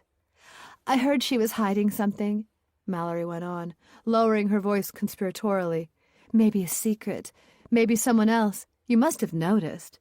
You lived with her." Nathan's hand shot out, knocking the phone from her grip. It hit the bar with a sharp crack, spinning once before clattering to the floor. The music stuttered, conversation pausing like a held breath. "Don't you ever talk about her again," Nathan said, his voice low, shaking with a note that wasn't quite anger, but something rawer, closer to despair. Mallory's mouth opened, closed. For a moment, she looked like she might shout back. Then she caught sight of the faces turning their way, the quiet satisfaction in the watching crowd. She folded instead, gathering her phone and mumbling something that sounded like self-pity disguised as outrage. That was when Eve appeared. She moved through the bar like calm through chaos, composed, unhurried, and completely untouched by the noise. She placed a light hand on Nathan's arm. "Come on," she said softly. "You don't want to give them a show." He looked at her, eyes glazed, and nodded once, letting her lead him away. As they passed Mallory, Eve stopped. Her tone remained polite, her smile faint, but her eyes held an unmistakable warning. "You should be careful who you provoke," she said quietly. Mallory flinched, color draining from her face. "Are you threatening me?" Eve's smile didn't change. "No, I'm advising you." Then she turned, guiding Nathan toward the exit. The crowd parted without a sound. Within seconds, they were gone. Mallory sat for several minutes afterward, staring at her drink. When the chatter of the room returned, she didn't join it. When she finally lifted her phone, her hands were trembling too much to unlock the screen. Rosie found her like that, pale, shaken, and trying to compose herself in the reflection of a bar mirror. "Rough interview?" Rosie asked, sliding onto the stool beside her. Mallory jumped. "Jesus! You move quiet." "Occupational habit." Rosie gestured to the empty seat. "You mind?" "Be my guest." Mallory's laugh was brittle. "Everyone else seems to be." Rosie studied her for a moment. Mallory's makeup had begun to smudge. The bright camera-ready polish was gone. What replaced it looked almost human. "She's dangerous," Mallory said suddenly. "Who?" Rosie asked, though she already knew. "That woman, Eve. There's something wrong with her." Rosie's expression didn't change. You pick strange times to get a conscience. I'm serious. Mallory's voice trembled. She looked at me like she knew everything I've ever done wrong, like she enjoyed it. You didn't see her. I've seen her. Then you felt it? Mallory took a shaky sip of her drink. The way she watches people. It's not empathy. It's like a calculation. Rosie leaned forward, elbows on the bar. Or maybe it's a projection. Maybe you see yourself in her. Mallory bristled. You think I'm lying? I think you want the story to shift away from you. Rosie's tone was even, not cruel. You film a grieving man, taunt him until he snaps, and suddenly you're the victim? Mallory stared at her. You really hate me, don't you? I don't hate you, Rosie said. I just don't mistake ambition for truth. Mallory's mouth twisted. Ambition's all anyone listens to anymore. Rosie looked away, her eyes tracking the glinting reflections in the bar mirror. Maybe, she said quietly, but ambition has a habit of making too much noise when it should be silent. Mallory blinked. What's that supposed to mean? That you should stop talking, Rosie said, finishing her drink. For your own good.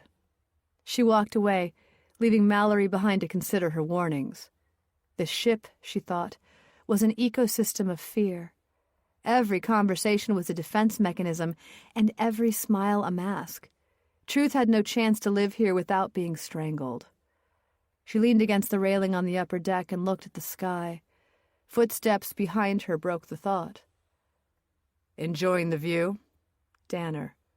His voice was pleasant enough, but she didn't mistake the edge beneath it. Trying to, she said without turning. He came to stand beside her, immaculate as ever, with his uniform crisp and his expression smooth. You've been busy, he said. The crew's talking. They say you've been asking questions you shouldn't. They're good at gossip, Rosie said. Keeps them distracted from the smell of rot. He smiled faintly. You think this ship is rotten? I think the people running it are scared. He looked out at the horizon, where the lights of the port shimmered through mist. You don't seem scared. I learned the hard way that fear's useless, she said. Is that why you keep sticking your nose where it doesn't belong? No, I do that because someone has to. Ms. Delgado. Danner's voice softened. You're not on duty here. You're a passenger, a guest. This isn't your investigation. Neither is it yours anymore, she said. Once the FBI boards, your control ends. He laughed quietly. You have such faith in the systems that already failed you. Her jaw tightened. You did your homework. It's my job to know the people causing problems. He turned to face her fully now, his eyes narrowing. I'll say this once. Drop it, before you make trouble you can't walk away from. Rosie met his gaze. That sounds like a threat. It's advice, he said, echoing Eve's earlier words almost perfectly. Take it. He turned and walked away, his footsteps fading. She couldn't help but smile to herself. When everyone wants the truth buried, you know you're getting close. 12. The rain came like a verdict. It swept across the decks, needling the glass, flattening the horizon until sea and sky were one bruised color. The ship lifted and dipped in a queasy rhythm that turned conversations into prayers and made even seasoned travelers find the nearest handrail. Somewhere above, a horn sounded long and low. By early afternoon, the passengers had retreated indoors. Lounge chairs stood empty except for towels plastered like abandoned flags. In the atrium, families clustered under the chandelier's warm light, eyes tracking the sway they swore they couldn't feel. The gift shop did quiet business in ginger sweets and wristbands that promised equilibrium. The men in suits finally came up the gangway in a dark procession, clipboards wrapped in plastic, faces set to neutral, as they stepped onto carpeting that knew only sunscreen and martinis. They moved in pairs, collecting names, knocking politely and then less politely when doors stayed closed. On the main deck, an agent read from a list. Elsewhere, another copied serial numbers from the backs of security terminals, while Danner watched with a smile that meant cooperation and a posture that didn't. Rumor grew a spine. The missing woman was no longer a story. She had become a schedule for procedure. Interviews at 1300, cabin checks at 14. People practiced their lines in whispers. We didn't see anything. We heard the announcement. She seemed quiet, yes, but happy. Truth frayed under repetition. Ms. Mercer? Eve heard her name spoken twice before she realized it was for her. She'd been standing outside the spa, watching rain run down the glass in narrow, urgent streams. An agent with a notepad offered a professional smile. We're speaking with everyone who knew Ms. Hart. Eve nodded. She had prepared for this. In the lounge, they sat side by side while the ship rolled gently under them. The agent asked about the gala, about the morning after, about whether Eve had noticed anything unusual where unusual meant loud, violent, visible. Eve said no. She did not lie about speaking with Aurelia in the spa. She called it a friendly conversation, in a place designed for friendly conversations. When asked where she'd been after midnight on the night of the gala, she said in her cabin, a truth that fit in the mouth more easily than others. Did Ms. Hart confide anything? The agent asked. Only that she had once hurt someone, Eve said. I didn't pry any further with that. I didn't really know her. They released her with a card she would never use. Outside the lounge, the corridor seemed narrower. A pair of teenagers ran past, and then clapped hands over their mouths as the floor tilted and the lights flickered. Somewhere deeper in the ship, something shifted with a thud that sounded almost human. Eve walked the corridors. In her mind, a phone lit a dark room. A text message glowed steady and small. I love you, but I can't do this anymore. The letters were spare, polite, devastating in their restraint. She could still see the way her thumb hovered over the reply field and found nothing to put there. She could still hear the silence that came after, long and clean as snowfall. Kieran. The name flickered in her mind and was gone. At a window near the bow, Eve stopped. The water below was a mad geography, hills without land, valleys without floor. Spray burst from the bow and shredded itself on the wind. On a lower walkway, 2 crew members wrestled a cover over stacked chairs, then vanished into the gray. She touched the glass. It was cold enough to make her bones ache. She found the observation deck without meaning to. Her feet brought her there while her head replayed the text like a scratched record. The door complained of the ship's motion. She leaned into it and stepped out. The world outside was reduced to the elements of wind, rain, steel, and the sea's heave. Lamps burned sickly halos into the wet, and the rail shone like the edge of a blade. The wake had thickened to a churned, violent white. Waves hit and hit again, practicing the argument they intended to win. She moved to the spot she knew by heart now, the wedge of shadow where a bulb had blown and not been replaced, where an overhand provided cover from prying cameras. Her hands found the rail automatically. It was slick and cold. She gripped anyway, knuckles whitening. The ship rolled and her stomach followed. For a second, the horizon vanished, and there was only water. The thought of it, the fear of it, the invitation of it. I love you, but I can't do this anymore. Who leaves whom first? The person who writes the sentence, or the person who learns to live inside the pain it causes?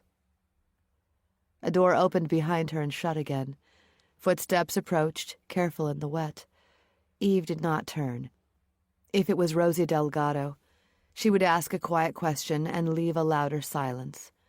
If it was Danner, he would offer advice that was really a warning. The footsteps retreated. The sea kept speaking in its language of insistence. Eve tightened her grip. She thought of Kieran again in the white apartment. The glass on the counter. The first message she shouldn't have read. I can't stop thinking about last night. She had lost everything once. Not all at once, but one careful piece at a time, until what remained looked like a life from far away. The rain softened. For a breath, the clouds thinned and the light changed, as if the storm were letting one eye open.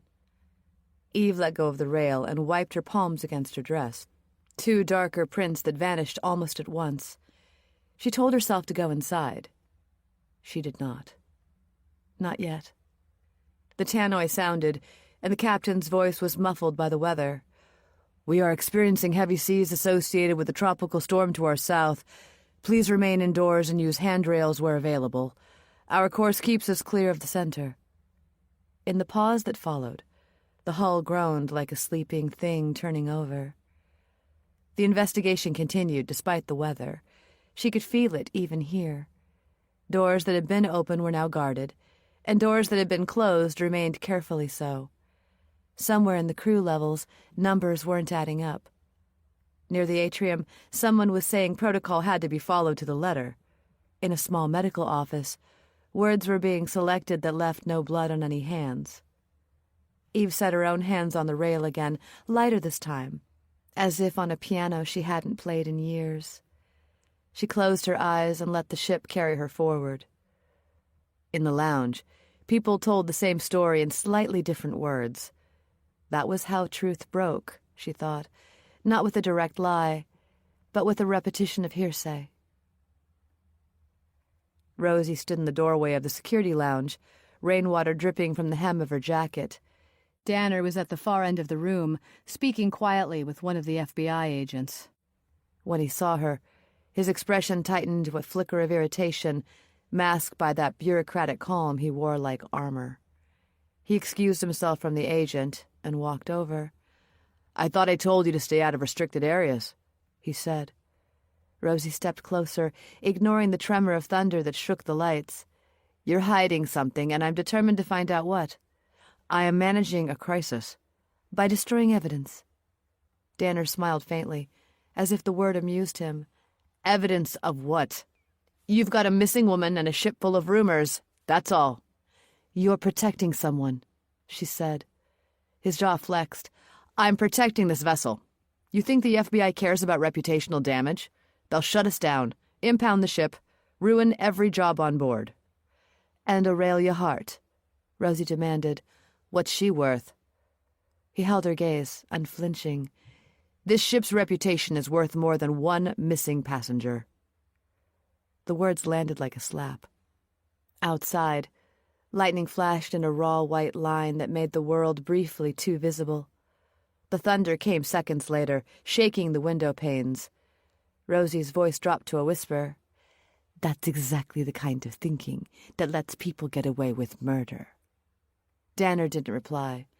He only turned away, returning to the FBI agent again as if she were air. She left, knowing they would come to speak to her soon, and that she'd have everything to tell them. The casino was half empty, its lights dimmed against the storm. The roulette wheel sat motionless, its red and black numbers slick under the bar glow. Mallory Denton was perched at a slot machine, tapping her thumbnail against a glass of gin and tonic, her phone face down beside it. When Rosie approached, she didn't look up. If you're here to arrest me for bad journalism, get in line. Relax, Rosie said, sitting beside her. I just want to talk. Talking seems dangerous, Mallory murmured. At least it's getting me in enough trouble. Then we'll whisper. Mallory finally looked at her. Her eyes were wide and sharp, rimmed with fatigue. You didn't get this from me, she said, sliding a small black USB drive across the table. Rosie frowned. What is it? Footage from the gala. Unedited. I wasn't supposed to keep it, but I save everything. It's a compulsion. What's on it? Mallory leaned in, lowering her voice. I was filming crowd shots before midnight. You'll see Aurelia earlier on. She's dancing with Nathan. Then she walks off, and out towards the deck. About 30 seconds later, someone in a hood crosses frame toward the balcony doors. You can't see the face. No, they're still in a mask, but the timing's bad. Really bad. Rosie turned the drive in her palm. Why give this to me? Mallory gave a short, bitter laugh. Because maybe someone will see the value of filming the small interactions. And because I'm tired of being the villain in everyone's story. Maybe you are, Rosie said softly. Maybe you're not. Mallory's smile faded. Do me a favor, detective. If you found out what really happened, don't make it look neat. Truth never is. Rosie studied her. Why are you traveling alone, Mallory? A pause. Mallory's eyes darted toward the rain-smeared window. Sometimes it's easier to film other people's lives than live your own. That's not an answer.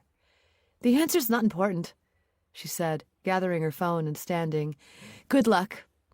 She walked away before Rosie could press any further. Then a shout cut through the noise. Rosie turned.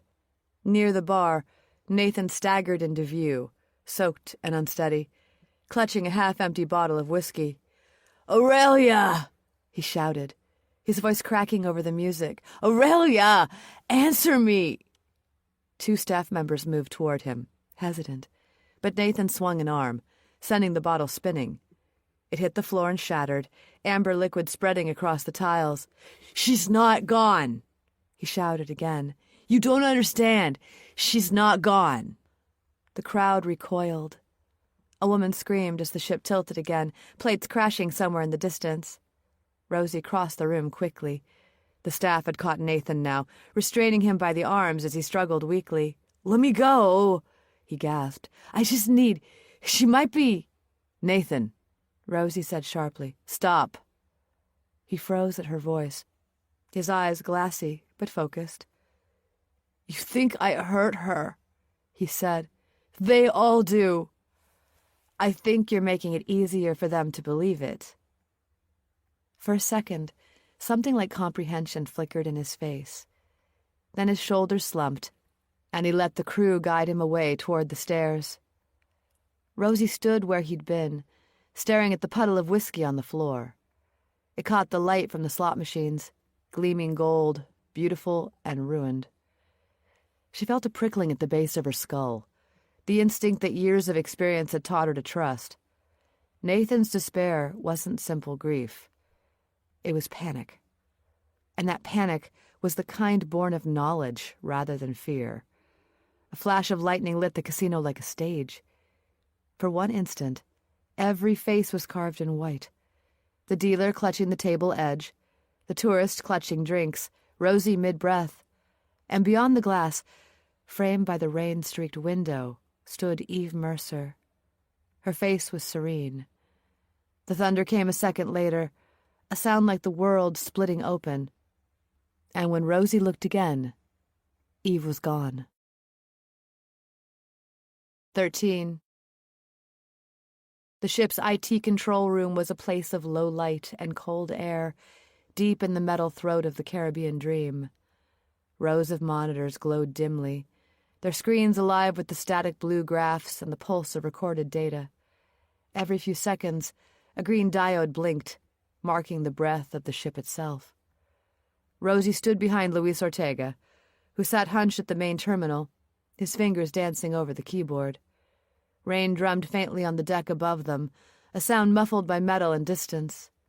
The storm had passed, but the sea still pitched and rolled under the hull, making the fluorescent lights sway. "Are you sure this won't trigger an alert?" Rosie asked quietly. Luis didn't look up. "I've ghosted the access point through a dummy port. As long as Dan is still asleep, we're fine." "Let's hope he's a heavy sleeper, then." Luis exhaled slowly. The glow of the monitor made his face look older, more haunted. "These are the night cycle backups. Non-critical systems. That means no sound, no overlay data, just raw feed. It's the best I can do." "That's enough," Rosie said. He scrolled through timestamps, the cursor jumping minute by minute. The footage flickered between empty corridors, half-lit lounges, and the endless monochrome of closed doors. "Deck 7, Rosie said. "The observation deck. Midnight to 3. Louise nodded, isolating the feed. For a moment, the screen was a blur of static. Then an image resolved. The wide deck, slick with rain, its lamps dimmed to a sodium glow. The time code flickered. 01:56:48 seconds. They both leaned closer. At first, the deck was empty, except for the restless swing of a life buoy and the flutter of a flag against the wind. Then, a movement as a woman stepped into view, framed by the far archway. Aurelia Hart. Her hair was loose, her pale dress clinging to her in the damp. Even in grainy footage, there was something fragile in her posture, like glass waiting for the wrong vibration. She turned as another figure entered the frame, this time Mallory Denton. Her movements were fast and agitated. She gestured, arms slicing through the air. They were talking. No, arguing. The footage had no sound, but Rosie could almost hear the sharp, hot rhythm of accusation anyway. Aurelia shook her head and stepped back. Mallory followed, reaching out as though to stop her. Then Aurelia turned, walking toward the railing. Mallory lingered a few feet behind, her head bowed. The camera angle shifted slightly. The two women moved toward the far end of the deck, where a small door led to the outer promenade. At 01:58:02 seconds, Mallory disappeared through that door. For a few seconds, only the rain moved. Then, from the opposite side of the frame, another figure appeared. The hooded coat was unmistakable, even through the distortion. The person paused at the threshold, glancing both ways before stepping out after Aurelia. The footage stuttered once, froze, and then went black. Louise leaned back, running a hand over his face. "That's it. It ends there." Rosie's heart thudded in her chest. "You can't recover the rest." "There is no rest. The feed was cut at the source. No corruption of the recording, but manual termination. Someone killed it." He nodded grimly. "Looks that way." Rosie stared at the blank monitor. The silence in the room seemed suddenly too deep, as though the ship itself were listening. "Can you isolate stills?" she asked. Louise hesitated. "If I do, Danner will see the query in the log." "Do it anyway." He hesitated again, then began typing. The screen flickered. Frames appeared one by one like grainy spectral moments frozen in time. Aurelia's face turned mid-sentence. Mallory's mouth open, shouting something that would never be heard. The hooded figure, a blur of movement under the deck lights. Louise transferred the images to a portable drive, his hands shaking. "This is all I can risk. You didn't get it from me." Rosie nodded, slipping the drive into her jacket pocket. "Understood." "Be careful," he said quietly. "Whoever did this, they're still on here, and they'll be desperate to get away with it." The rain had slowed by the time Rosie reached the passenger decks. Kingston's port lights shimmered faintly in the distance, blurred by the mist that hovered over the bay. The air smelled of salt and oil and exhaustion. She moved through the corridor, past cabins with their doors half closed, whispers spilling through narrow gaps.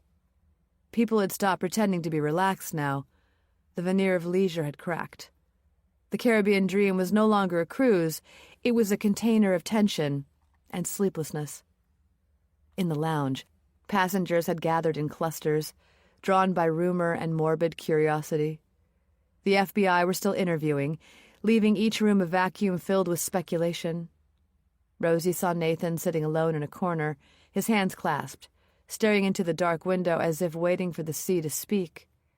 Mallory stood by the bar, phone clutched to her chest. Her expression was taut, her usual swagger gone. Eve Mercer was harder to find. When Rosie spotted her, it was near the far wall, by the piano. She was talking quietly with Celine Cross, her posture serene, her hands folded. Her calm had become unsettling now. It was too deliberate, like a still photograph in a room of motion. Rosie waited until the low chatter died. Then she stepped forward, holding up a small tablet Louise had loaned her. "I have something you all need to see," she said. The words carried easily. Conversations faltered, chairs scraped. She placed the tablet on the table near the center of the lounge and tapped the screen. The footage began to play. The room fell silent as the rain-muted images filled the small screen. Aurelia and Mallory, their argument illuminated by a ghostly light. The brief flash of the hooded figure at the end. The screen going black. When the playback ended, Rosie looked up. "Were you there?" she asked. The question hung in the air like static. Mallory's mouth opened first. Yes, I argued with her, but it isn't about what you think." Rosie's eyes narrowed. "Then what?" "She accused me of lying. Said I'd told Nathan something. I didn't. She was drunk. She wasn't herself." "You followed her onto the deck." "I tried to calm her down." Mallory's voice cracked. I didn't. She walked off. I left her there." Rosie's gaze shifted. "And then?" Mallory faltered. I don't know. I went back inside, I swear." The silence deepened. Somewhere near the bar, someone cleared their throat. Rosie turned toward the others.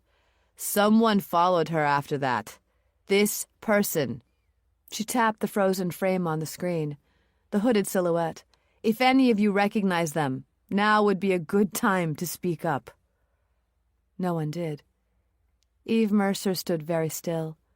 The faintest tremor touched her jaw, gone almost before Rosie noticed. Nathan's voice came from the corner. "How'd you get that footage?" Rosie didn't answer him directly. "It doesn't matter. What matters is that we know she wasn't alone that night." He stood suddenly, his chair skidding. "Don't do this." "Then help me understand," Rosie said. "What was she so upset about?" Nathan's eyes burned with something like fury or fear. "Because something from her past was haunting her, and I couldn't help." He turned sharply, pushing past the watching crowd, vanishing down the corridor toward the cabins. Rosie watched him go, her instincts flaring again. His grief was raw, but there was something else beneath it. It was a kind of controlled chaos, the kind that doesn't come from shock, but from knowing too much. When she looked back, Eve was gone too. Rosie found her on the observation deck 20 minutes later. The rain had started again, thin and relentless. Eve stood at the railing, her hair plastered to her face, staring out into the night. "You shouldn't be out here," Rosie said quietly. Eve didn't turn. "You showed them that footage?" "Yes." "And what did it prove?" "That someone followed Aurelia." "Someone always follows someone," Eve said softly. "That's how the world works." Rosie stepped closer, the wind tugging at her jacket. "You walked away earlier. Why?" Eve turned then. Her eyes looked darker in the rain, reflective, bottomless. "Because I've already seen enough people punished for telling the truth." "That's not an answer." "It's the only one you'll get tonight." Lightning flared overhead, momentarily blinding. When Rosie's vision cleared, Eve was already walking toward the far exit, her figure dissolving into shadow. Rosie didn't follow. She leaned on the rail where Eve had been standing, watching the sea twist below.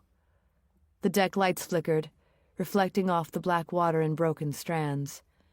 She thought of Mallory's panic, Nathan's outburst, Eve's calm withdrawal. All of them were guilty of something, even if not the same thing, and Aurelia was the ghost at the center of it all. Rosie closed her eyes for a moment. Triumph and dread tangled inside her, indistinguishable. She had found evidence, yes, but evidence was only a doorway. Truth waited behind it, patient and cruel. 14. By morning, the ship was alive with whispers. They slipped through corridors and around breakfast tables, carried in the clink of cutlery and the hum of the espresso machine.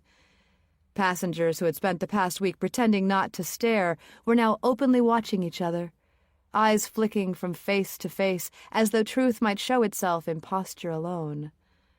The still images had spread some time in the night, showing grainy shots of Aurelia Hart on the deck, the blurred hooded figure following her. No one knew how they'd surfaced, but everyone had them. Screens glowed like candles in cupped hands. Rosie stood in the atrium cafe, stirring a coffee, watching as a pair of women across the room huddled over a phone. One whispered something. The other gasped, hand to mouth. Mallory Denton sat 2 tables away, head down, sunglasses on, though the atrium light was soft and gray. Her phone buzzed constantly. Rosie didn't have to ask who leaked the stills. Mallory's guilt was too theatrical. Luis Ortega appeared at Rosie's shoulder, looking anxious. His uniform was wrinkled, eyes red from another sleepless night. "You've seen the leak?" he asked. Rosie nodded. "Everyone has." "I told you not to share that footage." "I didn't." "Then who?" They both looked toward Mallory. Luis swore softly in Spanish. "She's going to destroy any leads we have." "She may already have," Rosie murmured. The cafe doors opened, letting in the sound of rain and heavy footsteps. A team of people in CSI jackets stepped through, accompanied by 2 FBI agents and a weary-looking port official. They carried silver cases and that unmistakable air of polite intrusion. A murmur rippled through the passengers. Chairs scraped. "They're back," Luis said. Rosie watched as the team split. 2 headed toward the stairwell, another group toward the elevators. One paused at the counter, flashing credentials to a stunned barista. The forensic kits clicked open, the sterile smell of latex and antiseptic cutting through the ship's recycled air. Outside, sirens echoed faintly from the dock as Kingston's harbor police secured the pier. "Passengers aren't going to like this," Luis muttered. "They don't have to," Rosie said. "They just have to stay put." "Corporate won't see it that way." Rosie turned. "Corporate?" "The captain had a call this morning. The owners want the incident contained before we dock again. They're worried about headlines, lawsuits, reputation." Rosie almost laughed. "A woman vanishes, and their first concern is brand integrity." Luis's face hardened. "You don't understand. On a ship like this, bad press kills careers. The captain's under pressure to close it." "Then he's about to have a worse day," Rosie said. She found Danner 10 minutes later near the aft corridor, his uniform immaculate despite the humidity. He was standing with one of the investigators, his voice low but firm. When he saw her, he dismissed the man with a curt nod. "Ms. Delgado," he said, the title a barb. "We need to talk." Rosie folded her arms. "About the footage?" His expression hardened. "You've been distributing surveillance that you have no authority to even see." "I didn't leak it." "But you obtained it illegally." "I obtained it because you buried it." He stepped closer, lowering his voice.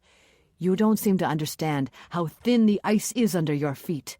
This is a federal matter now. The Bureau's on board. Your involvement ends here." "Funny," Rosie said. "That's what my old lieutenant used to say every time I got close to the truth." He smiled tightly. "And look how that ended for you." Her pulse quickened, but she kept her voice steady. "What are you hiding, Danner?" "Nothing." "Then why does the ship's security feed cut out the moment before a woman vanishes?" He straightened his collar, composure settling back like a shield. "Glitches happen. Power fluctuations, salt damage. Or human interference." He didn't answer for a moment. "You're wasting your time," he said quietly. "Women like you always do." Rosie watched him walk away, fury cold and clean in her chest. Back inside, Rosie caught sight of Nathan near the elevators, shoulders hunched, a dark bruise blooming along his jaw. He was listening, but pretending not to 2 tourists whispering behind him. "Said she jumped. Poor thing. Can't blame her, really. After what he—" Nathan turned on them so fast, one of the women stumbled back. "Say it again," he snarled. The man beside her raised his hands. "Hey, we didn't mean—" "You think you know what happened?" Nathan shouted. "You think she just fell? What? Just fell out of love and over a rail?" Security moved in, 2 uniformed crew members trying to calm him. Nathan shoved one aside. Rosie froze. The corridor went dead silent. Then Nathan blinked, as though waking from a trance. "I don't—" But it was too late. The crew restrained him, guiding him toward the stairwell as passengers whispered anew. Was that a confession? Rosie followed, catching up with him near the atrium where they'd stopped to let him breathe. "Nathan," she said gently, "you know, don't you?" He looked at her, eyes wet, unfocused. "Know what?" "That Aurelia was pregnant." He flinched, mouth working soundlessly. "She didn't tell me." "You're sure?" "I could tell there was something she wanted to tell me. I had no idea." Rosie's stomach turned. "And you didn't ask?" "She said she needed air," he snapped. "You think I knew she'd never come back?" "Someone followed her," Rosie said quietly. "We have footage." "I saw." His voice cracked. "Everyone saw." She wanted to believe him, but something in his eyes wouldn't let her. By afternoon, the CSI teams had sealed off the observation deck and several storage compartments. Plastic sheeting hung like ghosts, fluttering with each opening of a door. The scent of disinfectant carried down the stairwell. Passengers kept their distance, whispering about body bags and DNA tests, none of which were happening, but all of which sounded true enough to repeat. Rosie stood at the railing of the upper deck, watching the city spread beyond the port, in a line of sunlit buildings rising above the turquoise water. So normal it felt cruel. Luis joined her, still in his uniform. "They found fibers snagged on the railing," he said. "Could be from her dress." "Could be from 1,000 things," Rosie replied. He nodded. "Captain's furious. Says the investigators are scaring people. He wants a timeline, not a truth." "Welcome to corporate justice." Luis looked at her. "You sound like someone who's lived it." "I have." She thought of the small, airless interrogation room years ago, and the flickering light, and the file folder with her name on it. The questions that weren't really questions. The words, procedure, protocol, career impact. The way she'd walked out, knowing truth mattered only until it became inconvenient. The same smell lingered here. Metal, fear, and bureaucracy. "You ever wish you'd just let something go?" Luis asked. "Every day," Rosie said. "And every day I don't." They stood in silence, the noise of the city faint beyond the hum of the engines. Below them, CSI techs moved like ghosts across the deck, collecting samples that might prove nothing. Crew members watched from a distance, their eyes darting nervously toward Danner. Stood with his arms crossed, trying to hold back the tide. Rosie knew the pattern.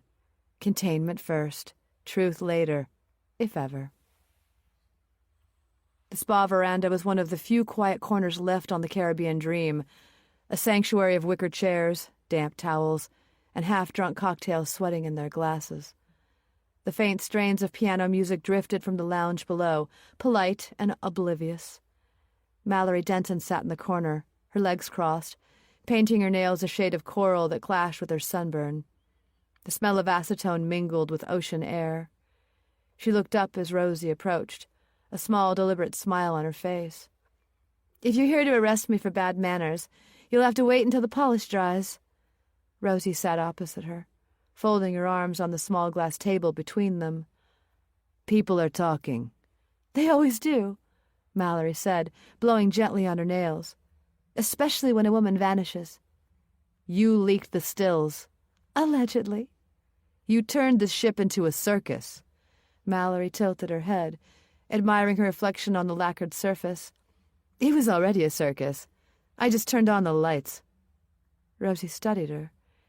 "You're unbothered for someone at the center of it." Mallory's eyes flicked up, cool and sharp. You think I should cry? I've done that before. It doesn't help. Rosie leaned forward. You argued with Aurelia the night she disappeared. You followed her onto the deck. You were the last one to see her alive. If I were you, I'd be terrified. Mallory capped the bottle, the click of the lid oddly final. You don't understand women like her. Then enlighten me. She was always waiting to be rescued, Mallory said. By men, by fate, by whoever looked kind long enough. But no one rescues anyone. Not really. They just trade cages. Is that what you told her? Mallory smiled thinly. Something like that. You said you didn't argue about Nathan. We didn't. Then what? Mallory's eyes drifted toward the horizon, where the sky was a strange, bruised blue. She accused me of watching her, of following her. Maybe she was right. Were you? Mallory didn't answer. Instead, she picked up a tiny nail brush and began cleaning the edges of her polish with precise surgeon-like care. Rosie waited. The silence between them filled with the sound of distant thunder. Finally, Mallory spoke again, her voice softer, almost detached. You ever hear about the bird that keeps flying into the same window? Rosie frowned. Can't say I have. It sees its reflection and thinks it's another bird. It keeps trying to reach it again and again, until one day it hits hard enough to break its neck. Rosie regarded her carefully. And what's the moral?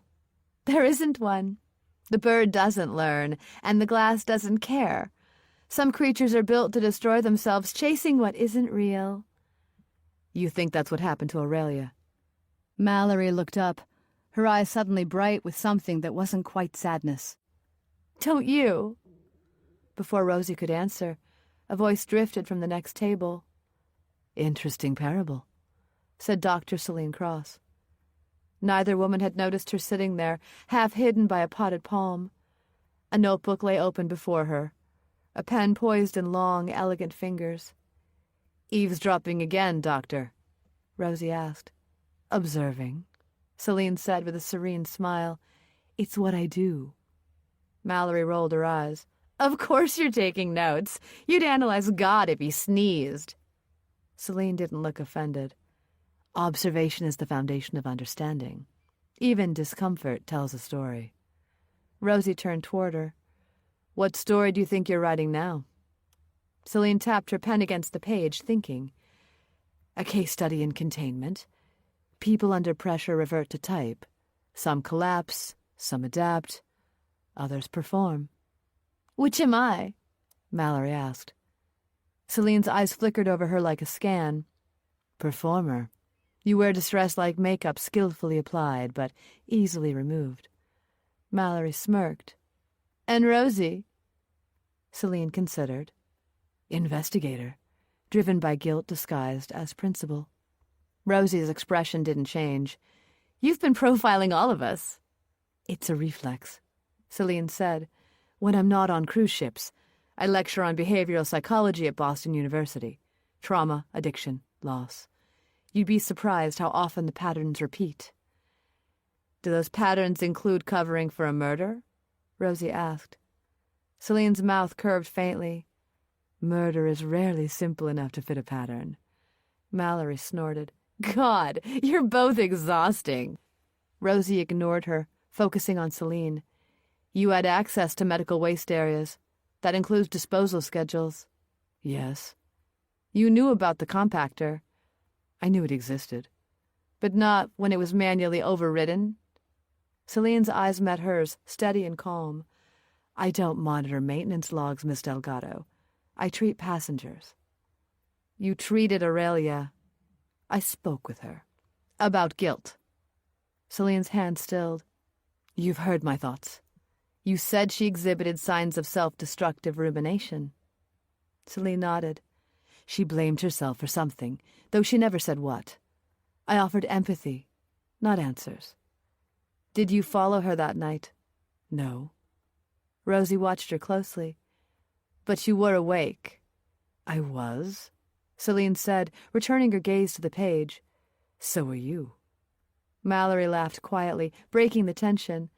You two sound like a noir film. Maybe I should film this. Rosie turned sharply. Don't. Mallory raised both hands. Fine, fine. Everyone's so sensitive these days. Celine closed her notebook with a soft snap. Do you know what fascinates me most about confined environments? She said, almost conversationally. They amplify truth. Ships, hospitals, even marriages. Pressure strips away performance until only instinct remains. And what instinct are you seeing now? Rosie asked. Celine smiled faintly. Survival. All of us trying to stay afloat, one way or another. A silence hovered over them, broken only by the slow rhythm of waves against the hull. Mallory began blowing out her nails again, eyes distant. You know, she said softly, that bird I mentioned, sometimes it isn't chasing its reflection. Sometimes it's trying to escape the room it's trapped in. It just picks the wrong window.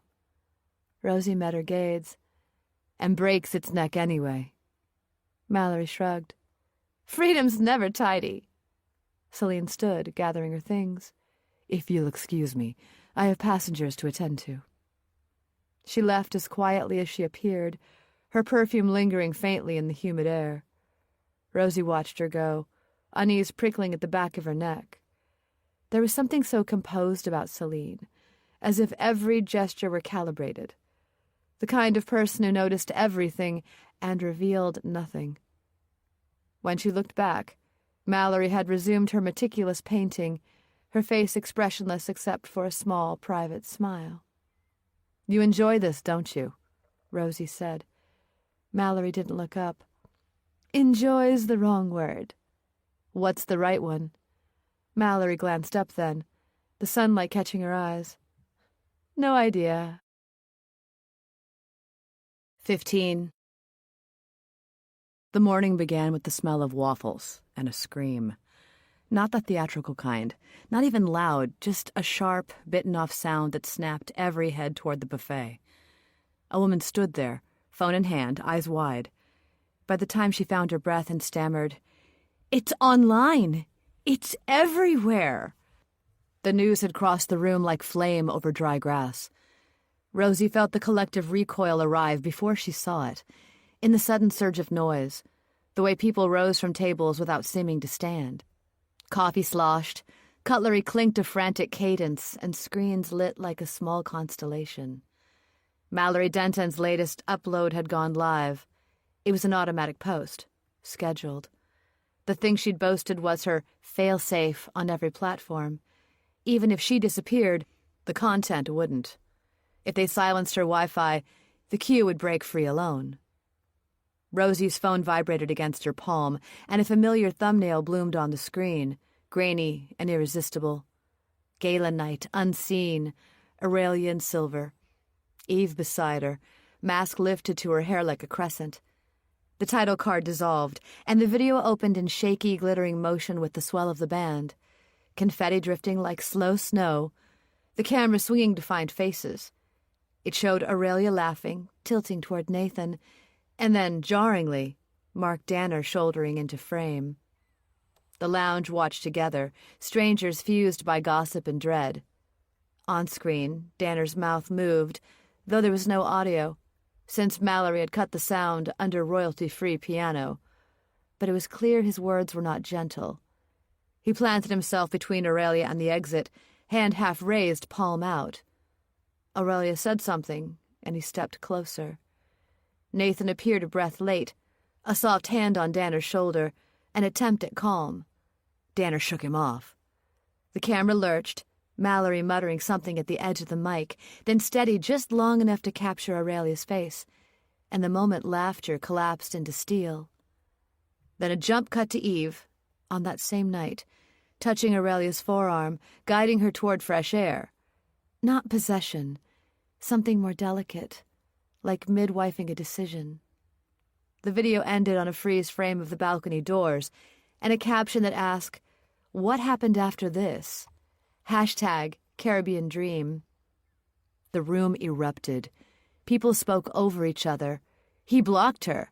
No, he's security. That's his job. Who's the woman? The husband looks useless.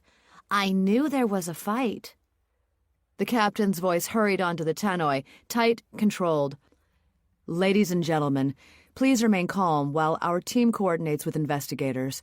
We ask you not to share unverified media that may affect an active inquiry. The speakers clicked off, and the instructions evaporated like steam. Across the buffet, Danner moved like a storm front. His uniform seemed sharper this morning, the creases knife clean, the hairline parting too exact.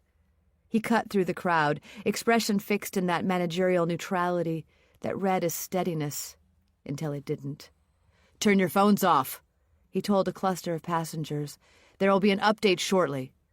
One woman laughed in his face, not unkindly, just incredulous. Sir, my sister is in Ohio. She sent me the link. Us turning our phones off won't stop it being out there.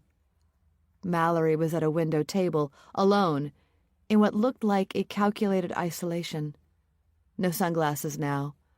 Her mouth was set in an expression that was not quite apology and not quite triumph. If she was rattled, she hid it behind the posture of inevitability. Rosie reached her in 3 strides. Scheduled? Mallory kept her gaze on the glass. Insurance policy. You didn't think to warn me. I scheduled it before you threatened to cut my Wi-Fi. Mallory's tone stayed light. Turns out I still have my instincts. You just triggered a stampede, Rosie said. I didn't create the bull.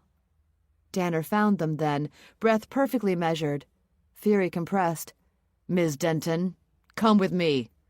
He didn't look at Rosie, which told Rosie everything about his morning.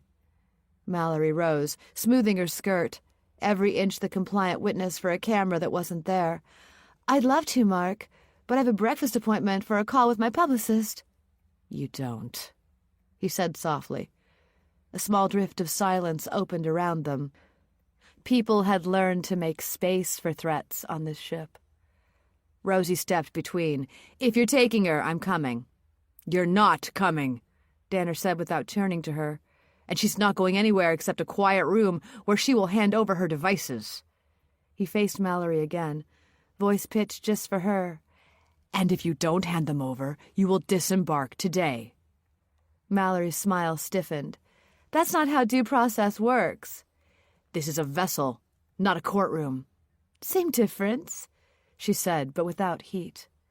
Enough, Rosie said. Danner, talk to your captain.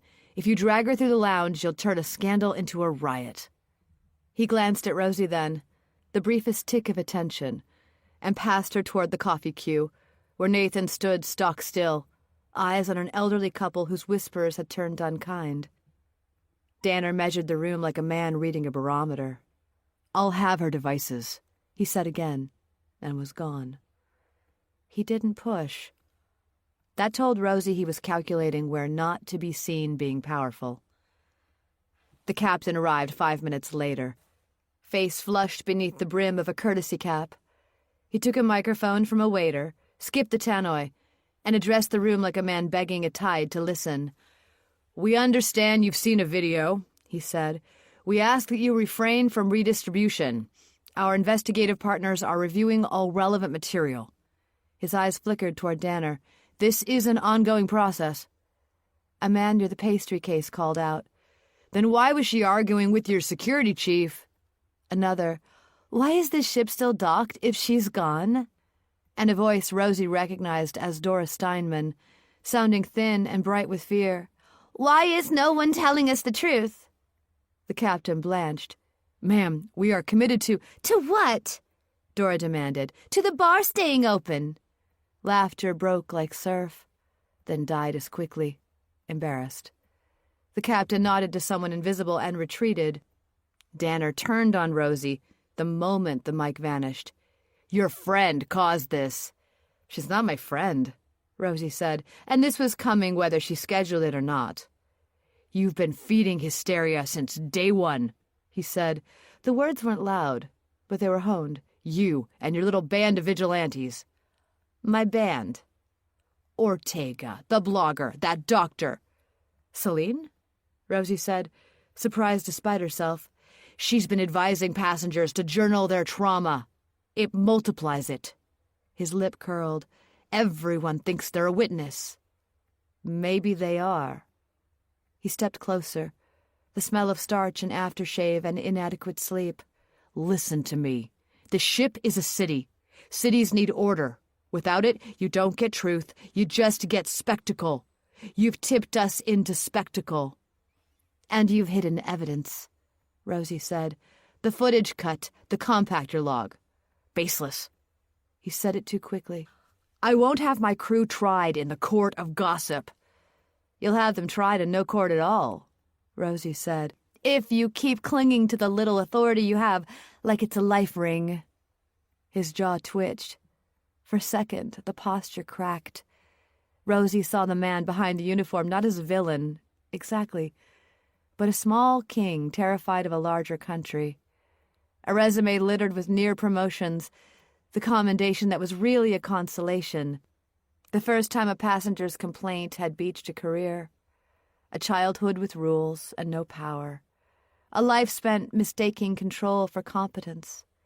"You think you know me," he said, too calm now.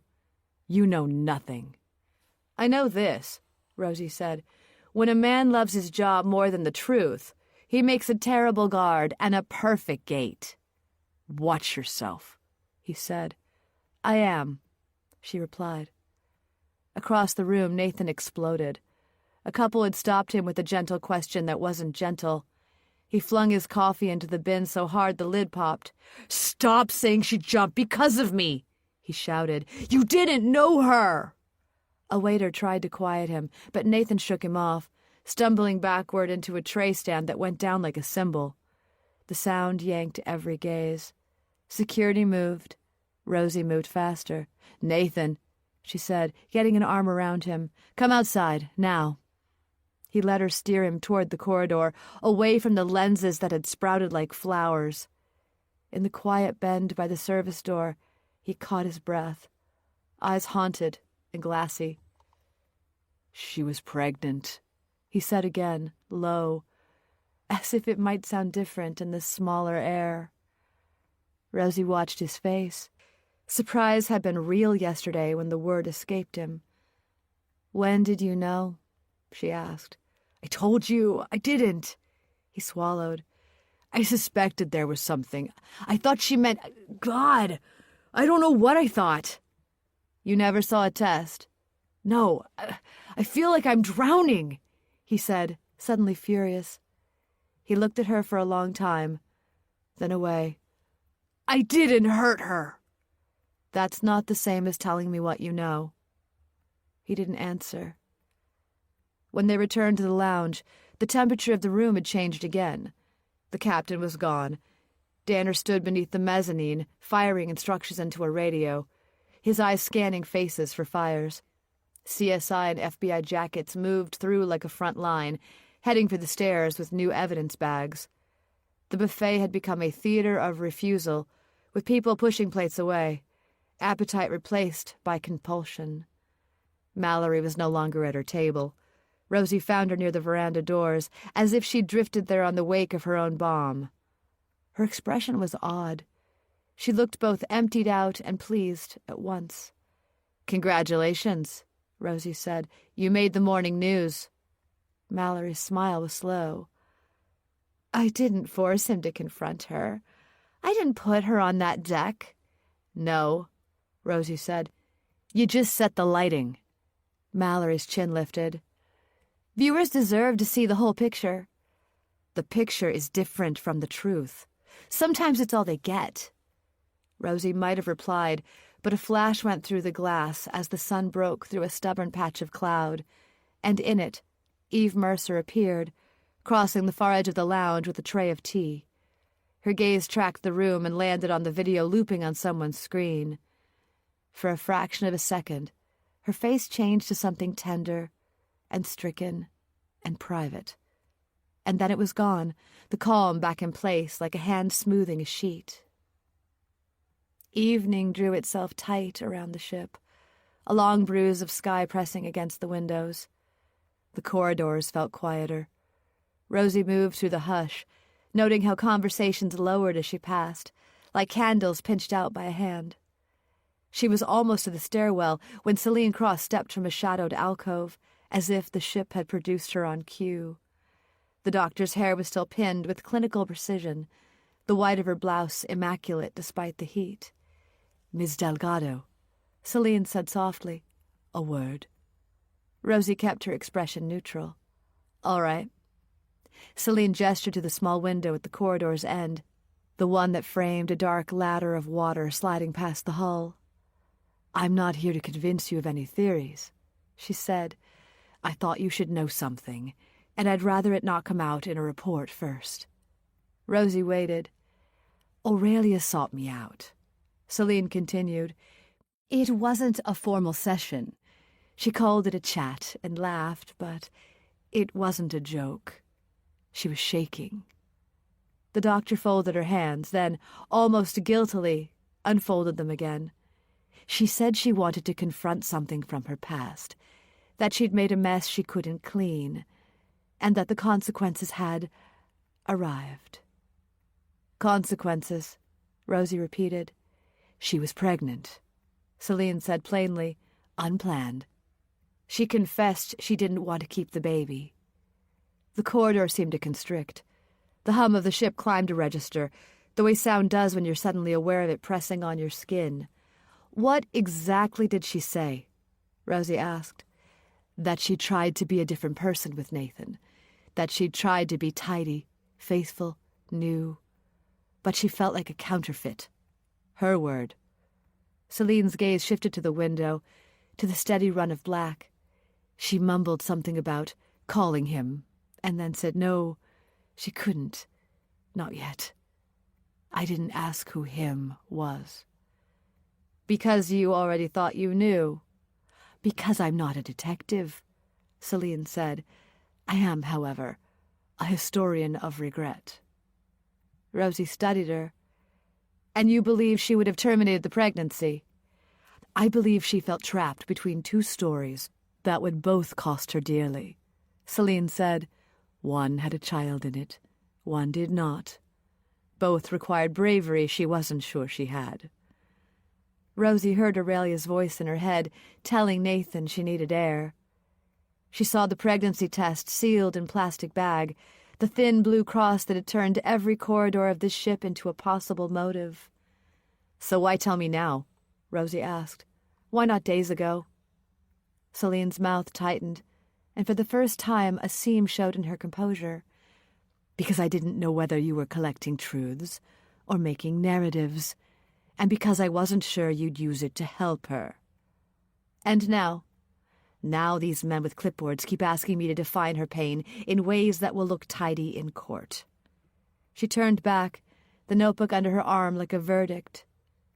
"There's something else." Rosie waited. "That night," Celine said quietly, "the gala, I stepped out to the mezzanine for air. I looked down. Mallory Denton was watching Nathan and Aurelia with a hatred that wasn't theatrical. Not jealousy exactly, not even envy. She looked bitter." She searched for the right word and seemed irritated when one didn't arrive on schedule. "It left me cold." "Hatred of whom?" Rosie asked. "Of them, of their togetherness." Celine shook herself once, a little gesture of dismissal. "You can tell a lot about a person by who they become when they're not on camera." "Did anyone else see?" Celine's smile was small, razor-thin. "People rarely look where ugliness is quiet." Rosie let the silence sit. On this ship, facts had to be held up to the light to see if they were true. Celine's felt like a coin gone warm in the hand. "What do you want from me?" Rosie asked at last. "Nothing," Celine said. "I want you to have the shape of the truth before someone hands you a prettier one." She moved to go, then paused. "You asked me once if I followed Aurelia that night. I didn't. But I did watch the door long after she'd gone through it." Celine's eyes were calm, unblinking. Sometimes the only way to learn what a person will do next is to see what they leave behind. And what did she leave? Rosie asked. Celine considered. A decision she didn't want to make. She inclined her head and was gone, precise footfalls swallowed by carpet. Rosie walked back to her cabin with the ship's hum in her bones. Inside, the air was a little cooler, the blinds angled to a slice of sea. She locked the door, slid the chain by reflex, and set her notebook on the desk beside the sealed evidence bag. The pregnancy test looked small now, like a toy from a cruel game. She took it out and held it up to the light. The cross was indisputable. You could pretend not to see a thing like that. You could also pretend not to hear thunder. She thought of Nathan, and how the word had burst out of him like a reflex, the way shame sometimes does when it's mistaken for help. Her phone buzzed. A text from an unknown number. Check the veranda now. No punctuation. No name. The hair at the back of her neck lifted. She didn't go. She stayed still, listening. Somewhere down the hall, a room door latched. On the deck above, a chair scraped the teak. The ship was always full of small sounds that wanted to be clues. She tucked the test back into its envelope and slid it into the hidden pocket of her suitcase. It felt wrong to keep it, and wronger to hand it over to men who would write the word pregnancy like a motive and move on. For now, it remained a promise between women. Across the corridor, a housekeeper's cart squeaked.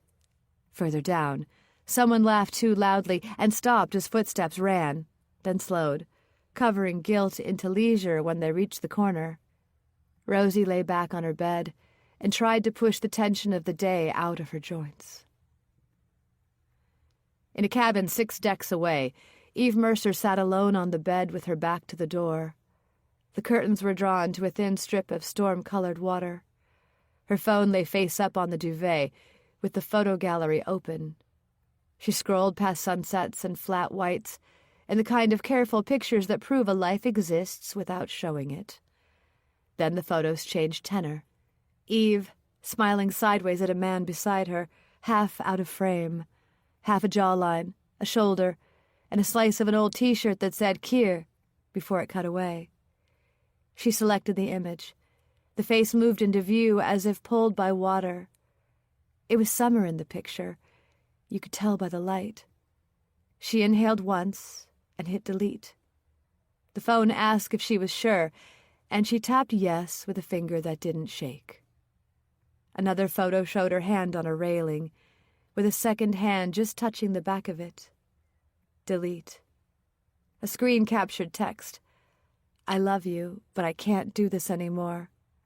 Delete. Delete. The progress wheel turned, devoured itself, and left nothing. Eve set the phone down and folded her hands in her lap. The cabin hummed its quiet mechanical lullaby. She listened to her own breath until it calmed. On the dresser, a glass of water left a perfect circle. She looked at her phone. It was done now. Better to delete than to despair. 16.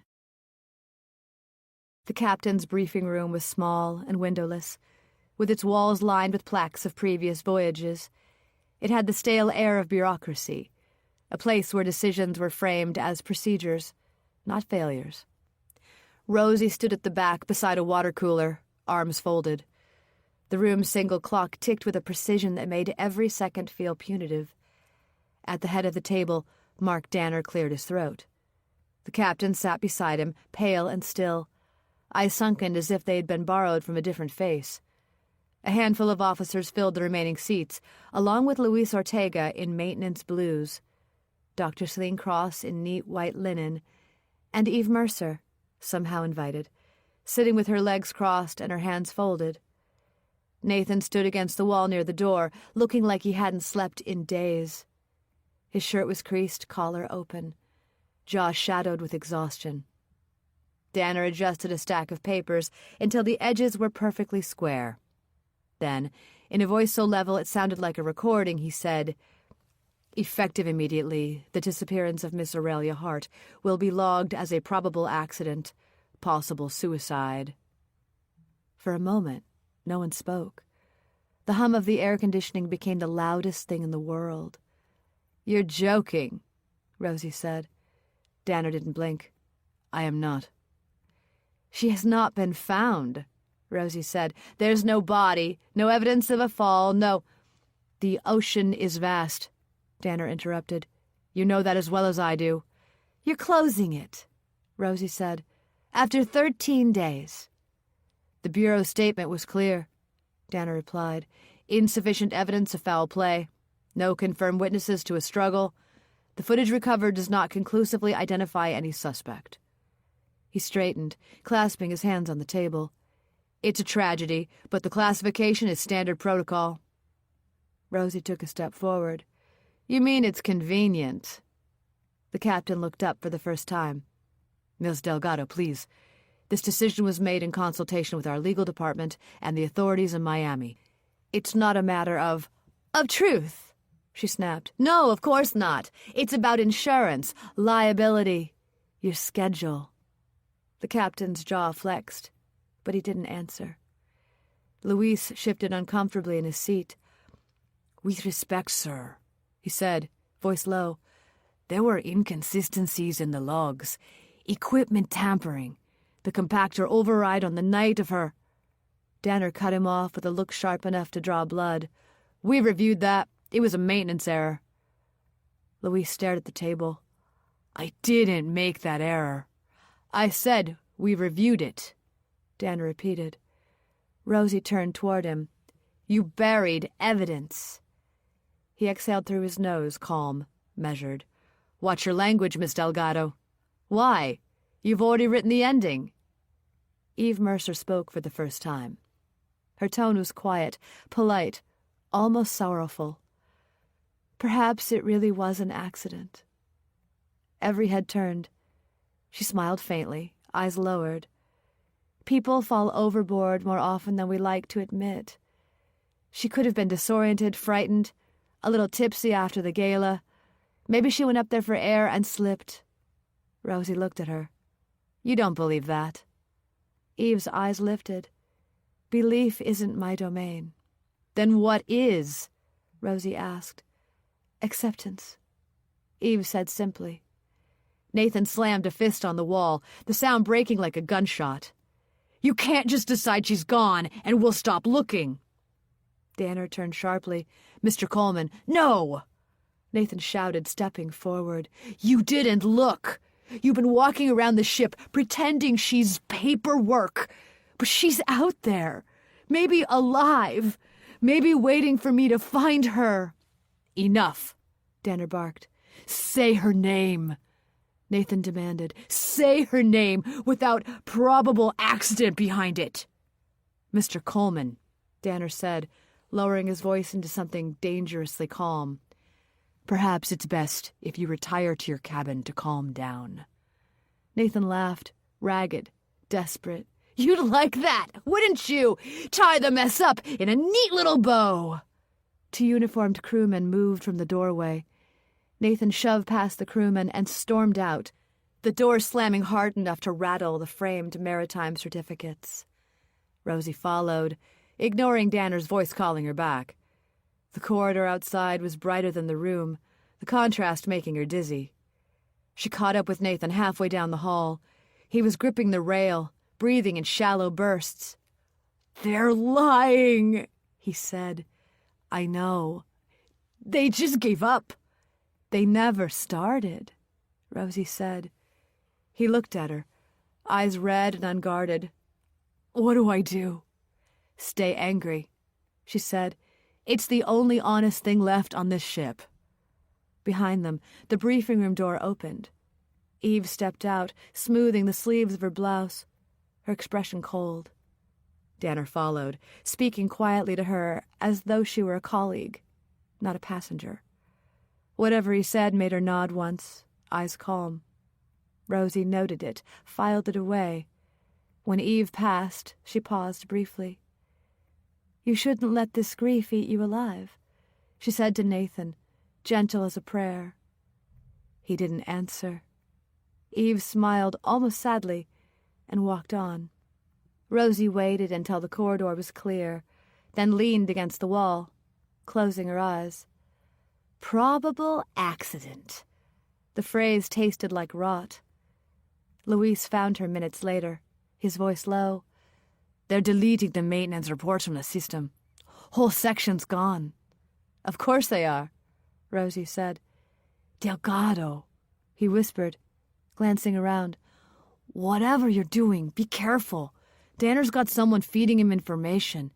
He knew about your questions before you ask them. Rosie's stomach turned cold. Who? Luis shook his head. Could be anyone. The ship's full of eyes. He hesitated, then added, There's someone new in admin, a woman called Zoe. Joined in Kingston. Says she's temp support for the captain. No one checked her ID. Zoe, Rosie repeated. Blonde, mid-30s, polite. Too polite. Where's she working? Office, beside the comms hub. Rosie straightened. Thank you. Luis nodded, started to leave, then stopped. They'll make it official by morning. The case file will close. Not if I blow it open first, Rosie said. He looked at her for a long moment and then walked away, shaking his head like a man who'd seen the story before and knew how it ended. Rosie waited until the corridor emptied again. Probable accident, she whispered, the words hollow in the air. We'll see. Night and routine gave her the window she needed. Rosie slipped unseen into the security annex, a room with no windows and too much air conditioning, knowing that Danner had left minutes earlier to begin his nightly rounds, which meant she had a sliver of time where the ship's eyes were hers. Let's see what we can find, she murmured, clicking backward through the timeline. The evening's footage unspooled in gray-blue, couples drifting, waiters moving like fish in the crowd. There, at 23:04 hours, was Nathan entering frame, shoulders squared in that way men adopt when they've run out of words and intend to rely on posture. He scanned the room, saw Eve Mercer at the far end, alone with a water glass in hand, and moved toward her with the momentum of a question that would become an accusation. Rosie scrubbed forward 5 seconds at a time, then back, letting gestures translate in place of sound. Nathan spoke first, his gestures fast, chopping the air, in what looked like an appeal, sharpened by suspicion. Eve listened without flinching, then set her glass down and answered with the economy she carried like a creed. Her face stayed calm as she delivered her reply with few words, clean lines. Nathan stepped closer. She didn't step back. From the angles of the camera, their faces were profiles carved in disco light. Nathan's mouth thinned. He looked at Eve's hands, her pockets, the rail, the walkway toward the observation deck, as if the direction itself were evidence. Eve tilted her head, and there was a flicker of something like pity, or weariness hidden beneath her calm. She said something short. He laughed once, not a happy expression. His hand lifted, open, but not touching, and hovered near her shoulder, stopped by a kind of invisible permission she never granted. A woman paused with a tray of cocktails, trying and failing to eavesdrop. The camera caught her disappointment as she retreated. Eve spoke again, slower, as if to a skittish animal. Nathan shook his head, rubbed at the heel of his palm as though erasing something written there. He said a final line, and Rosie could tell it was final by the way his chest emptied. Then he turned away too quickly, knocking the water glass. Eve caught it without looking, set it back, and stood very still until he was gone. Rosie let the clip loop, watching their micro-choices. Eve's eyes on the door, even while nodding. The way Nathan kept glancing at the corridor that led to the deck where Aurelia had vanished. Whatever he'd asked, it had lived there, in that corridor, in that night. She copied the segment to a small drive she took from her pocket, the progress bar ticking like a pulse. When it finished, she killed the monitor and stepped out into the corridor. The ship was changing volume. The engines had stilled, but the voices were louder and footsteps quicker. Word had gone out that they were anchored off the coast of Havana, but not docking, a distinction without mercy. People wanted land. They wanted phone calls and stories that ended and rooms that didn't move under them. On Deck 8, the line at guest services had become a crowd. On Deck 7, the crowd had become an argument. A man in a floral shirt pounded the desk with a palm that would bruise, insisting he had a flight to catch, a mother to bury, a life down the gangway that didn't understand the word clearance and had no interest in this missing woman. A woman with a toddler on her hip cried without sound. 2 teenagers filmed everything, the lens a third eye that never blinked. "Please," a cruise member said into a wall of anger. "Please, we are holding us hostage," someone finished. The doors to the promenade opened and gulped the noise, then filled again as more people pressed in for air. The city lay sideways on the horizon, closer and not. Rosie moved along the rail, catching scraps of demand that were mostly refunds. Refunds, refunds. The currency of people who could stand not knowing the truth and would settle for numbers instead. Near the bar on the observation deck, the mood was stranger, like warm embers, not flame. Couples peeled themselves from windows only to return to their tables. A group of sun-tanned men played a tired game of cards. Nathan stood in the dark pocket on the deck, beneath a blown lamp and a low overhang, watching the bar he'd left minutes earlier. When Rosie's footstep hit the teak, he flinched, then forced a smile that died on delivery. "You saw us," he said. "Yes." "What did it look like?" "2 people who know there are not many ways left to speak." He huffed air that wanted to be a laugh. "I asked her if Aurelia had told her anything, if she'd seen anyone follow her, if she—" He swallowed. "Eve just said Aurelia wanted peace." "Peace isn't a choice," Rosie said. "Neither is accident," he shot back, surprising them both. His hands worked as if searching for something to hold that wouldn't injure. "I keep thinking if I can just say the sentence the right way, 'Aurelia, where did you go?' that she'll answer." "She won't," Rosie said, and then softened it. "Not the way you want her to." "I need to know what she told Eve." "So do I," Rosie said. "Let me ask the question." He looked at her a long time, then away, and walked into the crowd, swallowed by it. Rosie stayed. She watched the bar's door as if it might confess. Inside, the staff moved with the focused cheer of people trained to survive hurricanes of feeling. Eve did not reappear. Celine passed once. Mallory stood on a low step, filming the argument below with the practiced solemnity of a correspondent on a war's least important day. The horizon hardened. Havana blinked at them, unamused. Rosie's phone buzzed again, and the screen lit with a single message from an unknown number. "You're looking in the right place." No signature, no thread. She slipped the phone away and made herself breathe through a count of 8. She thought of the footage in her pocket, the way Eve's hand never trembled, the way Nathan kept glancing toward a past that refused to face forward. She thought of Danner drafting his statement about probable accident while the city glittered, indifferent, just out of reach. 17. When the first flicker of lightning came, Rosie sat bolt upright, staring at the ceiling and counting the seconds between the slow breaths of the ship. The light thinned, brightened, thinned again, then steadied. Outside, wind pressed its mouth to the glass and spoke in low, patient vowels. She sat up, felt the cabin sway around her, and reached for the phone to check the time. It failed to respond, a black pane reflecting her outline.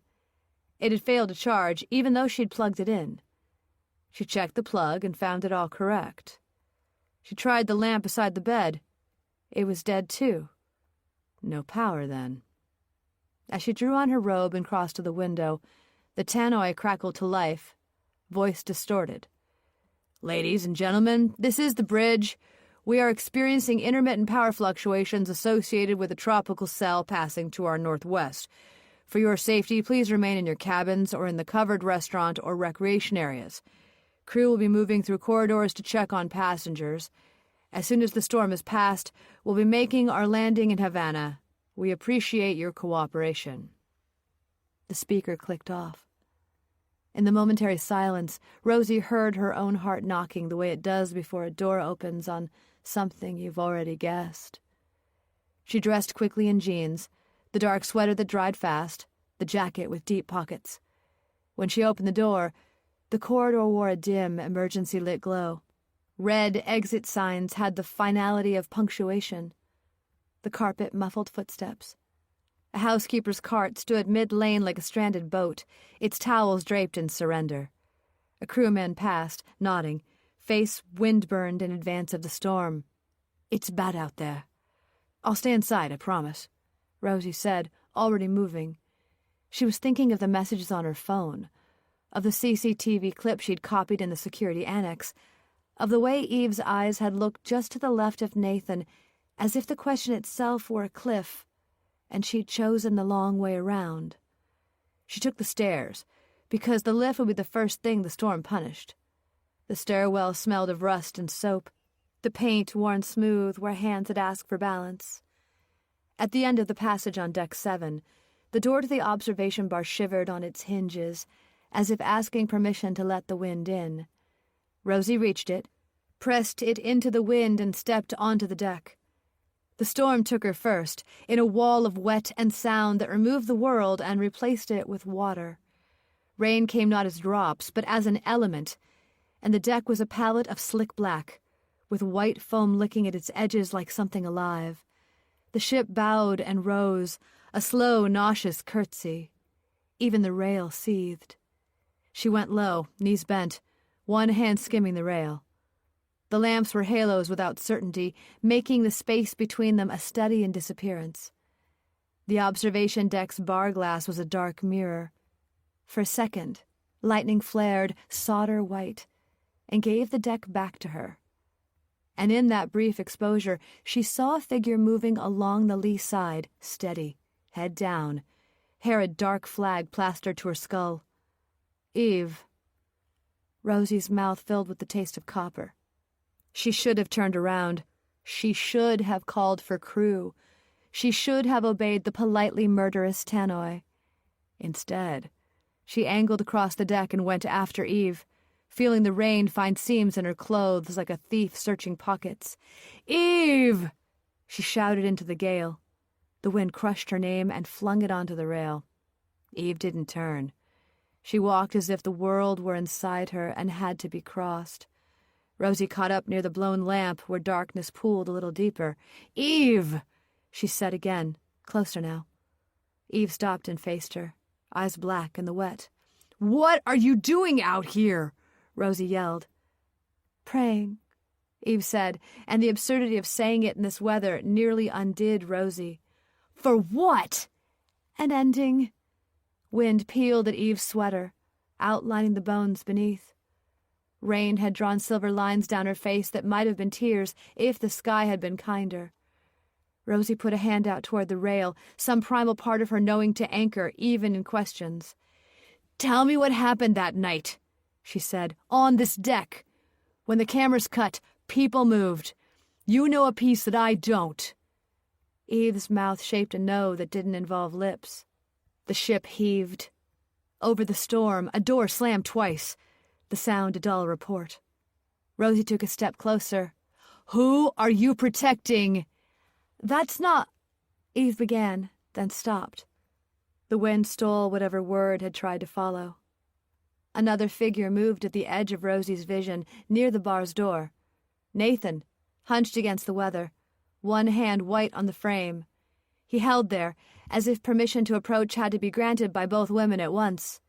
The storm made their triangle a geometry problem the sea intended to solve. "Eve!" Rosie said, sharper, angry at the wind, at the ship, at the cold calm of a woman who stood there where the dead were supposed to speak. "Tell me what happened that night." Lightning answered first. It cracked open the sky directly above them, a clean, surgical line. For an instant, the deck was clean as a photograph, with the droplets frozen in the air, framing Rosie with her hand out as if summoning a testimony, and Nathan's face pale with the effort of staying upright. And Eve, who had braced in the flash as if for impact. Then, as if the light had unspooled a wire inside her that could no longer hold, Eve's knees buckled. She dropped, palms on the slick deck, head bowed. Rosie went down with her on instinct, the shock of cold charting every bone. Eve's voice, when it came, was small and perfectly audible in the weird quiet after lightning, the way a violin can be heard in a warehouse once the machine stops. "He's gone," she whispered, "and she took him from me." The next wave smacked the hull, and the world resumed. But the sentence had already found the underside of Rosie's ribs and settled there. She looked at Eve, at the rain filling the small bowls of her collarbones, at her hands splayed on the deck like a supplicant's. "Who?" Rosie shouted, too loud, because the storm had returned and demanded volume as tribute. "Eve! Who's gone?" But Eve had shut her eyes and begun a different kind of prayer, the kind something inside you makes when the body is tired of negotiation. "He's gone," she said again, the second time like a fact she was polishing. "He's gone." Nathan had moved now, brace by brace, until he was close enough to be part of the hinge of this moment. He heard the sentence, and Rosie saw its shape land on his face, and she saw him mishear it in exactly the way a person will when they are looking for a key to unlock a door that isn't theirs. "He's gone." He looked toward the dark where the sea fell away, toward the corridor where the ship's night had eaten a woman, toward every wrong place. 2 crewmen exploded onto the deck from the bar with harnesses and shouted competency. "Off the deck!" one yelled at Rosie, hands on the fall arrest line, as if it were a leash he could pull the storm back with. "It's not safe!" The other went to his knees in the water and got a grip on Eve's arm, not unkind, utterly firm. "Ma'am, you have to come with us!" Eve didn't fight, exactly. She merely resisted with the absence of movement, the way a person does when muscles obey, but meaning does not. Nathan reached for her and then thought better of it, fingers becoming a fist at his side. "What did you say?" he shouted, but the wind loved him less than it loved Eve. Rosie stood, legs braced, and gestured the crewmen toward the lee side where the grip would hold. "Watch the slick by the lamp," she yelled. "It's bad." They nodded, all action, competent as bridge work. The harness went over Eve's shoulders in 2 practiced motions. She turned her head toward Rosie then, eyes opening in a way that was not recognition, but inventory. For a moment, Rosie thought she would say something else, a line that would tie a knot, make a shape, convert confession into clue or the other way around. Instead, Eve closed her mouth again and let the men lift her. They half-carried, half-guided her toward the door, leaving a darker path on the deck where knees and palms had cleaned rain. Nathan watched, trembling. The door slammed behind them, and the deck returned to salt and sound. Rosie and Nathan followed, trying not to slip, and slammed the door shut behind them, watching the crew ease Eve into a seat by the bar. "She's not well," he said, eyes on Eve. "No," Rosie agreed.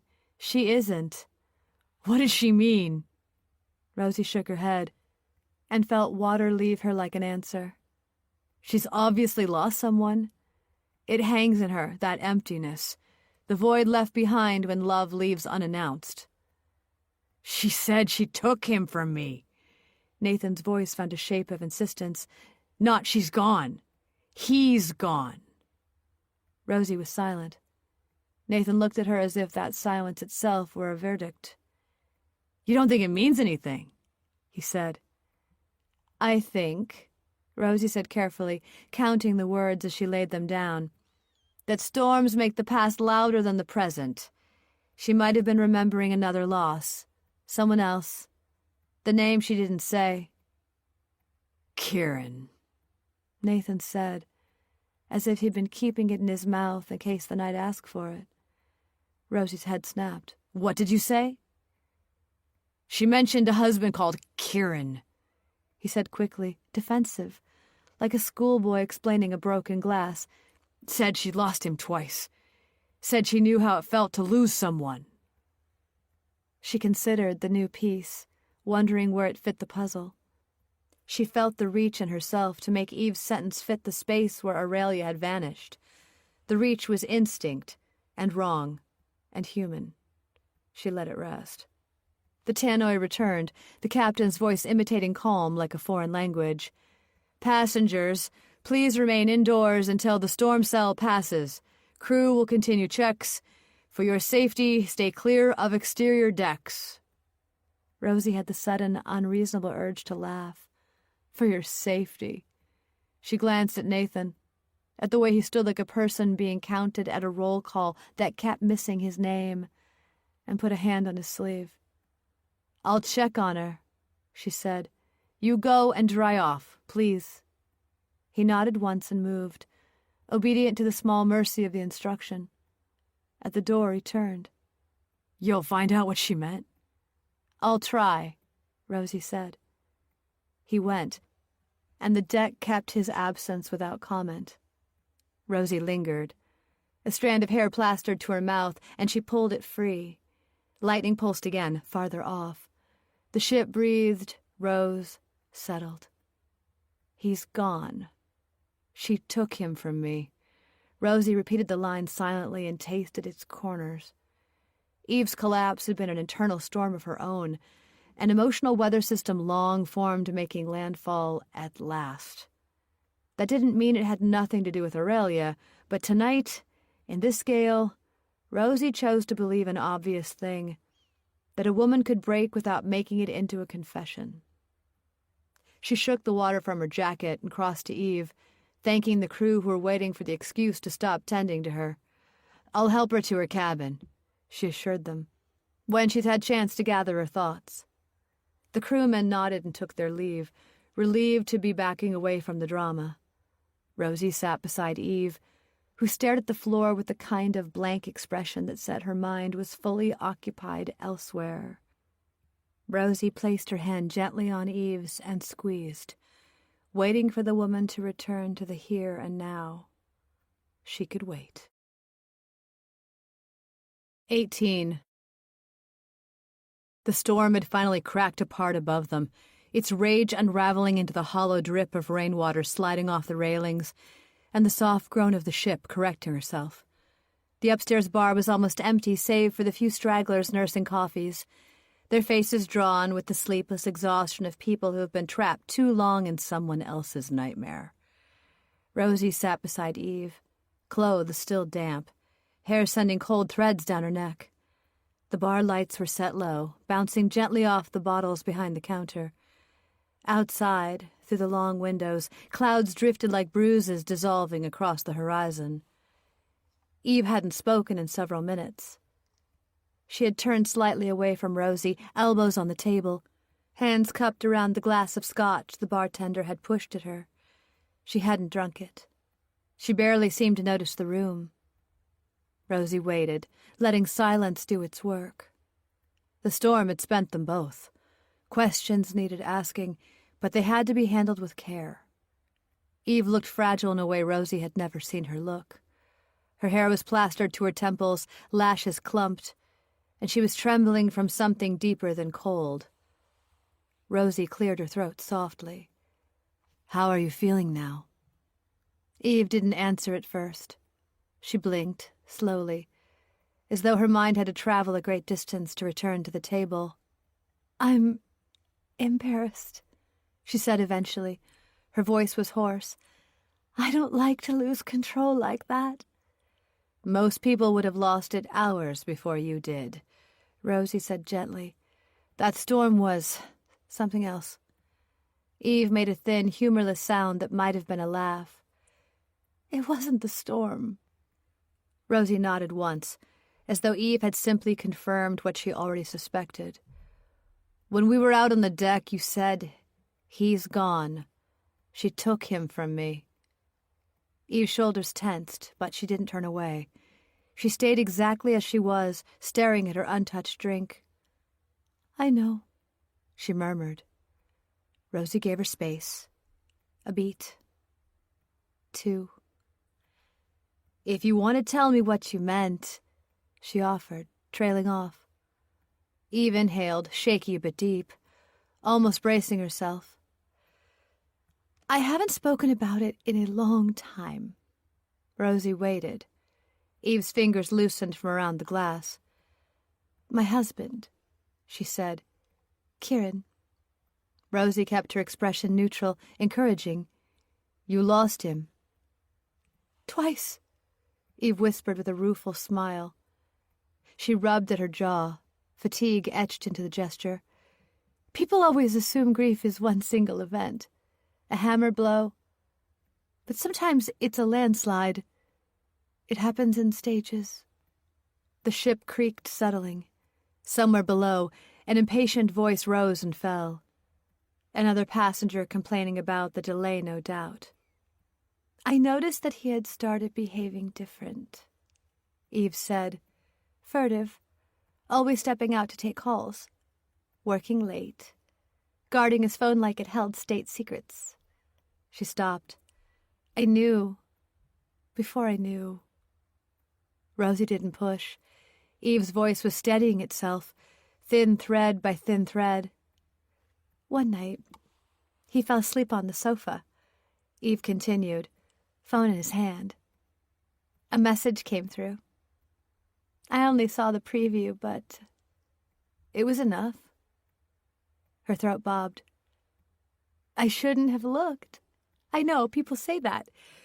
But intuition is a kind of violence, isn't it?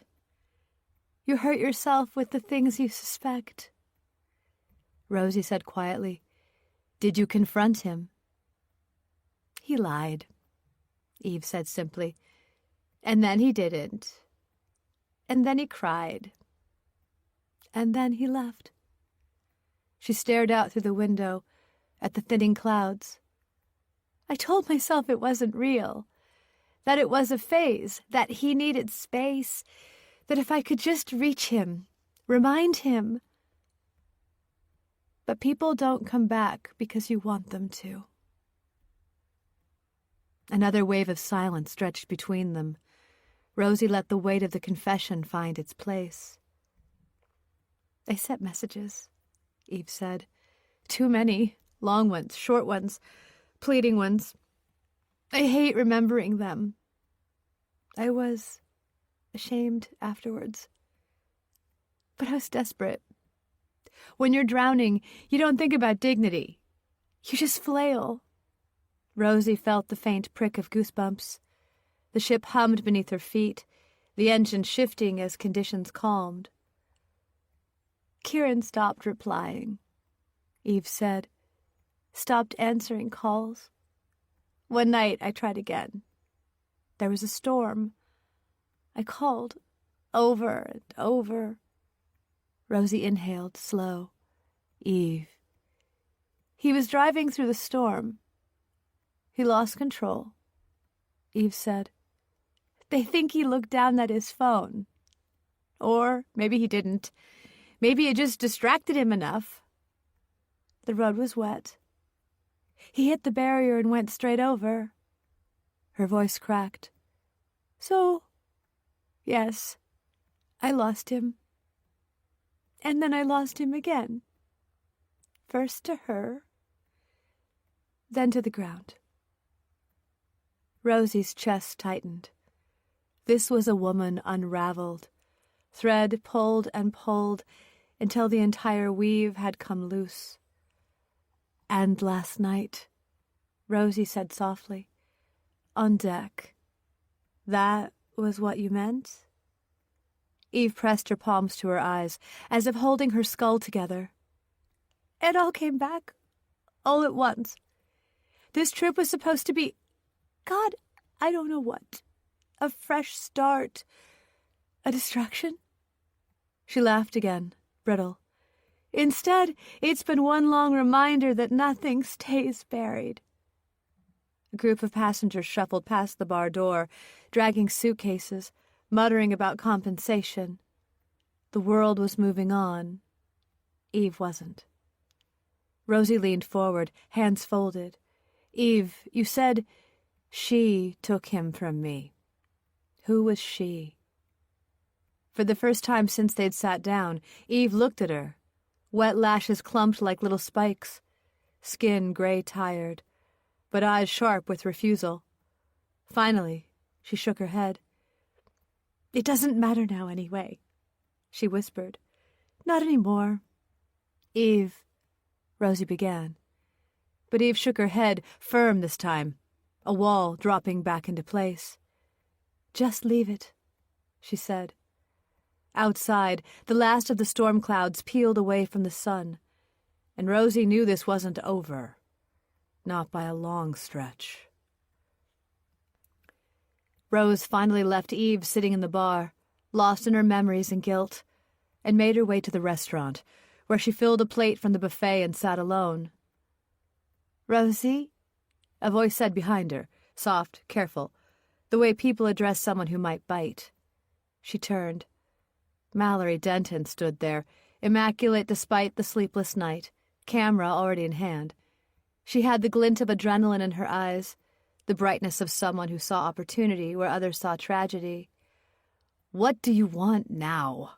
Rosie asked, not meaning it to sound as unkind as it had. Mallory smiled, all contrition and calculation. "You look worn out." Rosie didn't answer. Mallory gestured toward the empty seat opposite her. "Just 5 minutes, off the record. I think we can help each other." "Help you get another viral headline?" "Help you get the truth before Danner buries it," Mallory said quickly. "I know you're close to something." Rosie regarded her for a long moment. "You've already impeded any investigation that could have happened." Mallory stiffened. "I didn't mean to. You leaked footage, edited it to fit your narrative, and pushed it out to millions without context. No matter how you spin it, that impedes the process of getting to the truth." Mallory's bravado faltered. "I was trying to help. Maybe you should start by not turning other people's grief into content." Mallory's mouth opened, then closed again. For a second, the mask slipped, and Rosie saw the flicker of someone much younger and lonelier. "You think I enjoy this?" Mallory said finally. "You think I sleep better knowing she's probably dead, and I'm the one telling her story badly?" Rosie softened, but only slightly. "Then tell it right. Stop filming. Start remembering." Mallory looked away. "She was different," she said, almost to herself. "Aurelia. You could tell she didn't belong in this world of people pretending to be happy. She wanted something real." "So do a lot of us," Rosie said, "but that's not what you're giving out. Do you know anything of value at all?" Mallory's smile faltered. Rosie stood. "Then you're wrong," she said. "We can't help each other." She walked away. Nathan lay on top of the duvet, still dressed, shoes dangling off the edge of the bed like he'd collapsed rather than sat. The storm's final rumbles had faded into the distance, leaving behind an eerie quiet that filled every corridor of the ship. In his hand, he held a bracelet. The little silver chain pooled across his palm like something fragile, newly shed. He'd found it on the dresser the night Aurelia vanished. He hadn't recognized it at first, not without her wearing it, because Aurelia never took it off. Not in the shower, not in bed, not even when the clasp caught in her sleeve, and he joked it was going to strangle her one day. But on the dresser it had been. And for the first time he'd seen the inscription hidden on the inside of the delicate metal. A forever. Kisses. K. His name didn't begin with K. He stared at the bracelet now. turning it so the carved letters flashed in the low cabin light. Forever. As though someone had once promised her something eternal, and she'd been hanging on to it. He swallowed, throat thick. Looking at it now, in the light of Eve's cry on the deck, pieces felt like they were sliding into place. Eve had been sympathetic and kind with him. She'd sat with him and stayed with him while he cried, told him she understood the roar inside his chest, told him she'd lost someone too, her husband, Kieran, a car accident, sudden, cruel. Nathan had thanked her for sharing. He'd never once imagined that story could touch the edges of Aurelia's life too.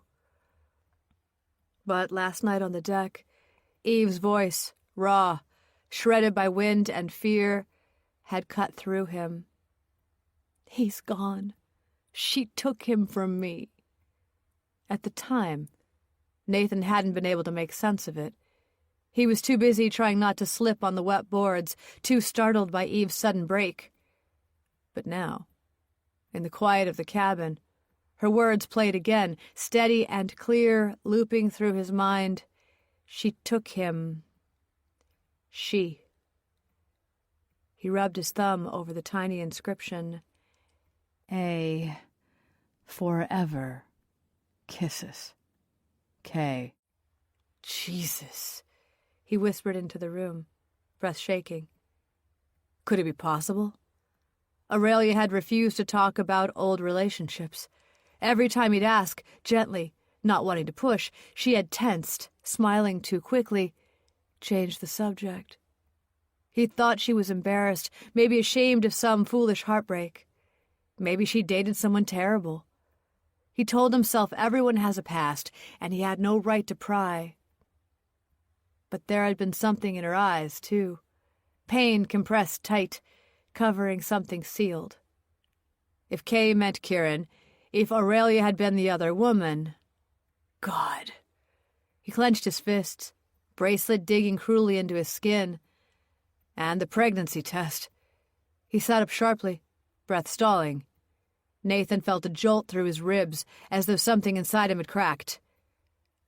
God, Aurelia... What were you carrying? He said softly. And then another thought, jagged and cold. If it was Kieran, and if Aurelia had been involved with him, had she known he was married? Had she known Eve existed? God, maybe not. Aurelia always tried to see the good in people. She trusted too easily. She might have believed whatever Kieran had told her. If she found out, perhaps that was the pain he saw in her when he'd asked. Perhaps that was why she wouldn't talk about her past. But Eve surely knew. Eve, who had lost her husband to an affair. Eve, who had lost him again in a crash caused, at least in her mind, by the fallout of that affair. Eve, who told Nathan she understood what it meant to lose someone you love.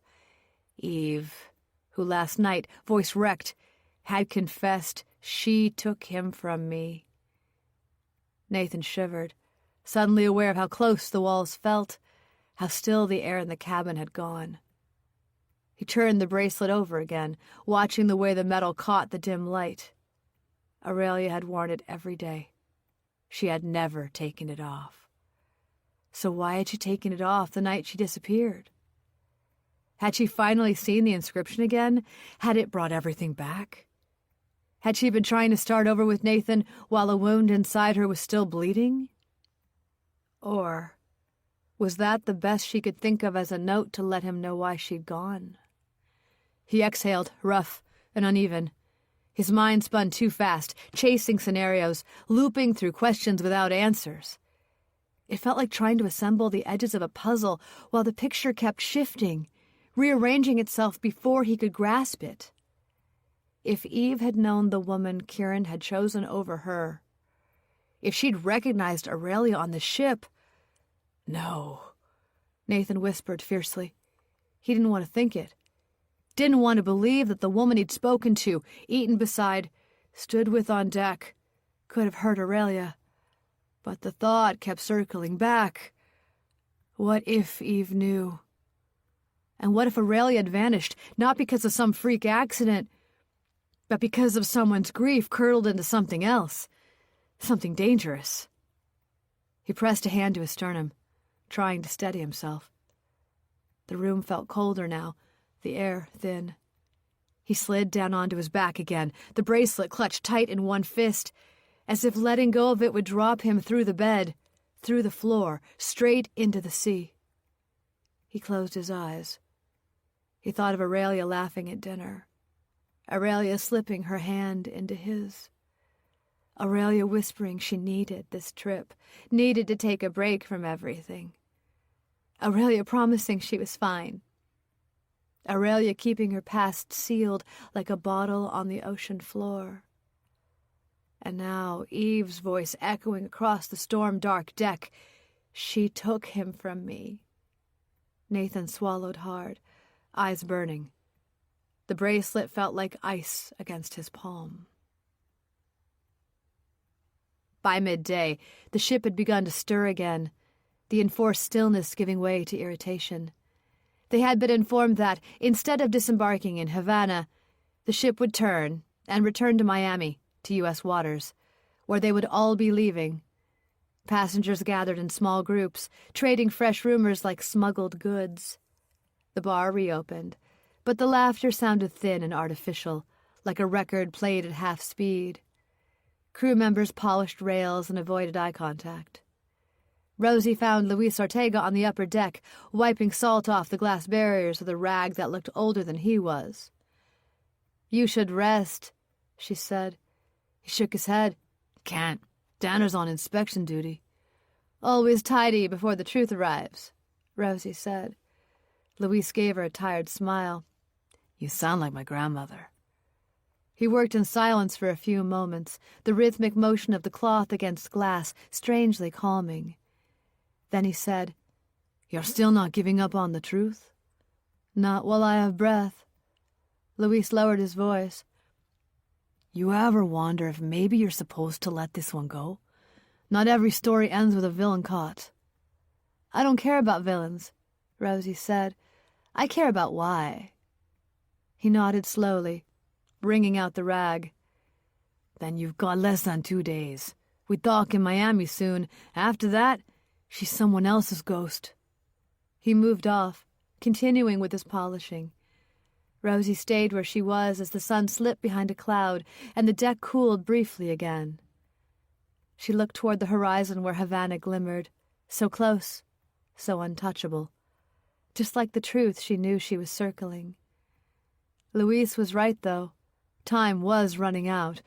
In 48 hours, the Caribbean Dream would dock in Miami, and the investigation, if one could call it that, would be lost. The passengers would disembark with their stories, their photographs, their half-remembered tragedies, and whatever had happened to Aurelia Hart would be filed, buried, and forgotten, unless Rosie found the missing piece first. 19.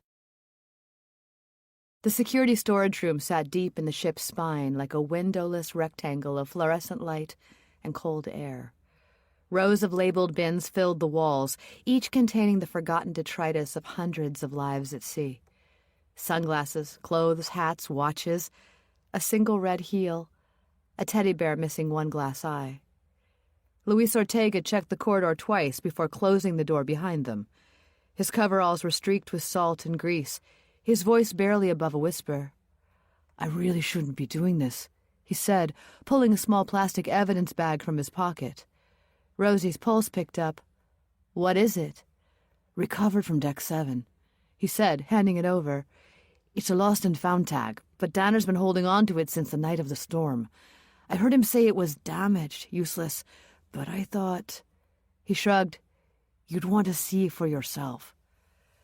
Rosie held it up to the harsh light.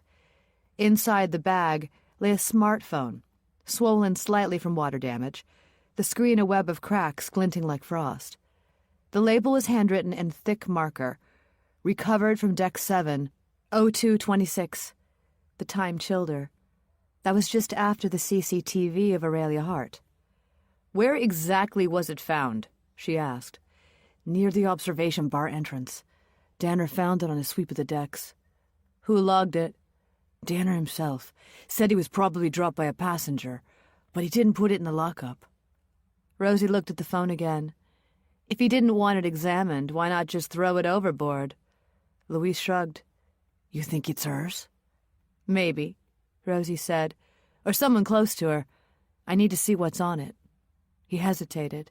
You can't take it. If they notice... They won't, she said, sliding the phone inside her jacket. You never saw me.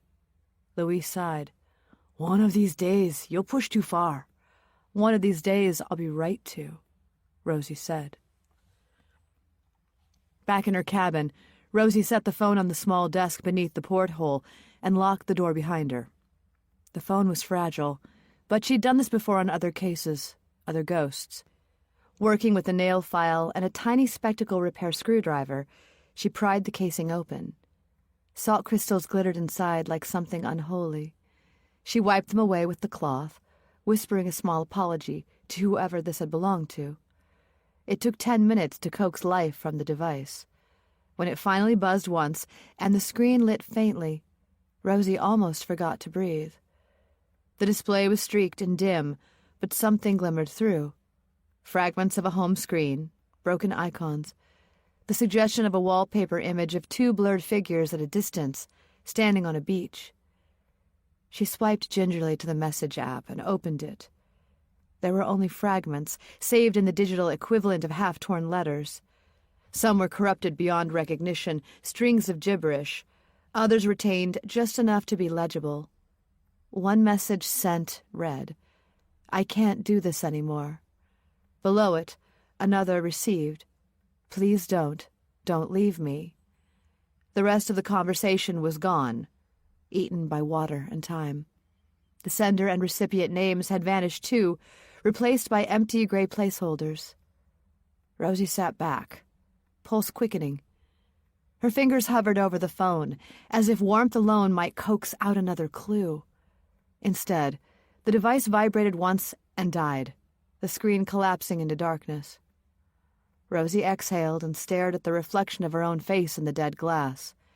She replayed the words again. I can't do this anymore. Please don't.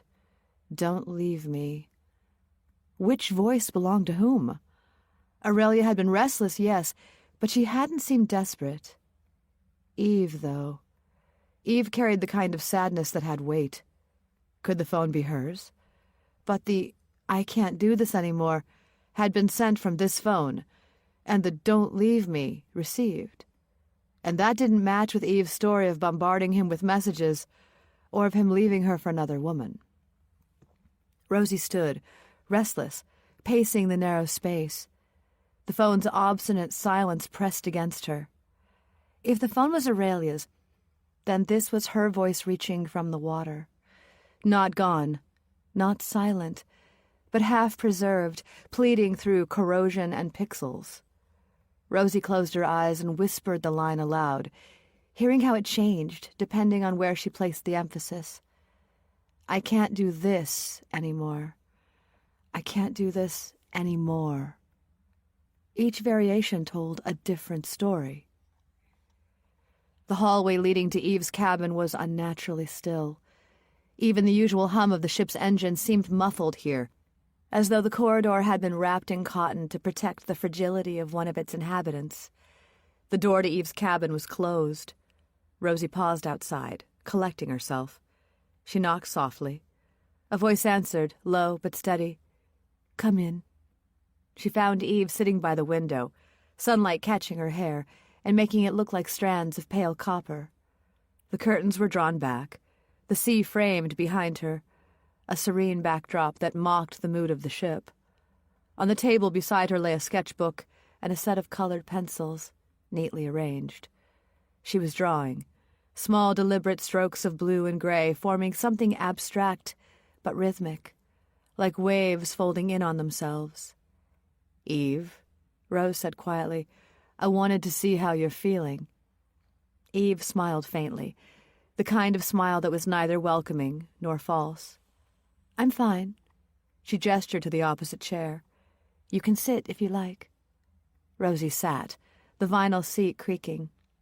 The air conditioning hummed faintly, but the cabin still felt close, and a little too quiet, as though it had stopped belonging to the same world as the rest of the ship. Eve returned to her drawing. The soft scrape of pencil on paper filled the silence. Her movements were measured, almost meditative. "I didn't know you were an artist," Rosie said after a while. "I draw when I can't sleep," Eve replied. "It keeps my hands busy and my mind occupied. Otherwise, I remember things I shouldn't."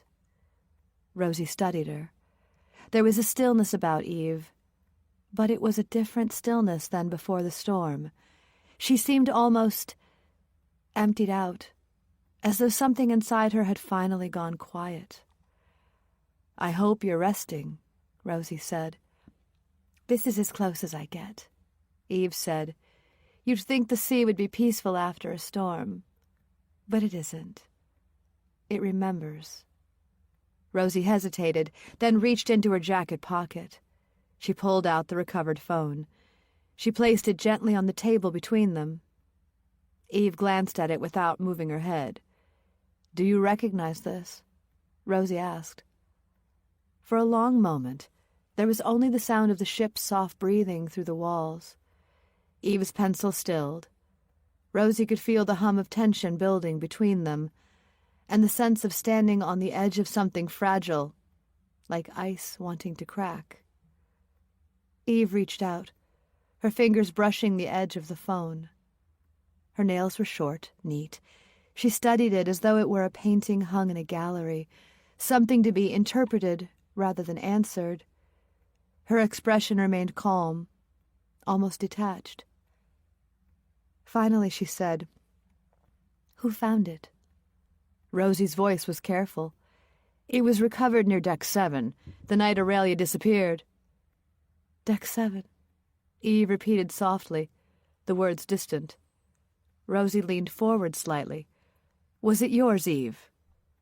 Eve looked up, and for an instant Rosie saw something in her eyes. Recognition or guilt or grief. It was impossible to tell. "Phones all look the same after they've drowned," she said. "But no, not mine." Eve picked up her pencil again and began shading over a section of her drawing, darkening the waves at the bottom of the page. Rosie watched her, frustration curling in her chest. "You said she took him from you. Who did you mean?" Eve's pencil moved faster, the graphite whispering across the page.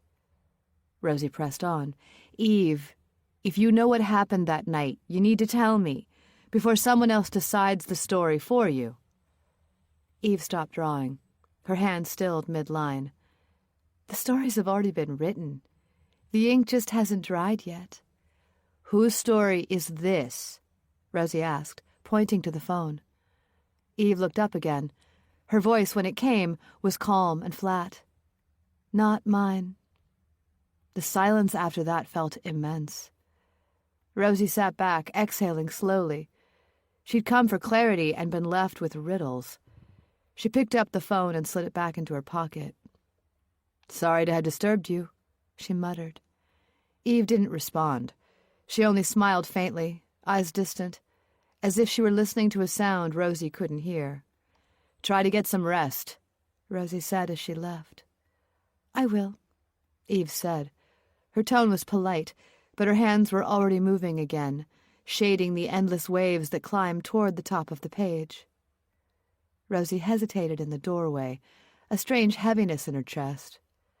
There was something about the way Eve sat that didn't feel like fragility. It felt like she was waiting. "Good night, Eve," Rosie said. Eve didn't look up. "Good night." Rosie stepped into the corridor, the latch clicking softly behind her. The sound echoed faintly along the narrow passageway. She walked a few steps, then stopped, glancing back at the door. A thin slice of light spilled out from beneath it, bright against the carpet, like a secret still burning.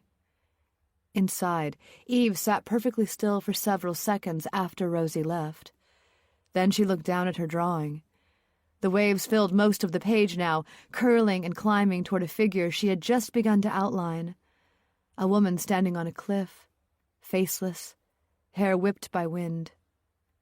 Eve studied it for a long time. Then, with precise care, she tore the page from the notebook, folded it once, and lay it on the floor beside her. 20. The gym was half lit, a long room of mirrors and insistence that smelled faintly of rubber and citrus cleanser. Machines stood in quiet rows like animals caught between rest and vigilance. Rosie found Nathan there, running on a treadmill set to a pace that wasn't about fitness so much as penance. His t-shirt clung to him. Sweat ran in clean lines down his temples. He stared straight ahead, eyes fixed, as if outrunning the man in the mirror might loosen the one inside his skull. She stood beside the neighboring machine without stepping on. For a minute, she said nothing. "Morning," she said at last. He startled, not enough to stumble, just a small hitch that betrayed a body that had forgotten how to rest. He hit the down arrow. The belt slowed from furious to human, and then to stop. He stood there, hands on the rails, breath tearing a little as it tried to catch itself. "You got any closer to finding out what she meant?" he asked. It wasn't defiance. It was the tone of a man braced for the blow he thought he deserved. "I came to compare notes," Rosie said. He nodded as if this, too, could hurt. They moved to the stretching mats by the far windows. From here, the promenade curved past, the teak still dark with last night's washing, crew in blue shirts still scrubbing salt out of the seams. The sea beyond was flat, pretending it hadn't snarled. Nathan sat cross-legged and gripped his ankles, eyes on his shoes. "You ever wish," he said, "that love came with paperwork? References? Warnings?" "Paperwork would only prove what people chose to write," Rosie said. He huffed something like a laugh. "Right." Silence settled, the companionable kind that holds space without asking for payment. He broke it first. "She told me something once," he said, and the way he said she placed Aurelia like a photograph on a table, centered, fragile, and beloved. A long time before we got serious. We were sitting on my couch, drunk on 2 glasses of wine, because that was all she needed to tip into honesty. She said she'd been with a man she shouldn't have been with. He swallowed, thumb whirring a thread on his hem. Married, older. She said it was over, that she was ashamed. "Did she name him?" Rosie asked. "No." He rubbed his eyes with the heel of his hand. "I didn't ask." "Why not?" He let out a breath that sounded like surrender. "Because I was afraid if I made it real, I'd lose her. I told myself it didn't matter because it was in the past. And she really didn't like to talk about the past. But that's what people say when they're cowards, right? It's in the past."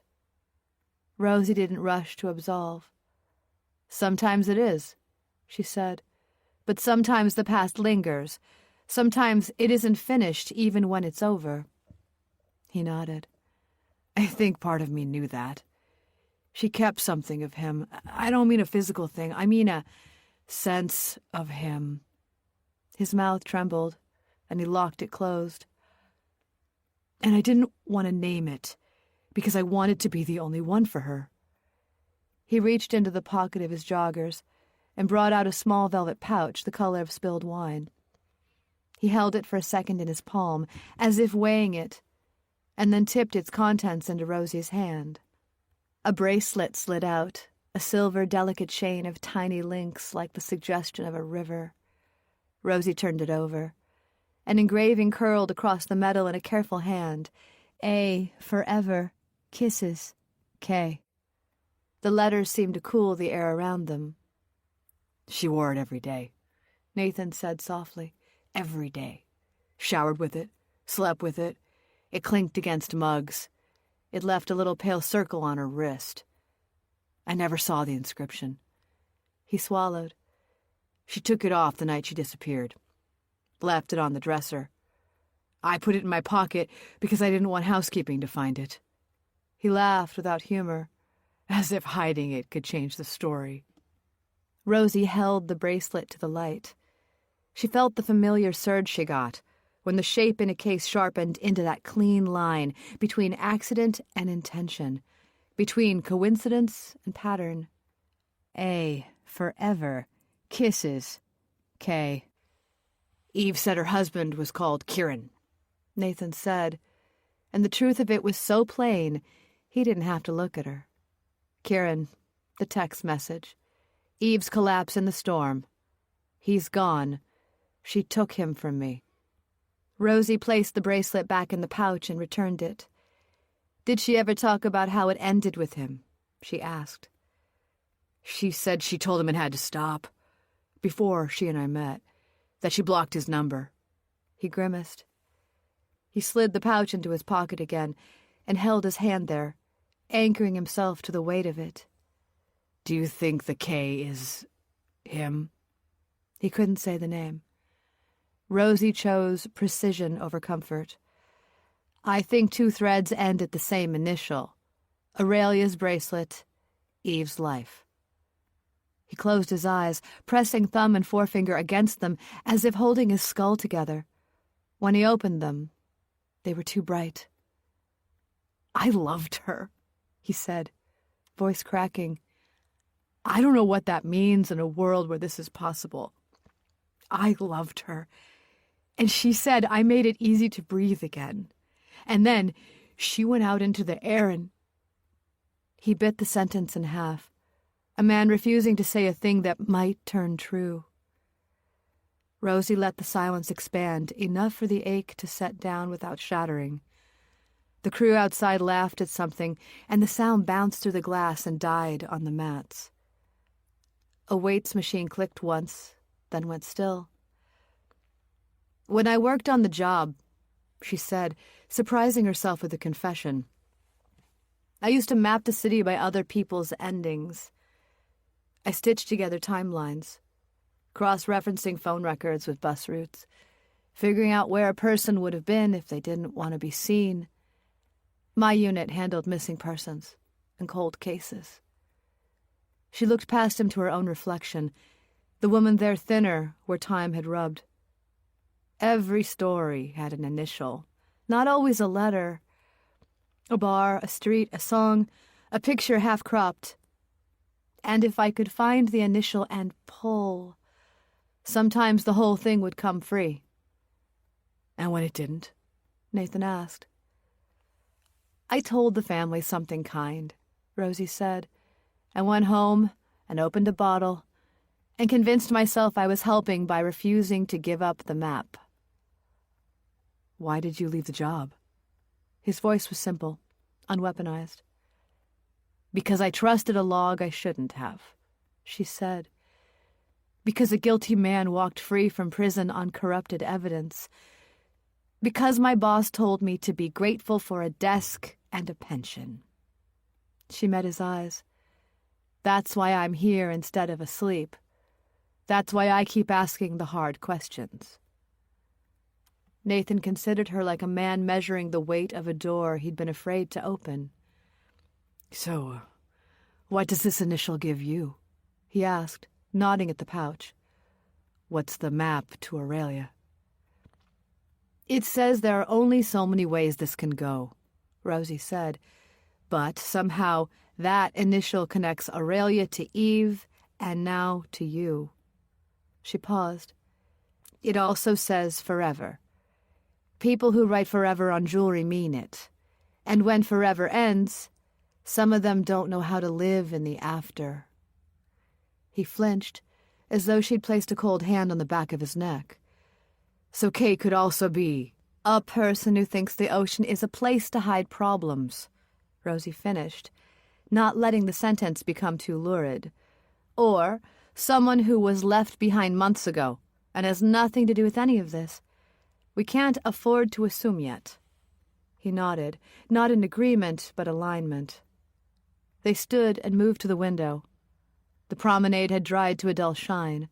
A child toddled past, chasing sun across planks, her mother quick behind. The ordinary had returned like a costume everyone agreed to wear. "You said she told you that you made it easy to breathe again," Rosie said. "Do you remember anything around that? What happened after? Before?" "We were on the starboard side, midships," he said softly. The memory changed his posture. His shoulders settled, his mouth softened. The sun was low. She stood by the rail and did this thing where she leaned out just enough to scare me and then laughed. I said, "Don't," and she said, "Relax." And then she looked at me like she was choosing a life and said the breathing thing.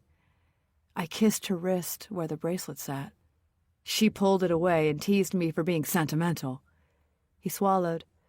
The next night, it was on the dresser. "You didn't ask why she took it off?"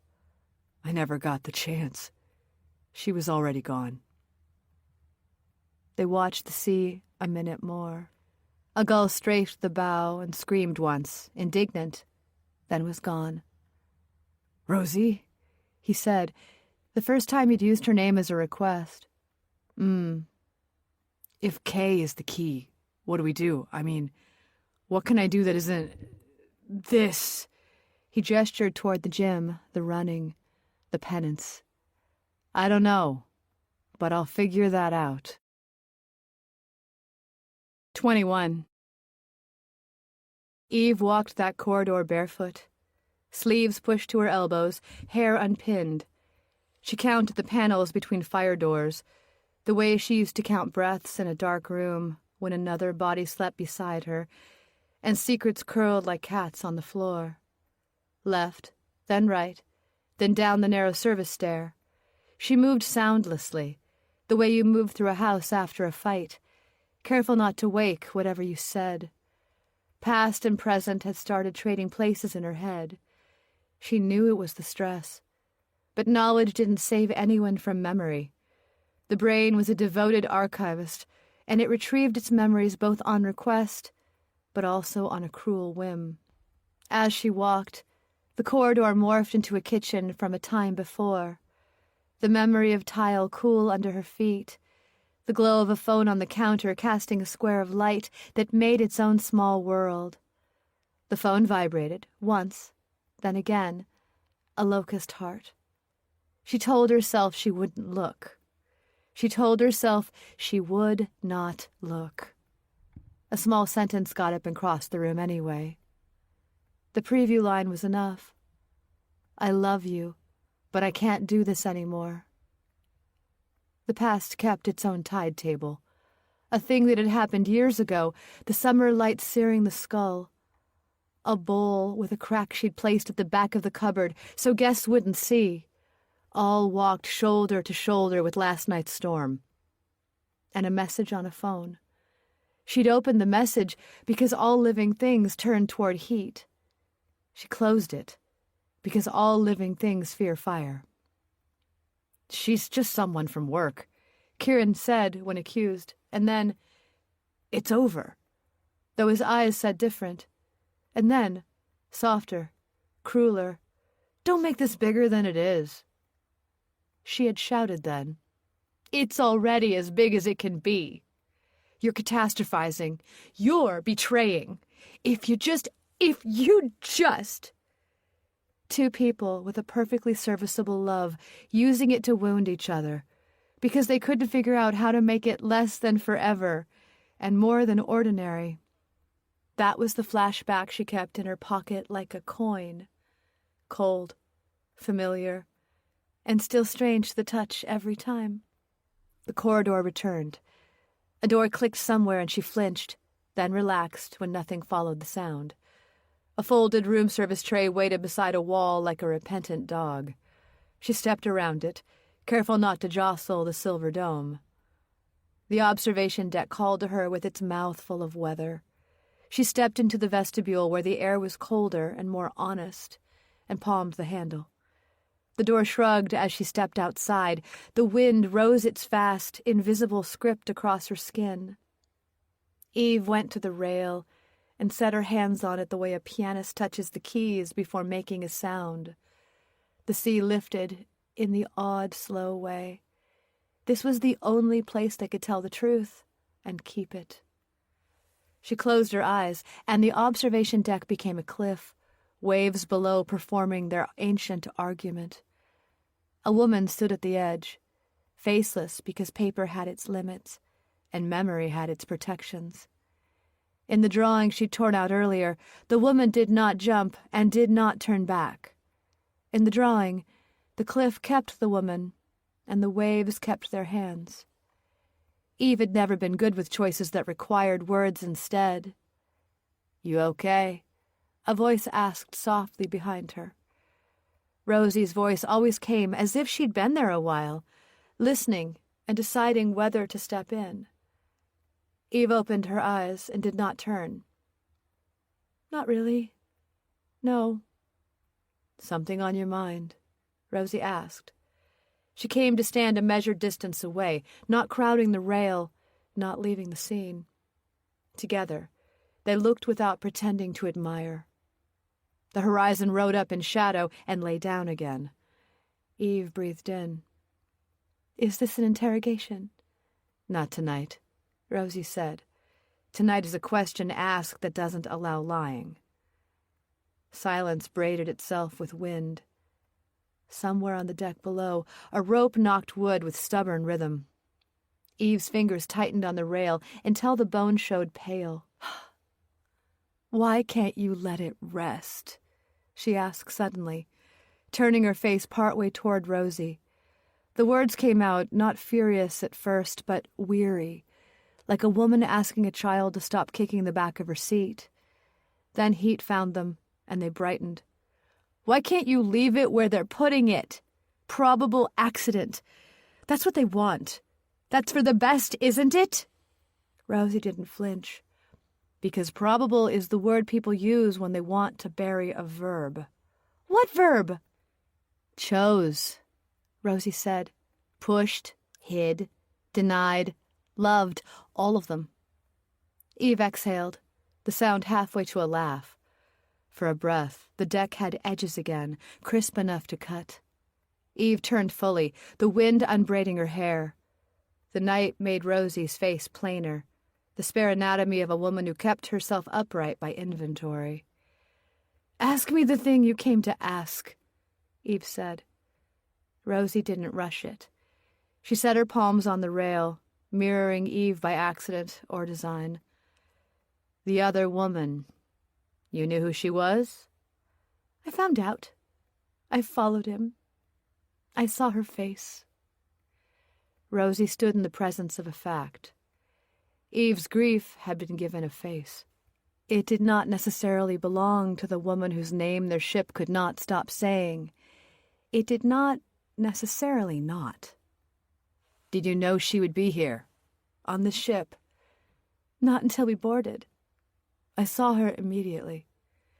Rosie felt the old professional itch of connections clicking together, and a narrative asking for a spine. "I'm sorry," she said, and meant exactly the size of the words. Eve inclined her head. "Thank you." The wind softened and shifted, curious to see whether they would change with it. "Did Aurelia know who you were?" Rosie asked after a time. "You think I hurt her?" Eve said then, not accusation, not plea. "You think the sea is holding my secret, and you want it." "I think secrets like to leak out," Rosie said, "and I think people with grief like yours either hide from the pain or walk straight toward it with their hands out. I don't know which one you are." Eve's laugh was a small, bright thing that died quickly. "Neither." "I'll stop looking when I know what happened," Rosie said finally. "Not sooner. Not because someone else tells me it's done with." "You'll be exhausted," Eve murmured. "I already am," Rosie said. They left the rail together and stepped inside. The door closed gently, and the corridor gathered them like a mother picking up sand a child had brought from the beach. At the junction, Eve paused. "How did you know it was her?" I didn't. I just had a hunch. It doesn't make me guilty. It stacks the hand against you, though. But I'm not a gambler. I deal in facts, not luck. 22. The Caribbean Dream cut a straight, obedient line toward Miami. After 2 weeks of motion and noise, the ship had the uneasy quiet of a body after surgery, as though it were alive, but uncertain how. The passengers moved through it softly, aware they were living inside someone else's unfinished story. Eve had stayed in her cabin since her conversation with Rosie on the deck. No one saw her at lunch. The stewards had left her meal outside the door as she'd requested. Inside her room, Eve sat at the small desk by the window, her sketchbook open before her. The page before her filled with the same cramped, tight writing.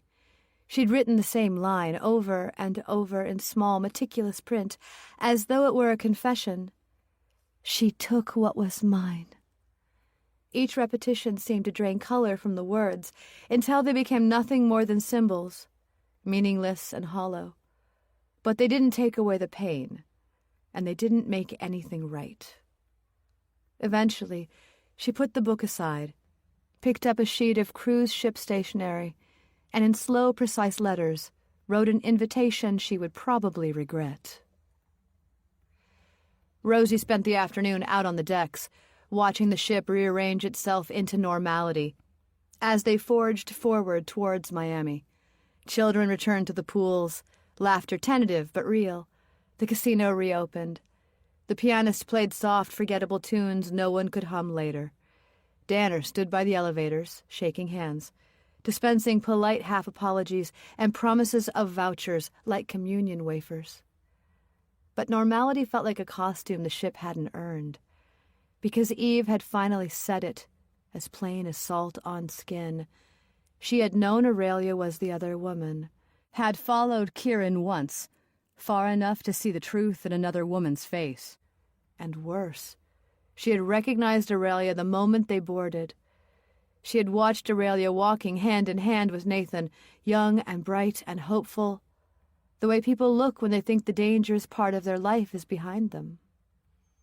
Eve had known that Aurelia had tried to end things with Kieran.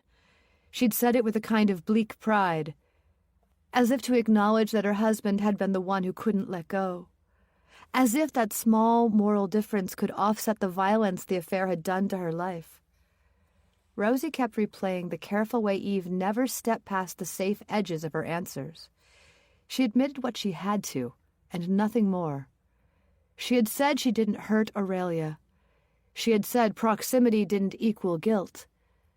But Rosie had spent years listening to people rationalize after the fact, convincing themselves that truth was a choice with multiple doors. Facts didn't change, but the angles people looked at them from certainly did. And something in Eve's calm terrified her more than the confession itself. It wasn't innocence. It wasn't guilt. It was a woman setting boundaries not to deceive, but to survive. And yet, Rosie couldn't shake the sense that this affair wasn't a secret contained neatly between Eve, Kieran, and Aurelia. There had been too many sideways glances on the ship. Too many passengers hoarding fragments of rumor like talismans. Too many quiet remarks that made new sense in retrospect. Rosie had the prickling feeling of a net tightening as threads she hadn't seen were pulling taut around her. Eve wasn't the only one who knew what happened to Aurelia. The truth wasn't lost at sea. It was braided through this ship's gossip, its tensions, its unease. And somewhere in that braid was a knot Rosie hadn't untied yet. She finally returned to her cabin as the announcement for dinner echoed faintly through the corridor. A steward passed with a stack of folded napkins, nodding to her in weary politeness. She opened the door and noticed the envelope at once. It had been slid under the door, resting just inside the threshold. It was a note, written on ship stationery, the paper white, embossed with the line drawing of the Caribbean Dream at the top. The handwriting was blocky, uneven, written in black pen. "Meet me where it happened at midnight." No signature. But she didn't need one. Rosie's pulse quickened, though she wasn't surprised. The story had been circling itself for days, tightening, waiting for its last movement. Whoever wrote this knew she wouldn't ignore it.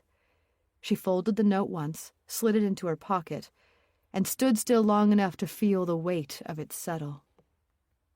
They met in the little interview room off the security office, with the badly tuned ceiling light that buzzed incessantly, and the table that wobbled on a slightly uneven leg. Nathan had been here before. Once in the early hours after Aurelia vanished, once again when the FBI agent asked him to repeat his timeline. But this time the air felt different, final, as though something had already been signed behind his back. Danner stood by the window, as if the narrow pane of frosted glass could be called that, arms folded behind him in a military stance that felt practiced. His uniform was immaculate, shirt tucked so tight the fabric barely moved when he breathed. He looked like a man playing the role of authority in a story he didn't care to understand. "Nathan," Danner said, voice clipped, almost bored. "Thank you for coming."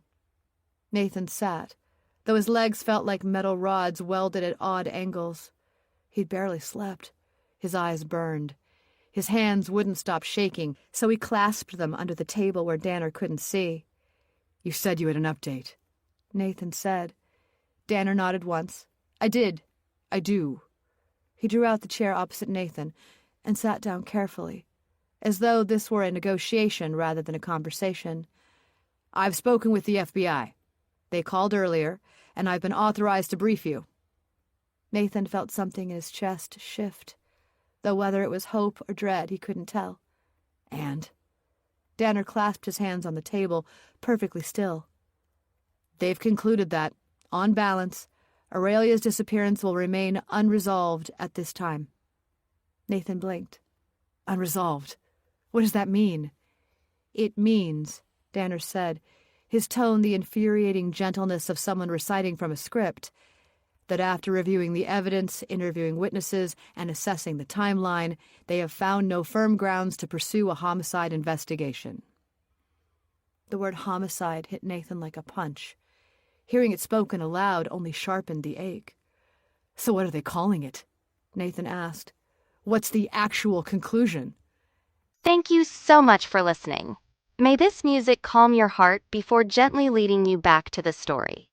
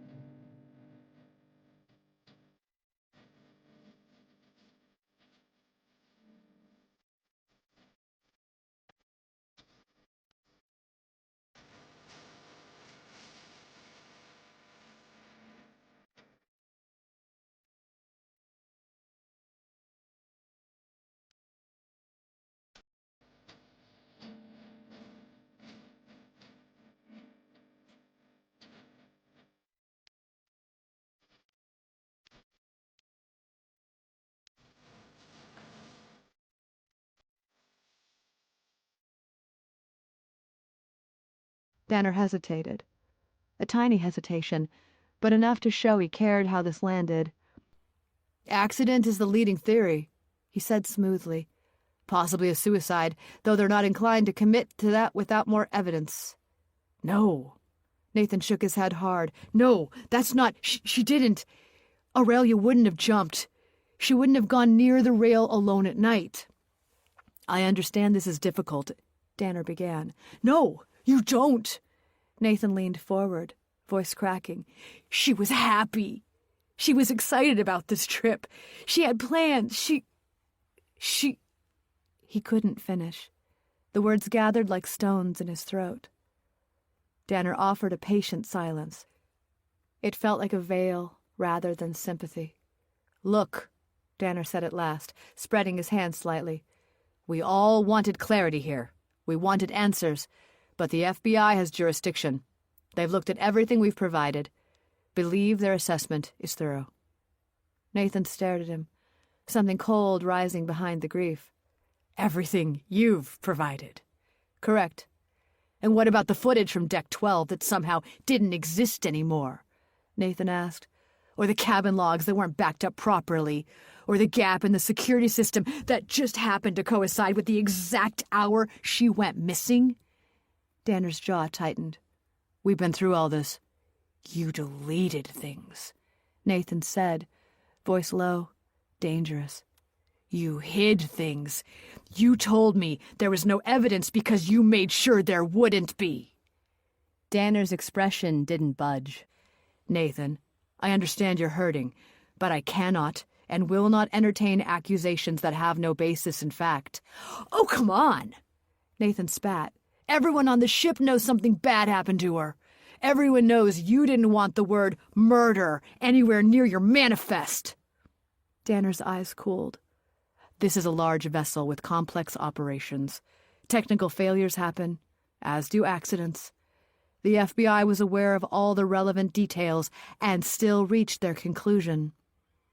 Nathan exhaled shakily. "So that's it. That's your update. Unresolved. Accident. That's all Aurelia gets?" Danner steepled his fingers. "There will, of course, be further procedural steps, paperwork, statements for the record. I can put you in touch with our legal department. They're very experienced in these matters and will help you navigate what comes next." Nathan swallowed the bile rising in him. "What comes next?" he echoed. "She's missing. Maybe dead. And you're talking about paperwork."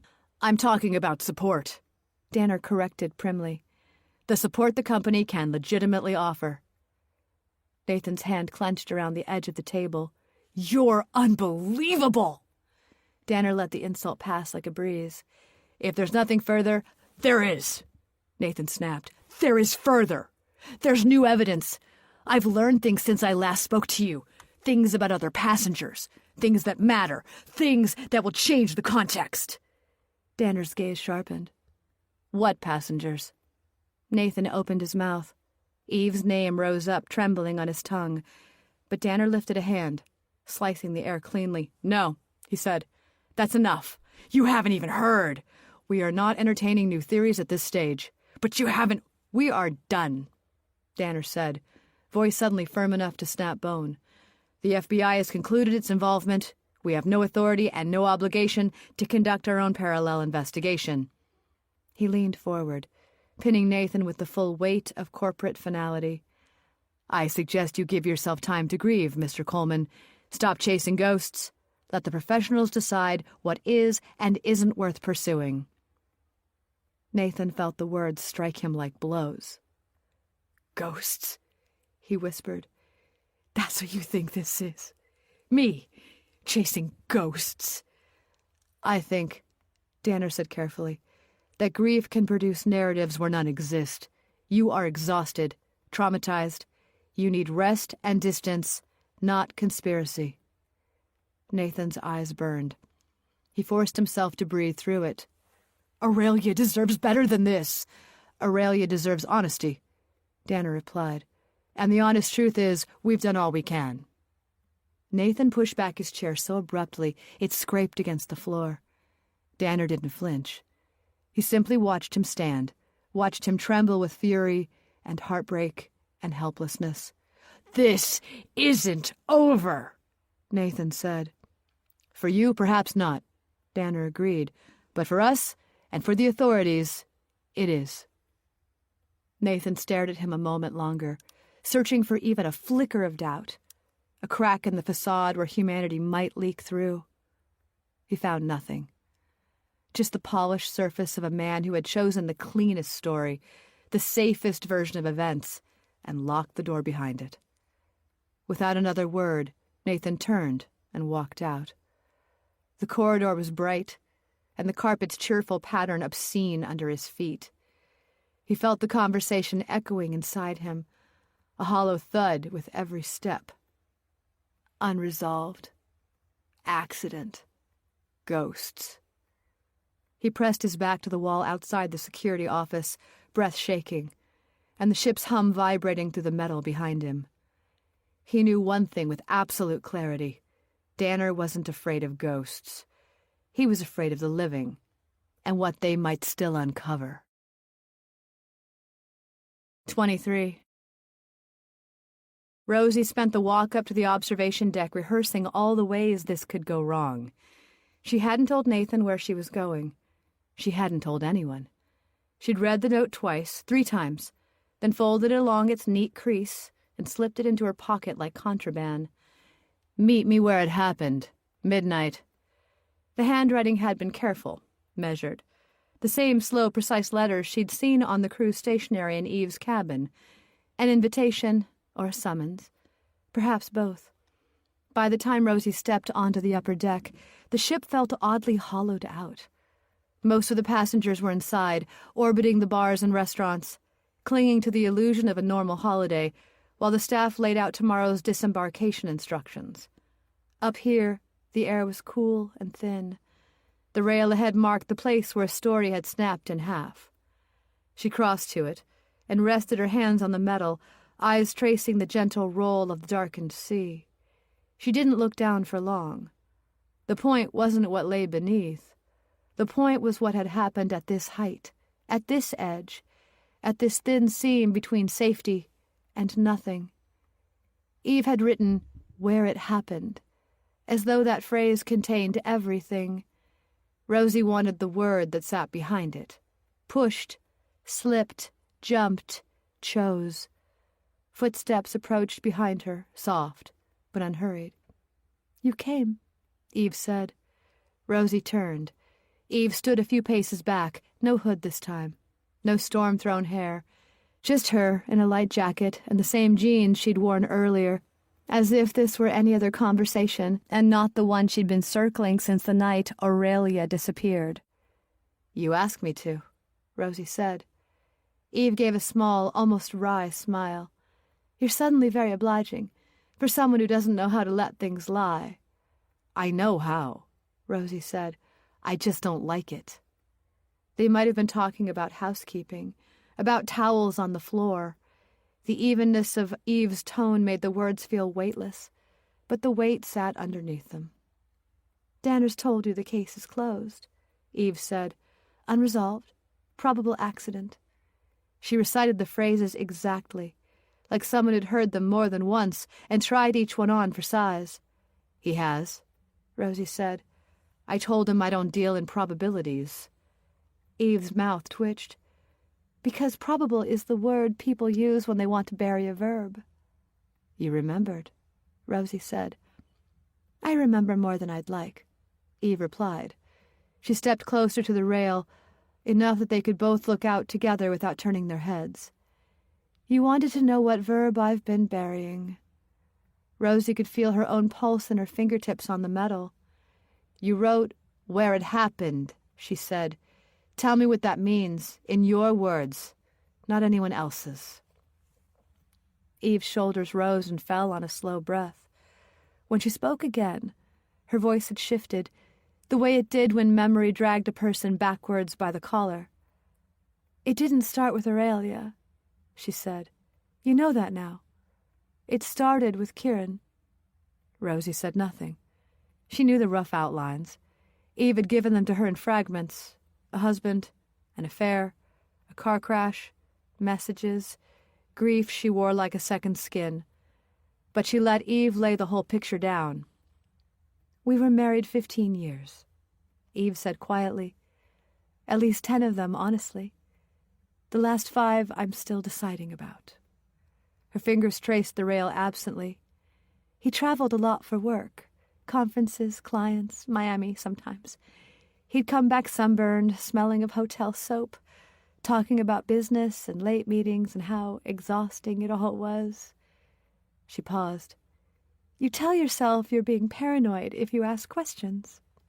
You don't want to be that woman, so you don't ask. Not properly." "And then?" Rosie prompted. "Then he fell asleep on the sofa with his phone in his hand." Eve's mouth flattened, remembering. "It buzzed. I told myself I was just moving it, just putting it on the table. I saw the message before I saw the name." She closed her eyes for a moment, as if the words still lit up on the screen. "I can't stop thinking about last night. Miami was heaven." She opened them again, looking straight ahead.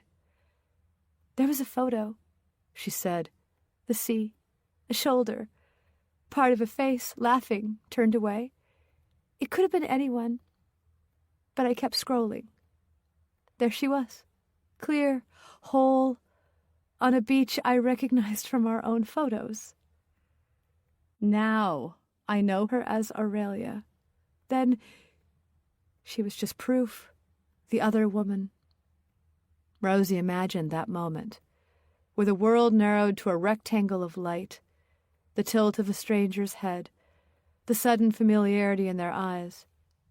"I thought it was just an affair," Eve said, as if just an affair isn't earthquake enough.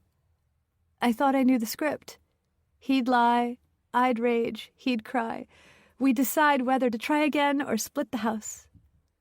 "But that wasn't the script," Rosie murmured. "No." Eve's jaw tightened. "He lied first. Then he cried. Then he told me he loved us both in different ways, as if that was a kindness." Her hand curled loosely around the rail. "I begged him to stop, to choose. He said he already had. He packed a bag. I followed him to the door and told him not to leave me, as if that mattered." Rosie listened, the deck around them narrowing to a thin strip of light and shadow. "I called him every day," Eve said. "Of course I did. Once, twice, too many times. I told myself I just needed to hear his voice. One day, he told me to stop. I called more. I called him in the storm, on the night he crashed. The police said later they thought he'd glanced down at the phone or at the dashboard at the wrong moment. Wet road, tight bend. The usual things people say when they're trying to describe catastrophe as an equation." Her voice grew softer. "They said it was instant." She went on. "No suffering. That word is supposed to comfort you. It didn't. I kept seeing the car, stopped wrong. I kept seeing his phone on the passenger seat. The messages still open." "You felt you'd lost him twice," Rosie said. She'd heard Eve say that before, but it landed differently now. The second loss sharper, as though it had teeth. "Yes." Eve's lips quivered and steadied. "First to her, then to the road." She fell quiet for a moment, letting that settle. "Afterwards," she said, "I did all the things people do. I hid his clothes in bags. I unsubscribed from marketing emails in his name. I forgot to cancel his gym membership. I joined a bereavement group I never spoke in. And in the nights when I couldn't sleep, I looked her up." "Aurelia," Rosie said. Eve nodded. "Her Instagram, her photography page, her stupid little blog about light and color and finding joy in the everyday." The contempt in her voice was faint, but real. There she was, the woman who'd had what I didn't by the end, smiling on beaches, in bars, leaning against men whose faces I couldn't see. Then one day there was a new boyfriend, a new life, Nathan. She'd cut her hair. She looked happy. She said the last word as if it were evidence. I told myself I hated her. Eve went on. But hatred is simple. This wasn't. Because when I went back through Kieran's phone, there was a message from her weeks before he died. You were right about that. Her eyes slid to Rosie for a moment. She tried to end it. How do you know? Rosie asked. Eve's voice cooled, as though reciting, I can't live like this, Kieran. She'll never let go. Please don't call me again. She was right about one thing, Eve said. I wasn't going to let go. Not of him. Not of the life he walked out of like it was an old coat. Did it make her cruel, or him? I still don't know. I just knew she walked out of that triangle alive, and he didn't.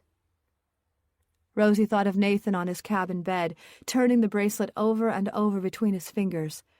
The inscription he hadn't been able to unknow. A, forever, kisses, K. A promise made in one life and worn into another. So you booked the cruise, Rosie said quietly, knowing she'd be here. I told myself it was coincidence, Eve said. I saw the advert, then realized she'd posted the same itinerary months earlier. People use the word fate when they want to pretend they're not making a choice. She gave a brittle, small smile. I booked it. I told myself I just wanted to see her in person, to see what kind of woman could rewrite my story without even meeting me. And then you did, Rosie said. Yes. Eve's hands tightened on the rail. I saw her at the check-in desk. With him. Nathan. They were arguing about luggage, laughing at the same time. She had that bracelet on. She broke off, as if surprised to hear herself mention it. Silver chain, with an engraving on the inside. I'd seen the receipt on Kieran's phone. Rosie felt a cold click of recognition. She kept her face still. What did you do? She asked. Nothing, Eve said. At first. I watched them in the dining room, on the sun deck, in the lounge. I told myself I was trying to decide what to say, how to say it. She looked different to the woman in my head. Softer, certainly, and more uncertain. She kept touching Nathan's arm, like she was afraid he might vanish. It didn't fit the villain I'd built for myself. That made everything worse. You followed her, Rosie said. Took photos. Yes. No denial. No flinch. I wanted proof she was real. Proof I hadn't imagined all of it. Nathan thought I was being kind when I spoke to him about grief. I was, in my way. I knew what he was losing. I also knew what she'd already survived. Rosie let the silence lengthen, then asked, What happened the night she disappeared? Eve's breath snagged, then continued. You know the frame of it, she said quietly. The FBI have their timeline. You pulled at all the corners. This is the piece I haven't put in yet. She drew herself up, as though preparing to read something aloud. She came out onto this deck alone, Eve said. Late. Or early. I was already here at the far end, pretending to look at the water. Then she walked toward the rail. Eve swallowed. You don't have to be paranoid to notice when someone's watching you. She came straight over, and she said, Are you deliberately following me? I said, Yes. It seemed pointless to lie. What did she say? Rosie asked. She told me to stop, Eve said, her voice thinner now. I told her who I was. She didn't know. No. She said she hadn't wanted any of this, that she'd tried to walk away, that she was sorry. The word hung between them for a moment. Did you believe her? Rosie asked. I believed she was sorry it had turned out like this, Eve said. I don't know if she was sorry for the rest. I asked her if she'd loved him. She didn't answer. She said, he was unhappy long before me. You know that. She said, what happened to him after was not my fault. Anger flickered across her face, quick and old. That line, Eve said quietly. That was the one that broke something in me. Because I'd spent every day since the funeral asking myself if it was my fault he was unhappy. My fault he left. My fault he drove in the storm with his phone buzzing on the seat. And there she was, on her clean new life, telling me none of it belonged to her. Did you shout? Rosie asked. Yes, Eve said simply. Words I'm not proud of. I told her she'd taken him from me, that she'd walked away and got to start over while I was stuck picking glass out of my life. I asked her if she was pregnant when he died. Her gaze slid sideways for the briefest moment. She looked shocked, then scared. She said, there are things you don't know. I said I didn't care, that knowing wouldn't bring him back. Rosie felt a thin thread in her chest pull tight at the word pregnant, but she held it. What happened then? She asked. Eve closed her eyes, just for a heartbeat. She stepped back. Eve said, just a half step, away from me, toward the rail. She lifted her hands like she was surrendering. She said, I am not your enemy. I moved towards her. I don't even know why. To grab her, to shake her, to make her look at me properly. There was a swell, or she misjudged the distance, or... She broke off, frustrated by the limits of memory. Her foot slipped. Her hip hit the rail. She flailed. Eve's own hands fluttered for a second, mirroring the gesture.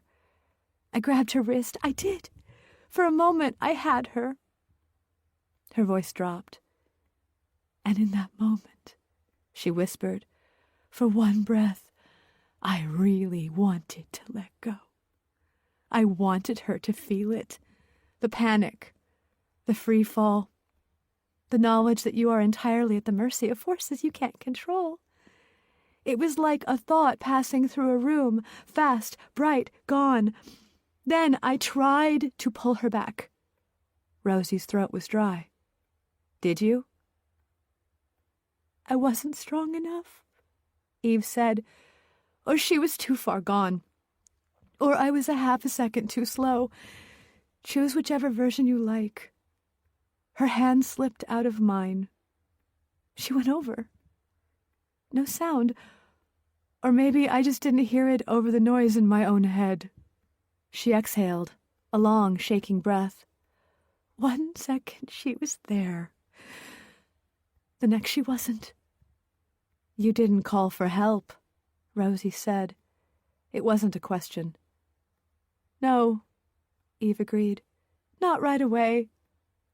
I stood here. I looked down. It was dark. I told myself she might surface, that someone might see, that it was already too late, that I would be telling the world I'd argued with her, that I'd grabbed her, that I'd wished. Her mouth trembled. You know what I'd wished. So you walked away, Rosie said. Yes. The word was barely a sound. By the time I spoke to anyone, it was as you've heard it. I'd seen her earlier. I was worried. I thought maybe she'd had too much to drink.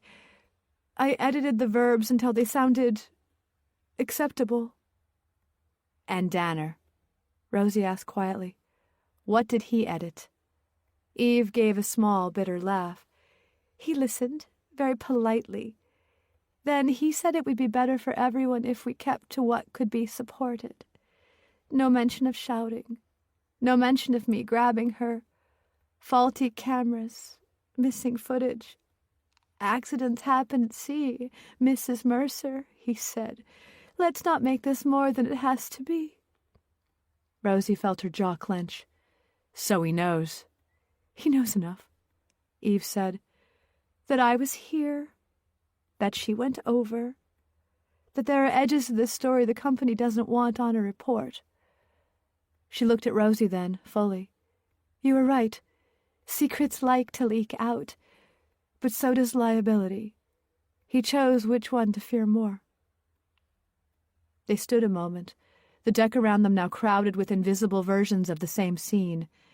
Aurelia at the rail, Kieran in the car, Eve at her kitchen table with a glowing phone. What verb are you burying, Eve? Rosie asked quietly. If we strip away all the editing, all the maybes, what do you think you did? Eve's eyes glistened. She took her time. I didn't push her, she said. I know that like I know my own name. I didn't come here planning to kill her. I don't even know what I wanted. An apology? A reason? A witness to my pain? But when she slipped, when I held her for that fraction of a second, she swallowed. I chose not to shout sooner, not to drag this into light. I chose myself over her. I chose silence. Rosie let the answer settle in her. It was worse, in its way, than a simple yes or no. You think that makes me a murderer, Eve said flatly. I think it makes you dangerous to yourself, Rosie replied, and to the truth. Eve huffed a small broken laugh. You deal in facts, not luck. I remember. I deal in what people do, Rosie said, and what they can live with afterwards. Eve turned back to the sea, fingers whitening on the rail. I haven't decided if I can live with this, she said. That's why I wrote to you. Not to confess, to see what the truth sounds like out loud. It sounds like this, Rosie said softly. Messy, incomplete, human. A faint creak came from the stairwell behind them. Rosie turned. Nathan stood partway in shadow at the top of the steps, one hand on the rail as if it were the only thing keeping him upright. His face was drained of color, eyes wide, fixed not on Rosie, but on Eve. He had heard enough. Rosie saw his other hand, curled into a fist at his side, knuckles pressed against the pocket where something small and metal made a brief, telling outline. For a moment, none of them moved. The air felt stitched together, three separate griefs suddenly sharing the same seam. Eve's lips parted, a soundless intake of breath. Rosie understood, with a clarity that made her dizzy, that whatever story the FBI had closed, whatever version Danner had tidied away, this was the one that would keep living, right here, between them, in a bracelet inscription, in a crash on a wet road, in the space between a grab and letting go. No one spoke. There was nothing left to say that didn't cost. 24. The moment Nathan stepped from the stairwell shadows, the air changed to feel taut, electric, trembling with something that had been waiting too long to happen. Rainwater dripped from his hair, tracing pale paths down his temples. His chest rose and fell like a man surfacing after too long underwater. Rosie turned, frozen between them, her recorder still running silently in her hand. The moonlight etched all three into a single tableau. Eve by the railing, calm and broken. Nathan advancing, grief sharpening into fury. And Rosie, caught in the middle, witness to the kind of truth no one could live comfortably with. You ruined us both! Nathan shouted. His voice cracked, ricocheting off the glass wall of the observation lounge behind them. The sound was raw, animal. You destroyed her! And you destroyed me! Eve didn't move away. Her hood had fallen back, hair whipping across her face in the damp wind. You think I wanted this? she said, her voice steady, almost eerily so. You think I planned it? Nathan took another step forward. You followed her! You scared her! Scared? Eve laughed, a soft, incredulous sound that carried more sadness than mockery. No, Aurelia wasn't scared of me. She pitied me. That's worse. Stop it! His voice trembled. She told me, Eve said, that night. You want to know the truth? You'll get it. She said she didn't love you the way she loved him. Nathan blinked, as though she'd struck him. You're lying. I wish I were, Eve said quietly. But she told me everything. About Kieran, about the affair, about the guilt she carried and the future she couldn't see herself in. Rosie could see the tremor in Eve's hand as she spoke, but her eyes, those haunted eyes, never left Nathan. She said she just found out she was pregnant. Eve continued. She thought it was yours, but she didn't want it. Said she couldn't do it again. Nathan's lips parted, but no sound came. He stumbled backward a half step, like the deck had tilted beneath him. That's not true, he whispered. She said it. Eve insisted. You can hate me for it, but she said it. I told her she didn't deserve you. She said... Eve's voice caught, trembling now. She said he was unhappy with me, that it wasn't her fault. I tried to stop her. I wanted her to listen. Her words fractured into silence. Nathan's hands clenched at his sides. You expect me to believe you didn't mean to hurt her? I didn't! Eve cried, the word ripped from her like something breaking. I swear to you, I didn't. I just wanted her to understand.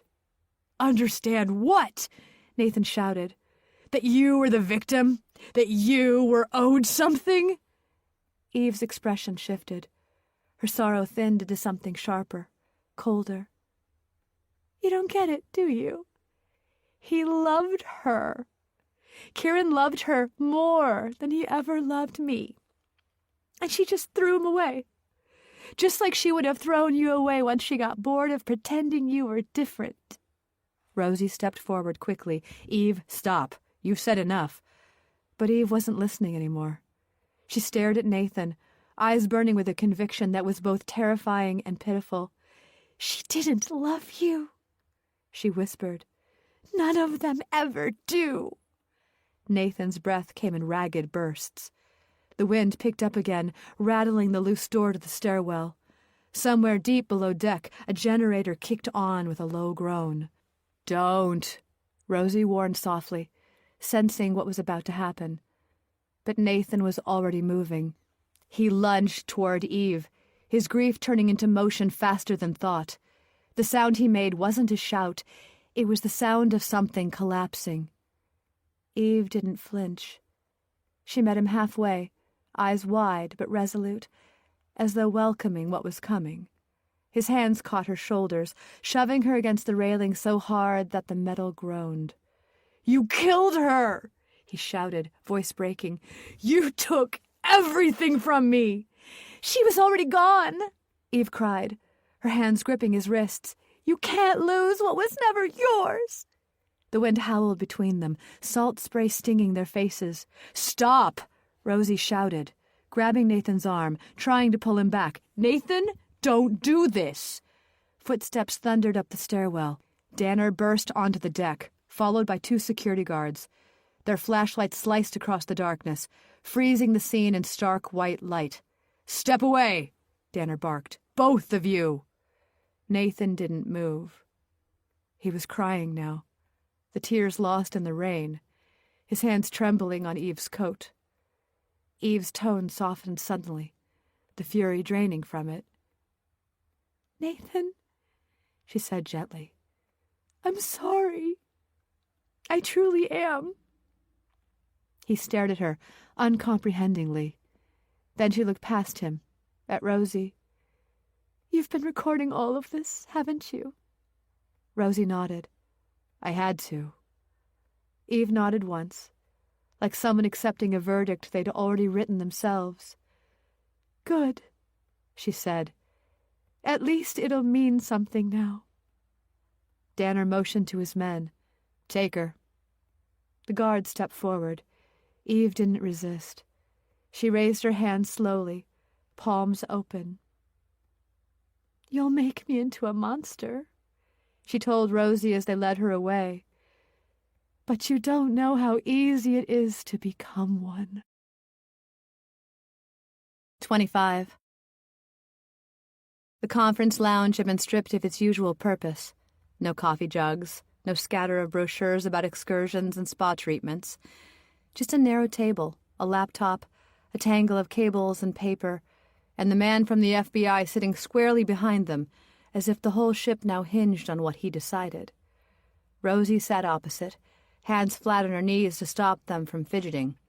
Her phone lay between them on the tabletop, connected to the laptop by a short white cable. On the screen, a sound wave pulsed in muted blue. The agent pressed play. Eve's voice emerged from the speakers, thin, controlled, as if every word cost her. Rosie had recorded the whole conversation on the deck. Even though she felt for Eve, the truth needed to come out. What she'd done was wrong, and covering it up was worse. A faint hiss underlay the recording, the quiet noise of sea and air and distance. It made Eve sound further away than she had been, as though the words were already sliding backwards in time. When the agent stopped the playback, the sudden stillness in the room had weight. Rosie could hear the cooling tick of the ceiling vent, the dry rasp of paper when he shifted one of the printouts aside. It's damning, he said eventually, but it only complicates things. Rosie looked up. You have a recorded confession. An uncorroborated statement, he corrected without heat, obtained by a civilian outside of any formal interview. No caution, no counsel, and at the time she made it, this vessel was in international waters. We can't simply drop that neatly into a courtroom and call it a day. You can still arrest her when we dock, Rosie said. You can question her properly. You have grounds to do that. He inclined his head. We will detain her. She will be questioned under the appropriate procedures.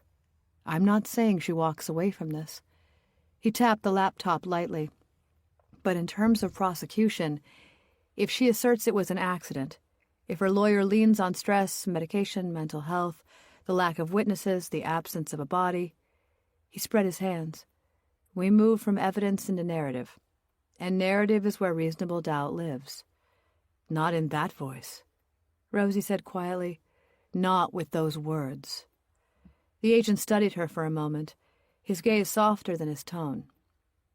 You've done remarkable work here, he said, more than I'd expect from a guest. Frankly, more than I'd expect from some detectives. A faint smile ghosted across his face and vanished. But truth is a fragile thing, Ms. Delgado. It doesn't always survive the crossing from what happened to what can be proved. He unplugged her phone and slid it back to her. The gesture felt oddly ceremonial, as if he were returning not just a device, but responsibility. Keep the original file somewhere safe, he added. You may need it. But from this point, I have to work with what will stand in a report, not what will haunt your dreams. Rosie slipped the phone into her pocket. So that's it, she said. We all go home and call it an accident with complications. He didn't flinch at the cynicism. No, but we call it what we can defend, he said, and we try to live with what we can't. Outside Eve's cabin, Danner stood with his arms folded, the picture of a man guarding a door. 2 uniformed security guards flanked him, one on each side. They'd all been awake too long. It showed in the gray under their eyes, in the way they shifted their weight, in the thinness of their patience. Through the slightly ajar door, Danner could see Eve Mercer. She sat on the edge of the bed, hands linked loosely in her lap. No handcuffs, no restraints. She didn't need them. She looked like someone waiting out a delay at an airport, ready to move when her boarding group was called. If you'd walked past without knowing, you might have thought she was just another passenger tired of being cooped up. Danner knew better. He just wasn't sure how much better. He'd listened to Rosie's recording. He'd heard Eve's words, the crack in them, the way she'd admitted to wanting what happened to happen, even if only for a heartbeat. He'd felt his stomach lurch at the word choice, because that was the one he'd spent his entire career trying to keep out of incident reports. He felt it lurch harder when she'd confessed that she'd told him, when she admitted he'd been complicit in helping her cover the accident. And he did believe it was an accident. We chose not to push harder. We chose to delete the footage that made everything messy. We chose the simpler story. He'd tell himself, in every version of his own memory, that the cameras had been faulty anyway, that the gap in the logs was a glitch, that the edits he'd made were about avoiding panic, preserving order, not burying a crime. Eve looked up, saw him. For a moment their eyes caught. She smiled, not broadly and not cruelly, just a small acknowledgement, like two people seeing each other again at the end of a long, draining shift. Danner couldn't decide what it meant. He found himself thinking, if she walks into court calm like that, if she tells them it was an accident and that she's remorseful and confused, if the lawyer points to the storm and the missing body and the faulty cameras, what will be left of this? Of Aurelia? Of him? Eve's gaze drifted past him to the strip of sky visible through the porthole. A wash of pale gold sat on the horizon, the beginnings of morning. Danner stepped back from the window. "Keep her in there until we've handed over," he told the guards. "No visitors without my say-so, not even FBI." He walked away before anyone could see that his hands were shaking. In his own cabin, Nathan sat at the small built-in desk with his arms resting on its surface, palms up like a man waiting for judgment.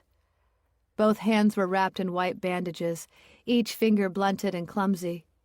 He'd torn his knuckles open on the rail, on the wall, on the internal structure of the ship. He couldn't quite remember. He remembered the heat in his chest, the taste of metal at the back of his throat, the sound of his own voice, not quite his, bellowing Aurelia's name. He remembered Eve's calm in the aftermath of everything she'd said, the way she hadn't flinched when he lunged, as if she understood that this was just another stage in the landslide she'd set in motion. Rosie had come to see him earlier, all quiet words and practical explanations. The FBI will want another statement. Attempted anything is serious. Cooperate and someone will argue you were provoked. It will certainly matter, given the circumstances. He nodded at all the right points, but the words had skated over him like stones on water. Now the cabin hummed with absence. No Rosie, no guard in the doorway, just the dull ache of his hands and the rawness in his throat. He tried to picture Aurelia, not the way she looked in photos, the way she'd looked the last night he'd seen her, both annoyed and amused in the same breath, wanting to dance and not wanting to be at the gala any longer. "I loved her," he said, to the desk, to the bandages, to the memory of her laugh. The words sounded clumsy, like they didn't belong to him. He tried again, softer. "I loved her." Eve's confession threaded through his head in reply. Which part was true? How much of an accident had it been? He had a bracelet in his pocket, a set of initials that didn't belong to him, a pregnancy test he'd never see used, and a future he hadn't signed up for. He rested his forehead on his bandaged hands and waited for someone else to decide what happened next. Outside his window, a speck of coastline thickened into a line. Mallory leaned against the corridor wall as if it were the only solid thing left on the ship. Her hair was scraped back in a knot that had lost the will to stay neat. The camera on her phone was aimed at her own face, the little red recording light blinking steadily. "This is me, Mallory, signing off from the Caribbean Dream," she said, keeping her voice low so it wouldn't carry along the passage. "I've covered many cruises before and told many stories. She glanced, involuntarily, towards the closed cabin doors where the most recent damage sat breathing. This wasn't like that. This wasn't a story that happened to people. It was a storm that swallowed everyone and spat them out in pieces. Her reflection in the phone screen looked older than it had 2 weeks ago, or maybe just more honest. And some things... She trailed off.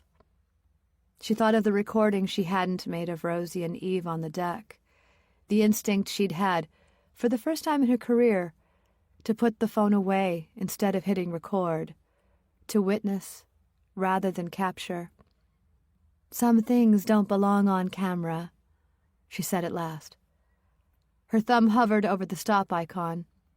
A second later, it moved sideways, tapping delete. The tiny red light vanished. The screen went blank, then bloomed back to life with her home menu.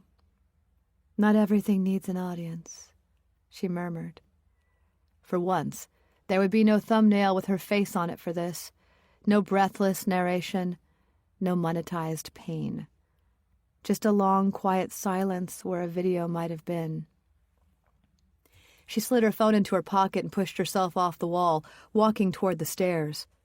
The ship's disembarkation noise was building in the roll of suitcases, the low buzz of voices, the PA system offering neutral information in a too cheerful tone. Let them have that, she thought. Let them keep one version where it was only a terrible accident on a nice cruise. The other version lived here, in the ship, in the people. That was enough. Rosie went up to the upper deck as the harbor bobbed into view, or the need to see the place where everything had cracked now that the shouting was over. The rail was clean, the steel dull with age but free of any mark that might have meant anything. Below, crew members moved through their routines with practiced efficiency, stacking loungers, coiling hoses, returning the public face of the ship to something they recognized. The Caribbean dream pressed forward at a measured pace. Ahead, Miami rose out of the haze in glass and concrete, its skyline catching the sunrise and throwing it back in hard, white glints. Rosie leaned on the rail, eyes flicking to the water where Aurelia had gone from solid to absent, and less time than it took to finish a sentence. Somewhere beneath that, a different set of currents had closed over everything that mattered. In a few hours, Eve would walk down the gangway in handcuffs between federal agents. Nathan would be walked down a different set of steps, cuffed for a different crime born of the same night. Papers would be signed, statements formalized. Danner would submit a report that told a version of events he could live with. Most of the passengers would tell their own stories later, at dinner tables and in offices, and in shaky posts online. They'd mention the delay, the tension, the rumors. They'd mention the word suicide if they wanted drama, accident if they preferred reassurance. Very few would mention names. Rosie watched the horizon redden, the surface of the sea catching the color like thin blood under glass.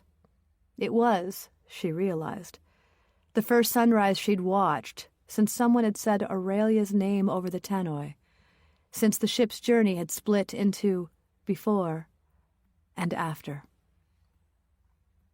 By late afternoon, the light had flattened. The water had gone from silver to something close to pewter, the sky a pale wash above it. The coast of Florida sat ahead like the idea of land, not yet entirely real. On the promenade deck, Rosie stood with her hands resting on the smooth rail. Beside her, Nathan stood between two security officers. His wrists were cuffed in front of him now, less theatrical than if they'd been behind his back, but no less binding. He hadn't asked to come up here.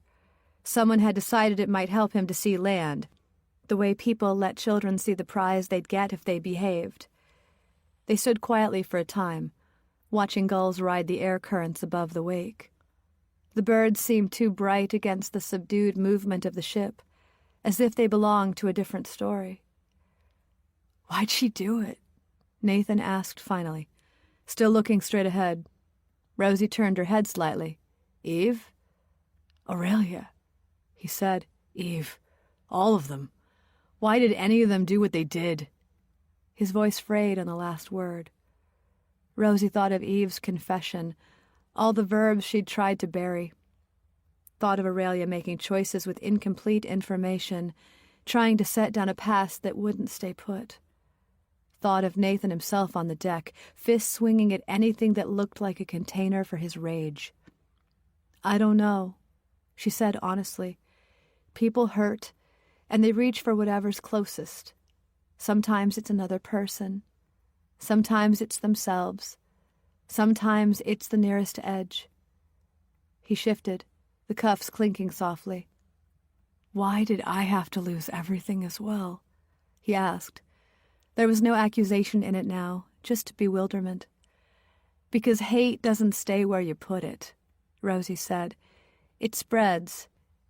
It eats the person who holds it and the person it's aimed at, and anyone standing too near. No one walks away clean." Nathan dropped his gaze to his bound hands. For a moment she thought he might cry, but he only swallowed, throat working. "I thought she loved me," he said. It sounded like a confession, not a claim. "She did," Rosie said. "I don't doubt that. But love isn't a shield. It doesn't cancel everything that came before." A wave slapped the hull below, sending up a scatter of spray that shivered in the air before dropping back out of sight. "I don't even know where to put the anger now," Nathan murmured. "If it's not all on Eve, if it's not on Aurelia, if some of it's mine." Rosie exhaled slowly. "Maybe you don't put it anywhere," she said. "Maybe you just stop feeding it and see what's left when it shrinks." He nodded, a small, hesitant movement, as if that idea hurt in a new way. One of the officers cleared his throat. It was time to go. Nathan looked out toward the thinning distance between them and the city. Will you tell her family something?" he asked. "If they ask you. Something good, anything. And tell them that I loved her." Rosie thought of Aurelia fussing with her camera strap, of the way she'd stood slightly off balance when she laughed, like someone surprised the world was making room for her joy. "I'll tell them she loved color," Rosie said, "and that she was trying to do the right thing at the end, even if the timing was cruel." He seemed to accept that. Maybe it was the only blessing left. The guards led him away. Rosie watched until the curve of the stairwell swallowed him, then turned back to the rail. Below, on the lower deck, a small procession was moving along the walkway. 2 federal officers in dark suits, Eve between them. Danner trailing half a step behind, as if to prove, to anyone watching, that the ship itself was cooperating. Even from this height, Rosie could see that Eve wasn't resisting. Her head was inclined, her hands joined in front of her like a woman heading into a church, not a holding cell. As they passed under the open section of the promenade, Eve tilted her face up. The late sun touched the planes of her features, softening them. Her lips moved. At first Rosie couldn't catch the words, then the breeze nudged them upward. "I'm sorry," Eve murmured. Rosie wondered if that was comfort or a verdict. The door closed behind them with a dull, final sound, the kind of noise that meant nothing in a ship full of doors, unless you'd watched who had gone through. For a long time, Rosie stayed where she was. "We've all lost something out here," she said under her breath. Aurelia, Eve, Nathan, Danner, even Mallory, with her deleted footage and the story she could have sold. The sea kept its own counsel. Rosie straightened her coat, turned away from the rail, and walked back inside toward the cues and the questions and whatever waited for her on the other side of the gangway. 26. Inside the bright glass box of the port terminal, the choreography ran itself. Luggage carousels clacked to life, custom lines uncoiled and kinked. Porters whistled to one another above the hiss of air conditioning. The PA offered neutral instructions in the warm tone of a friend who'd read the fine print on the back of every ticket. Rosie stood just inside the disembarkation area, near the lip of the gangway, her suitcase at her feet. Passengers gathered ahead of her, The first wave already shuffling toward the exit, with carry-ons bumping, duty-free bags crackling, conversations pitched just a little too high. Relief had found a frequency, and it moved from throat to throat like a song everyone vaguely remembered. Out beyond the sliding doors, cameras had already colonized the curb. Local crews, a passing national channel, a blogger holding his phone at arm's length. Rumor had made landfall before the ship had. Murder at sea, vanishing woman. People liked their headlines tidy. The main show, though, was over. The accused removed, and now only the echo of the scandal remained. "Keep it moving, folks. Passports open, please. Welcome to Miami," a dock official called, cheerful and rehearsed. A family in front of Rosie did battle with 3 suitcases and a stroller. The toddler did battle with gravity and rhythm. The line hiccuped, settled. The terminal smelled briefly of oranges from a duty-free display someone had already opened. Rosie joined the flow when it unknotted. The gangway flexed under the weight of bodies and bags, a thin metal bridge between contained crisis and the wider, indifferent mess on shore. As she walked, she caught her own reflection in the glass. She looked older around the eyes, perhaps, or just more honest. Behind her, the ship loomed, balconies stacked like cells, hull name painted in clean navy letters, as if nothing had ever gone wrong aboard her. The Caribbean dream. More of a nightmare. At the foot of the gangway, customs agents waited behind waist-high desks, scanning passports with the bored efficiency of people who knew that most stories were just paperwork with legs. A television on the wall looped silent footage of the ship docking, grainy aerial shots of blue water, a thumbnail promising breaking news in letters so large they barely had room for nuance. Rosie's passport slid across the counter, beeped, slid back. "Welcome home, Ms. Delgado," the agent said, not looking up for long enough to mean it. She stepped onto the concourse proper. The terminal was all glass and echo and retail optimism.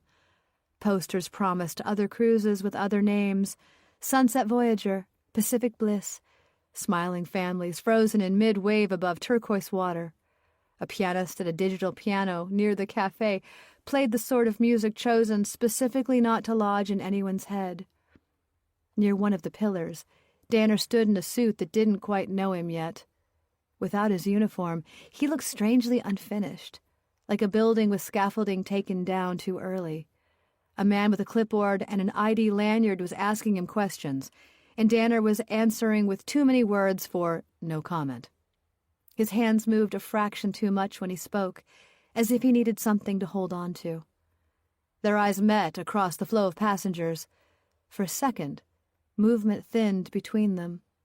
There was no greeting, just the smallest of nods, acknowledgement without greeting. Rosie kept walking. Danner looked away. Off to the left, past the duty-free and the restroom line, Mallory sat on one of the low benches, elbows on her knees, phone balanced, in both hands. Her camera rig, for once, was packed away in its case at her feet. On the phone's screen, the front-facing camera showed her face in miniature. She'd put on lipstick that morning out of habit. It had worn off unevenly. A faint red record dot pulsed at the top of the display. "This is Mallory Denton," she began, then stopped. The voice was too bright, too smoothed. She cleared her throat, tried again, quieter. "I was going to tell you a story about a cruise that turned into a crime scene, about a woman who vanished and the people who broke trying to explain why." She glanced up instinctively, over the heads of the crowd, toward the secure doors where Eve and Nathan had gone. There was nothing to see now but a blank gray wall and a posted sign about prohibited items. "Thing is," she said, "I think this one belongs to the people who lived it, not the people who click for it." Her thumb hovered, then moved. The red dot disappeared. Recording canceled. For a moment, she just sat there, looking at the inert phone in her hands as if it were some animal she'd decided not to kill. "Not every ending needs an audience," she murmured. She slipped the device into her bag and stood, shoulders rounding in a way they never did on camera. When she walked away, no one turned to follow. The story would go on without her voiceover. It already had enough. Rosie watched her, smiling to herself. At least one lesson had been learned. As Rosie left the terminal, she looked back at the ship one more time.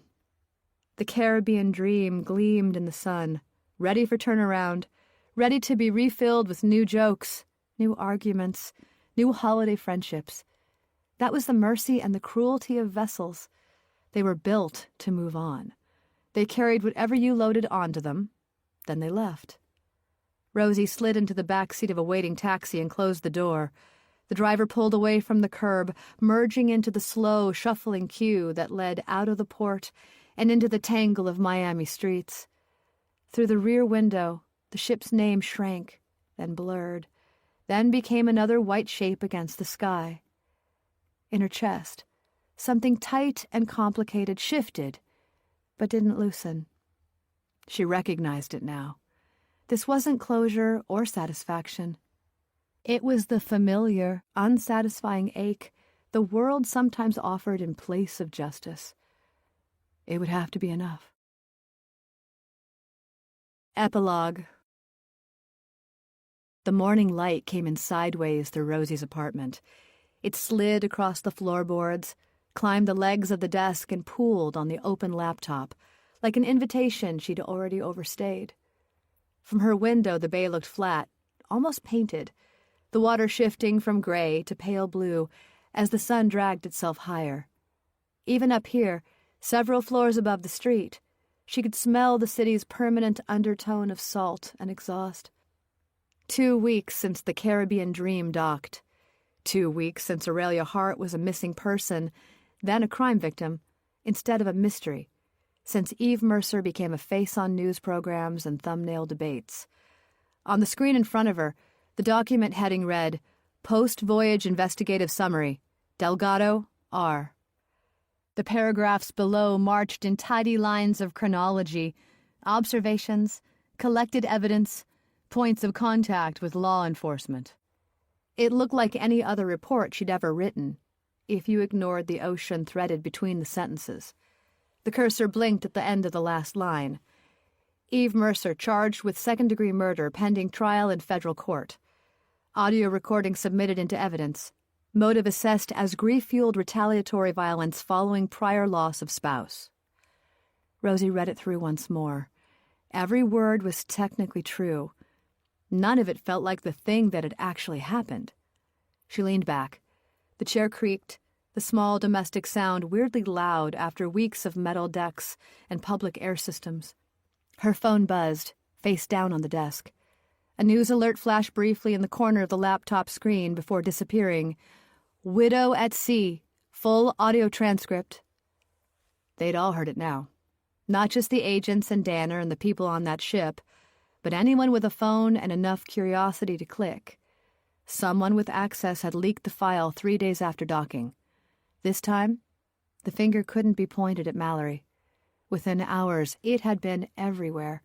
Eve's voice, thin and shaking, confessing in a wind-harried murmur. You can hear the moment she breaks, commentators said. You can hear that she's evil. You can hear that she's broken. It depended which podcast you played, which comment thread you scrolled. The internet had named her before the court had, as the widow at sea. Hashtags, think pieces, even a half-hearted meme cycle. Grief, apparently, made good content.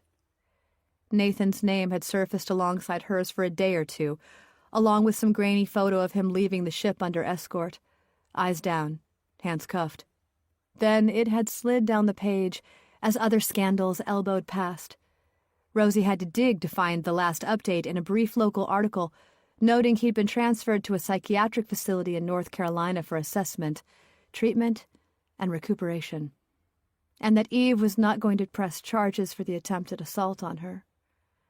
The comments under that one were the usual mix of armchair diagnoses, cheap empathy, jokes. Rosie shut the notification bar with one tap. The laptop screen returned to its obedient lines of text. Obsession, she thought.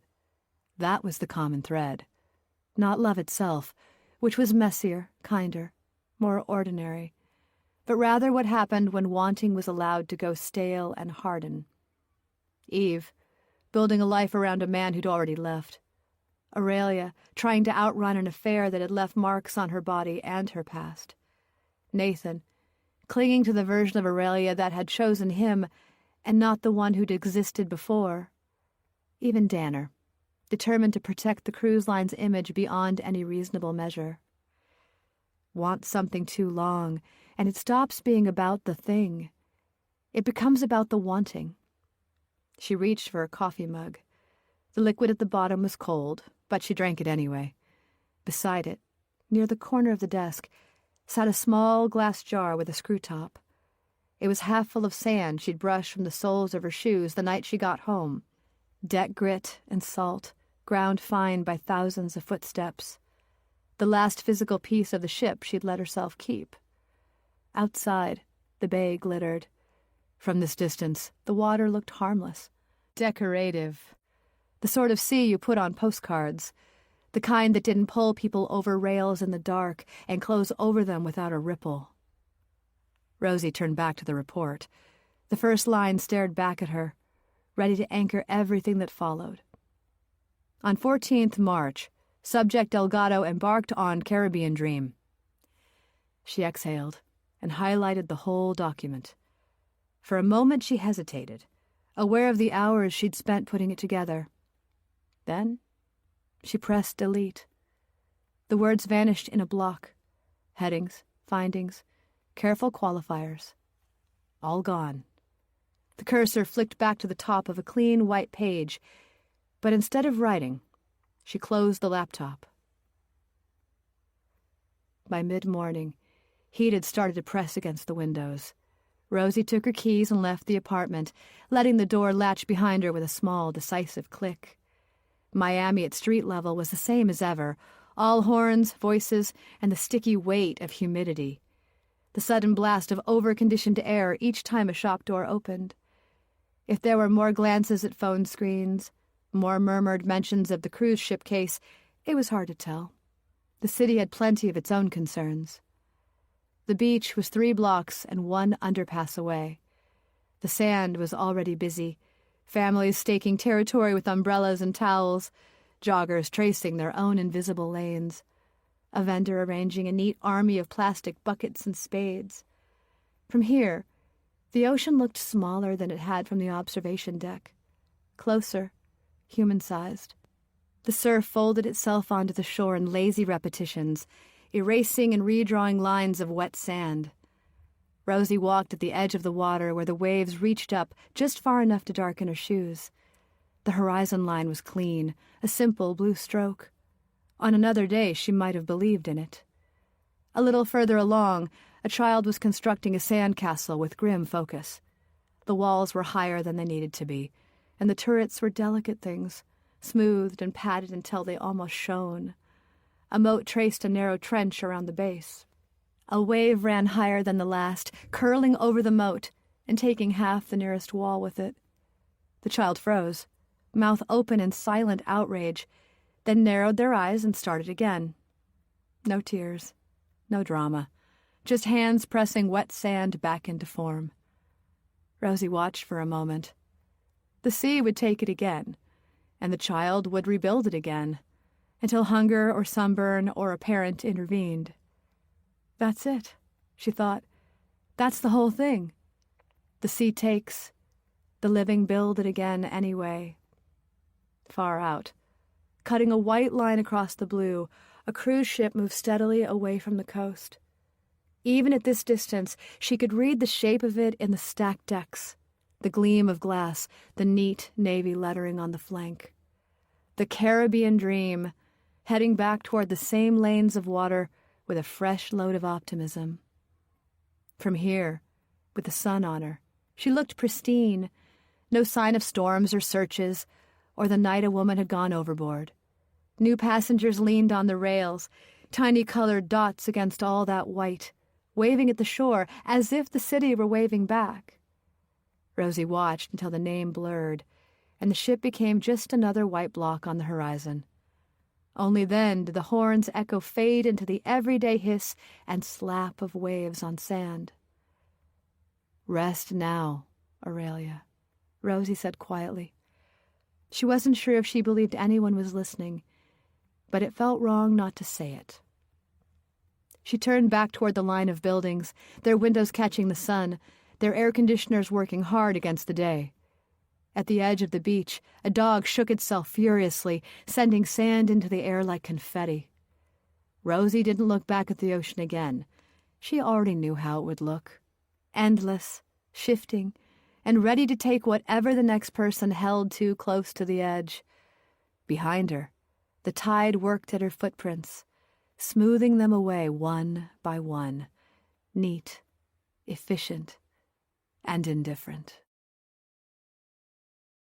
We hope you have enjoyed this production of The Girl in Cabin 11 by Lucy Baxter, narrated by Shauna Pennington Baird. Copyright 2025 by Black Swan Digital. Sound recording copyright 2026 by Dreamscape Media LLC. Dreamscape is an RB Media audio brand. This recording is protected by copyright. Unauthorized copying, sharing, or distribution is prohibited. Thank you for listening. Discover audiobook giveaways, discounts, new releases, recommendations, and more from RB Media, the largest audiobook publisher in the world. Visit rbaudio.com.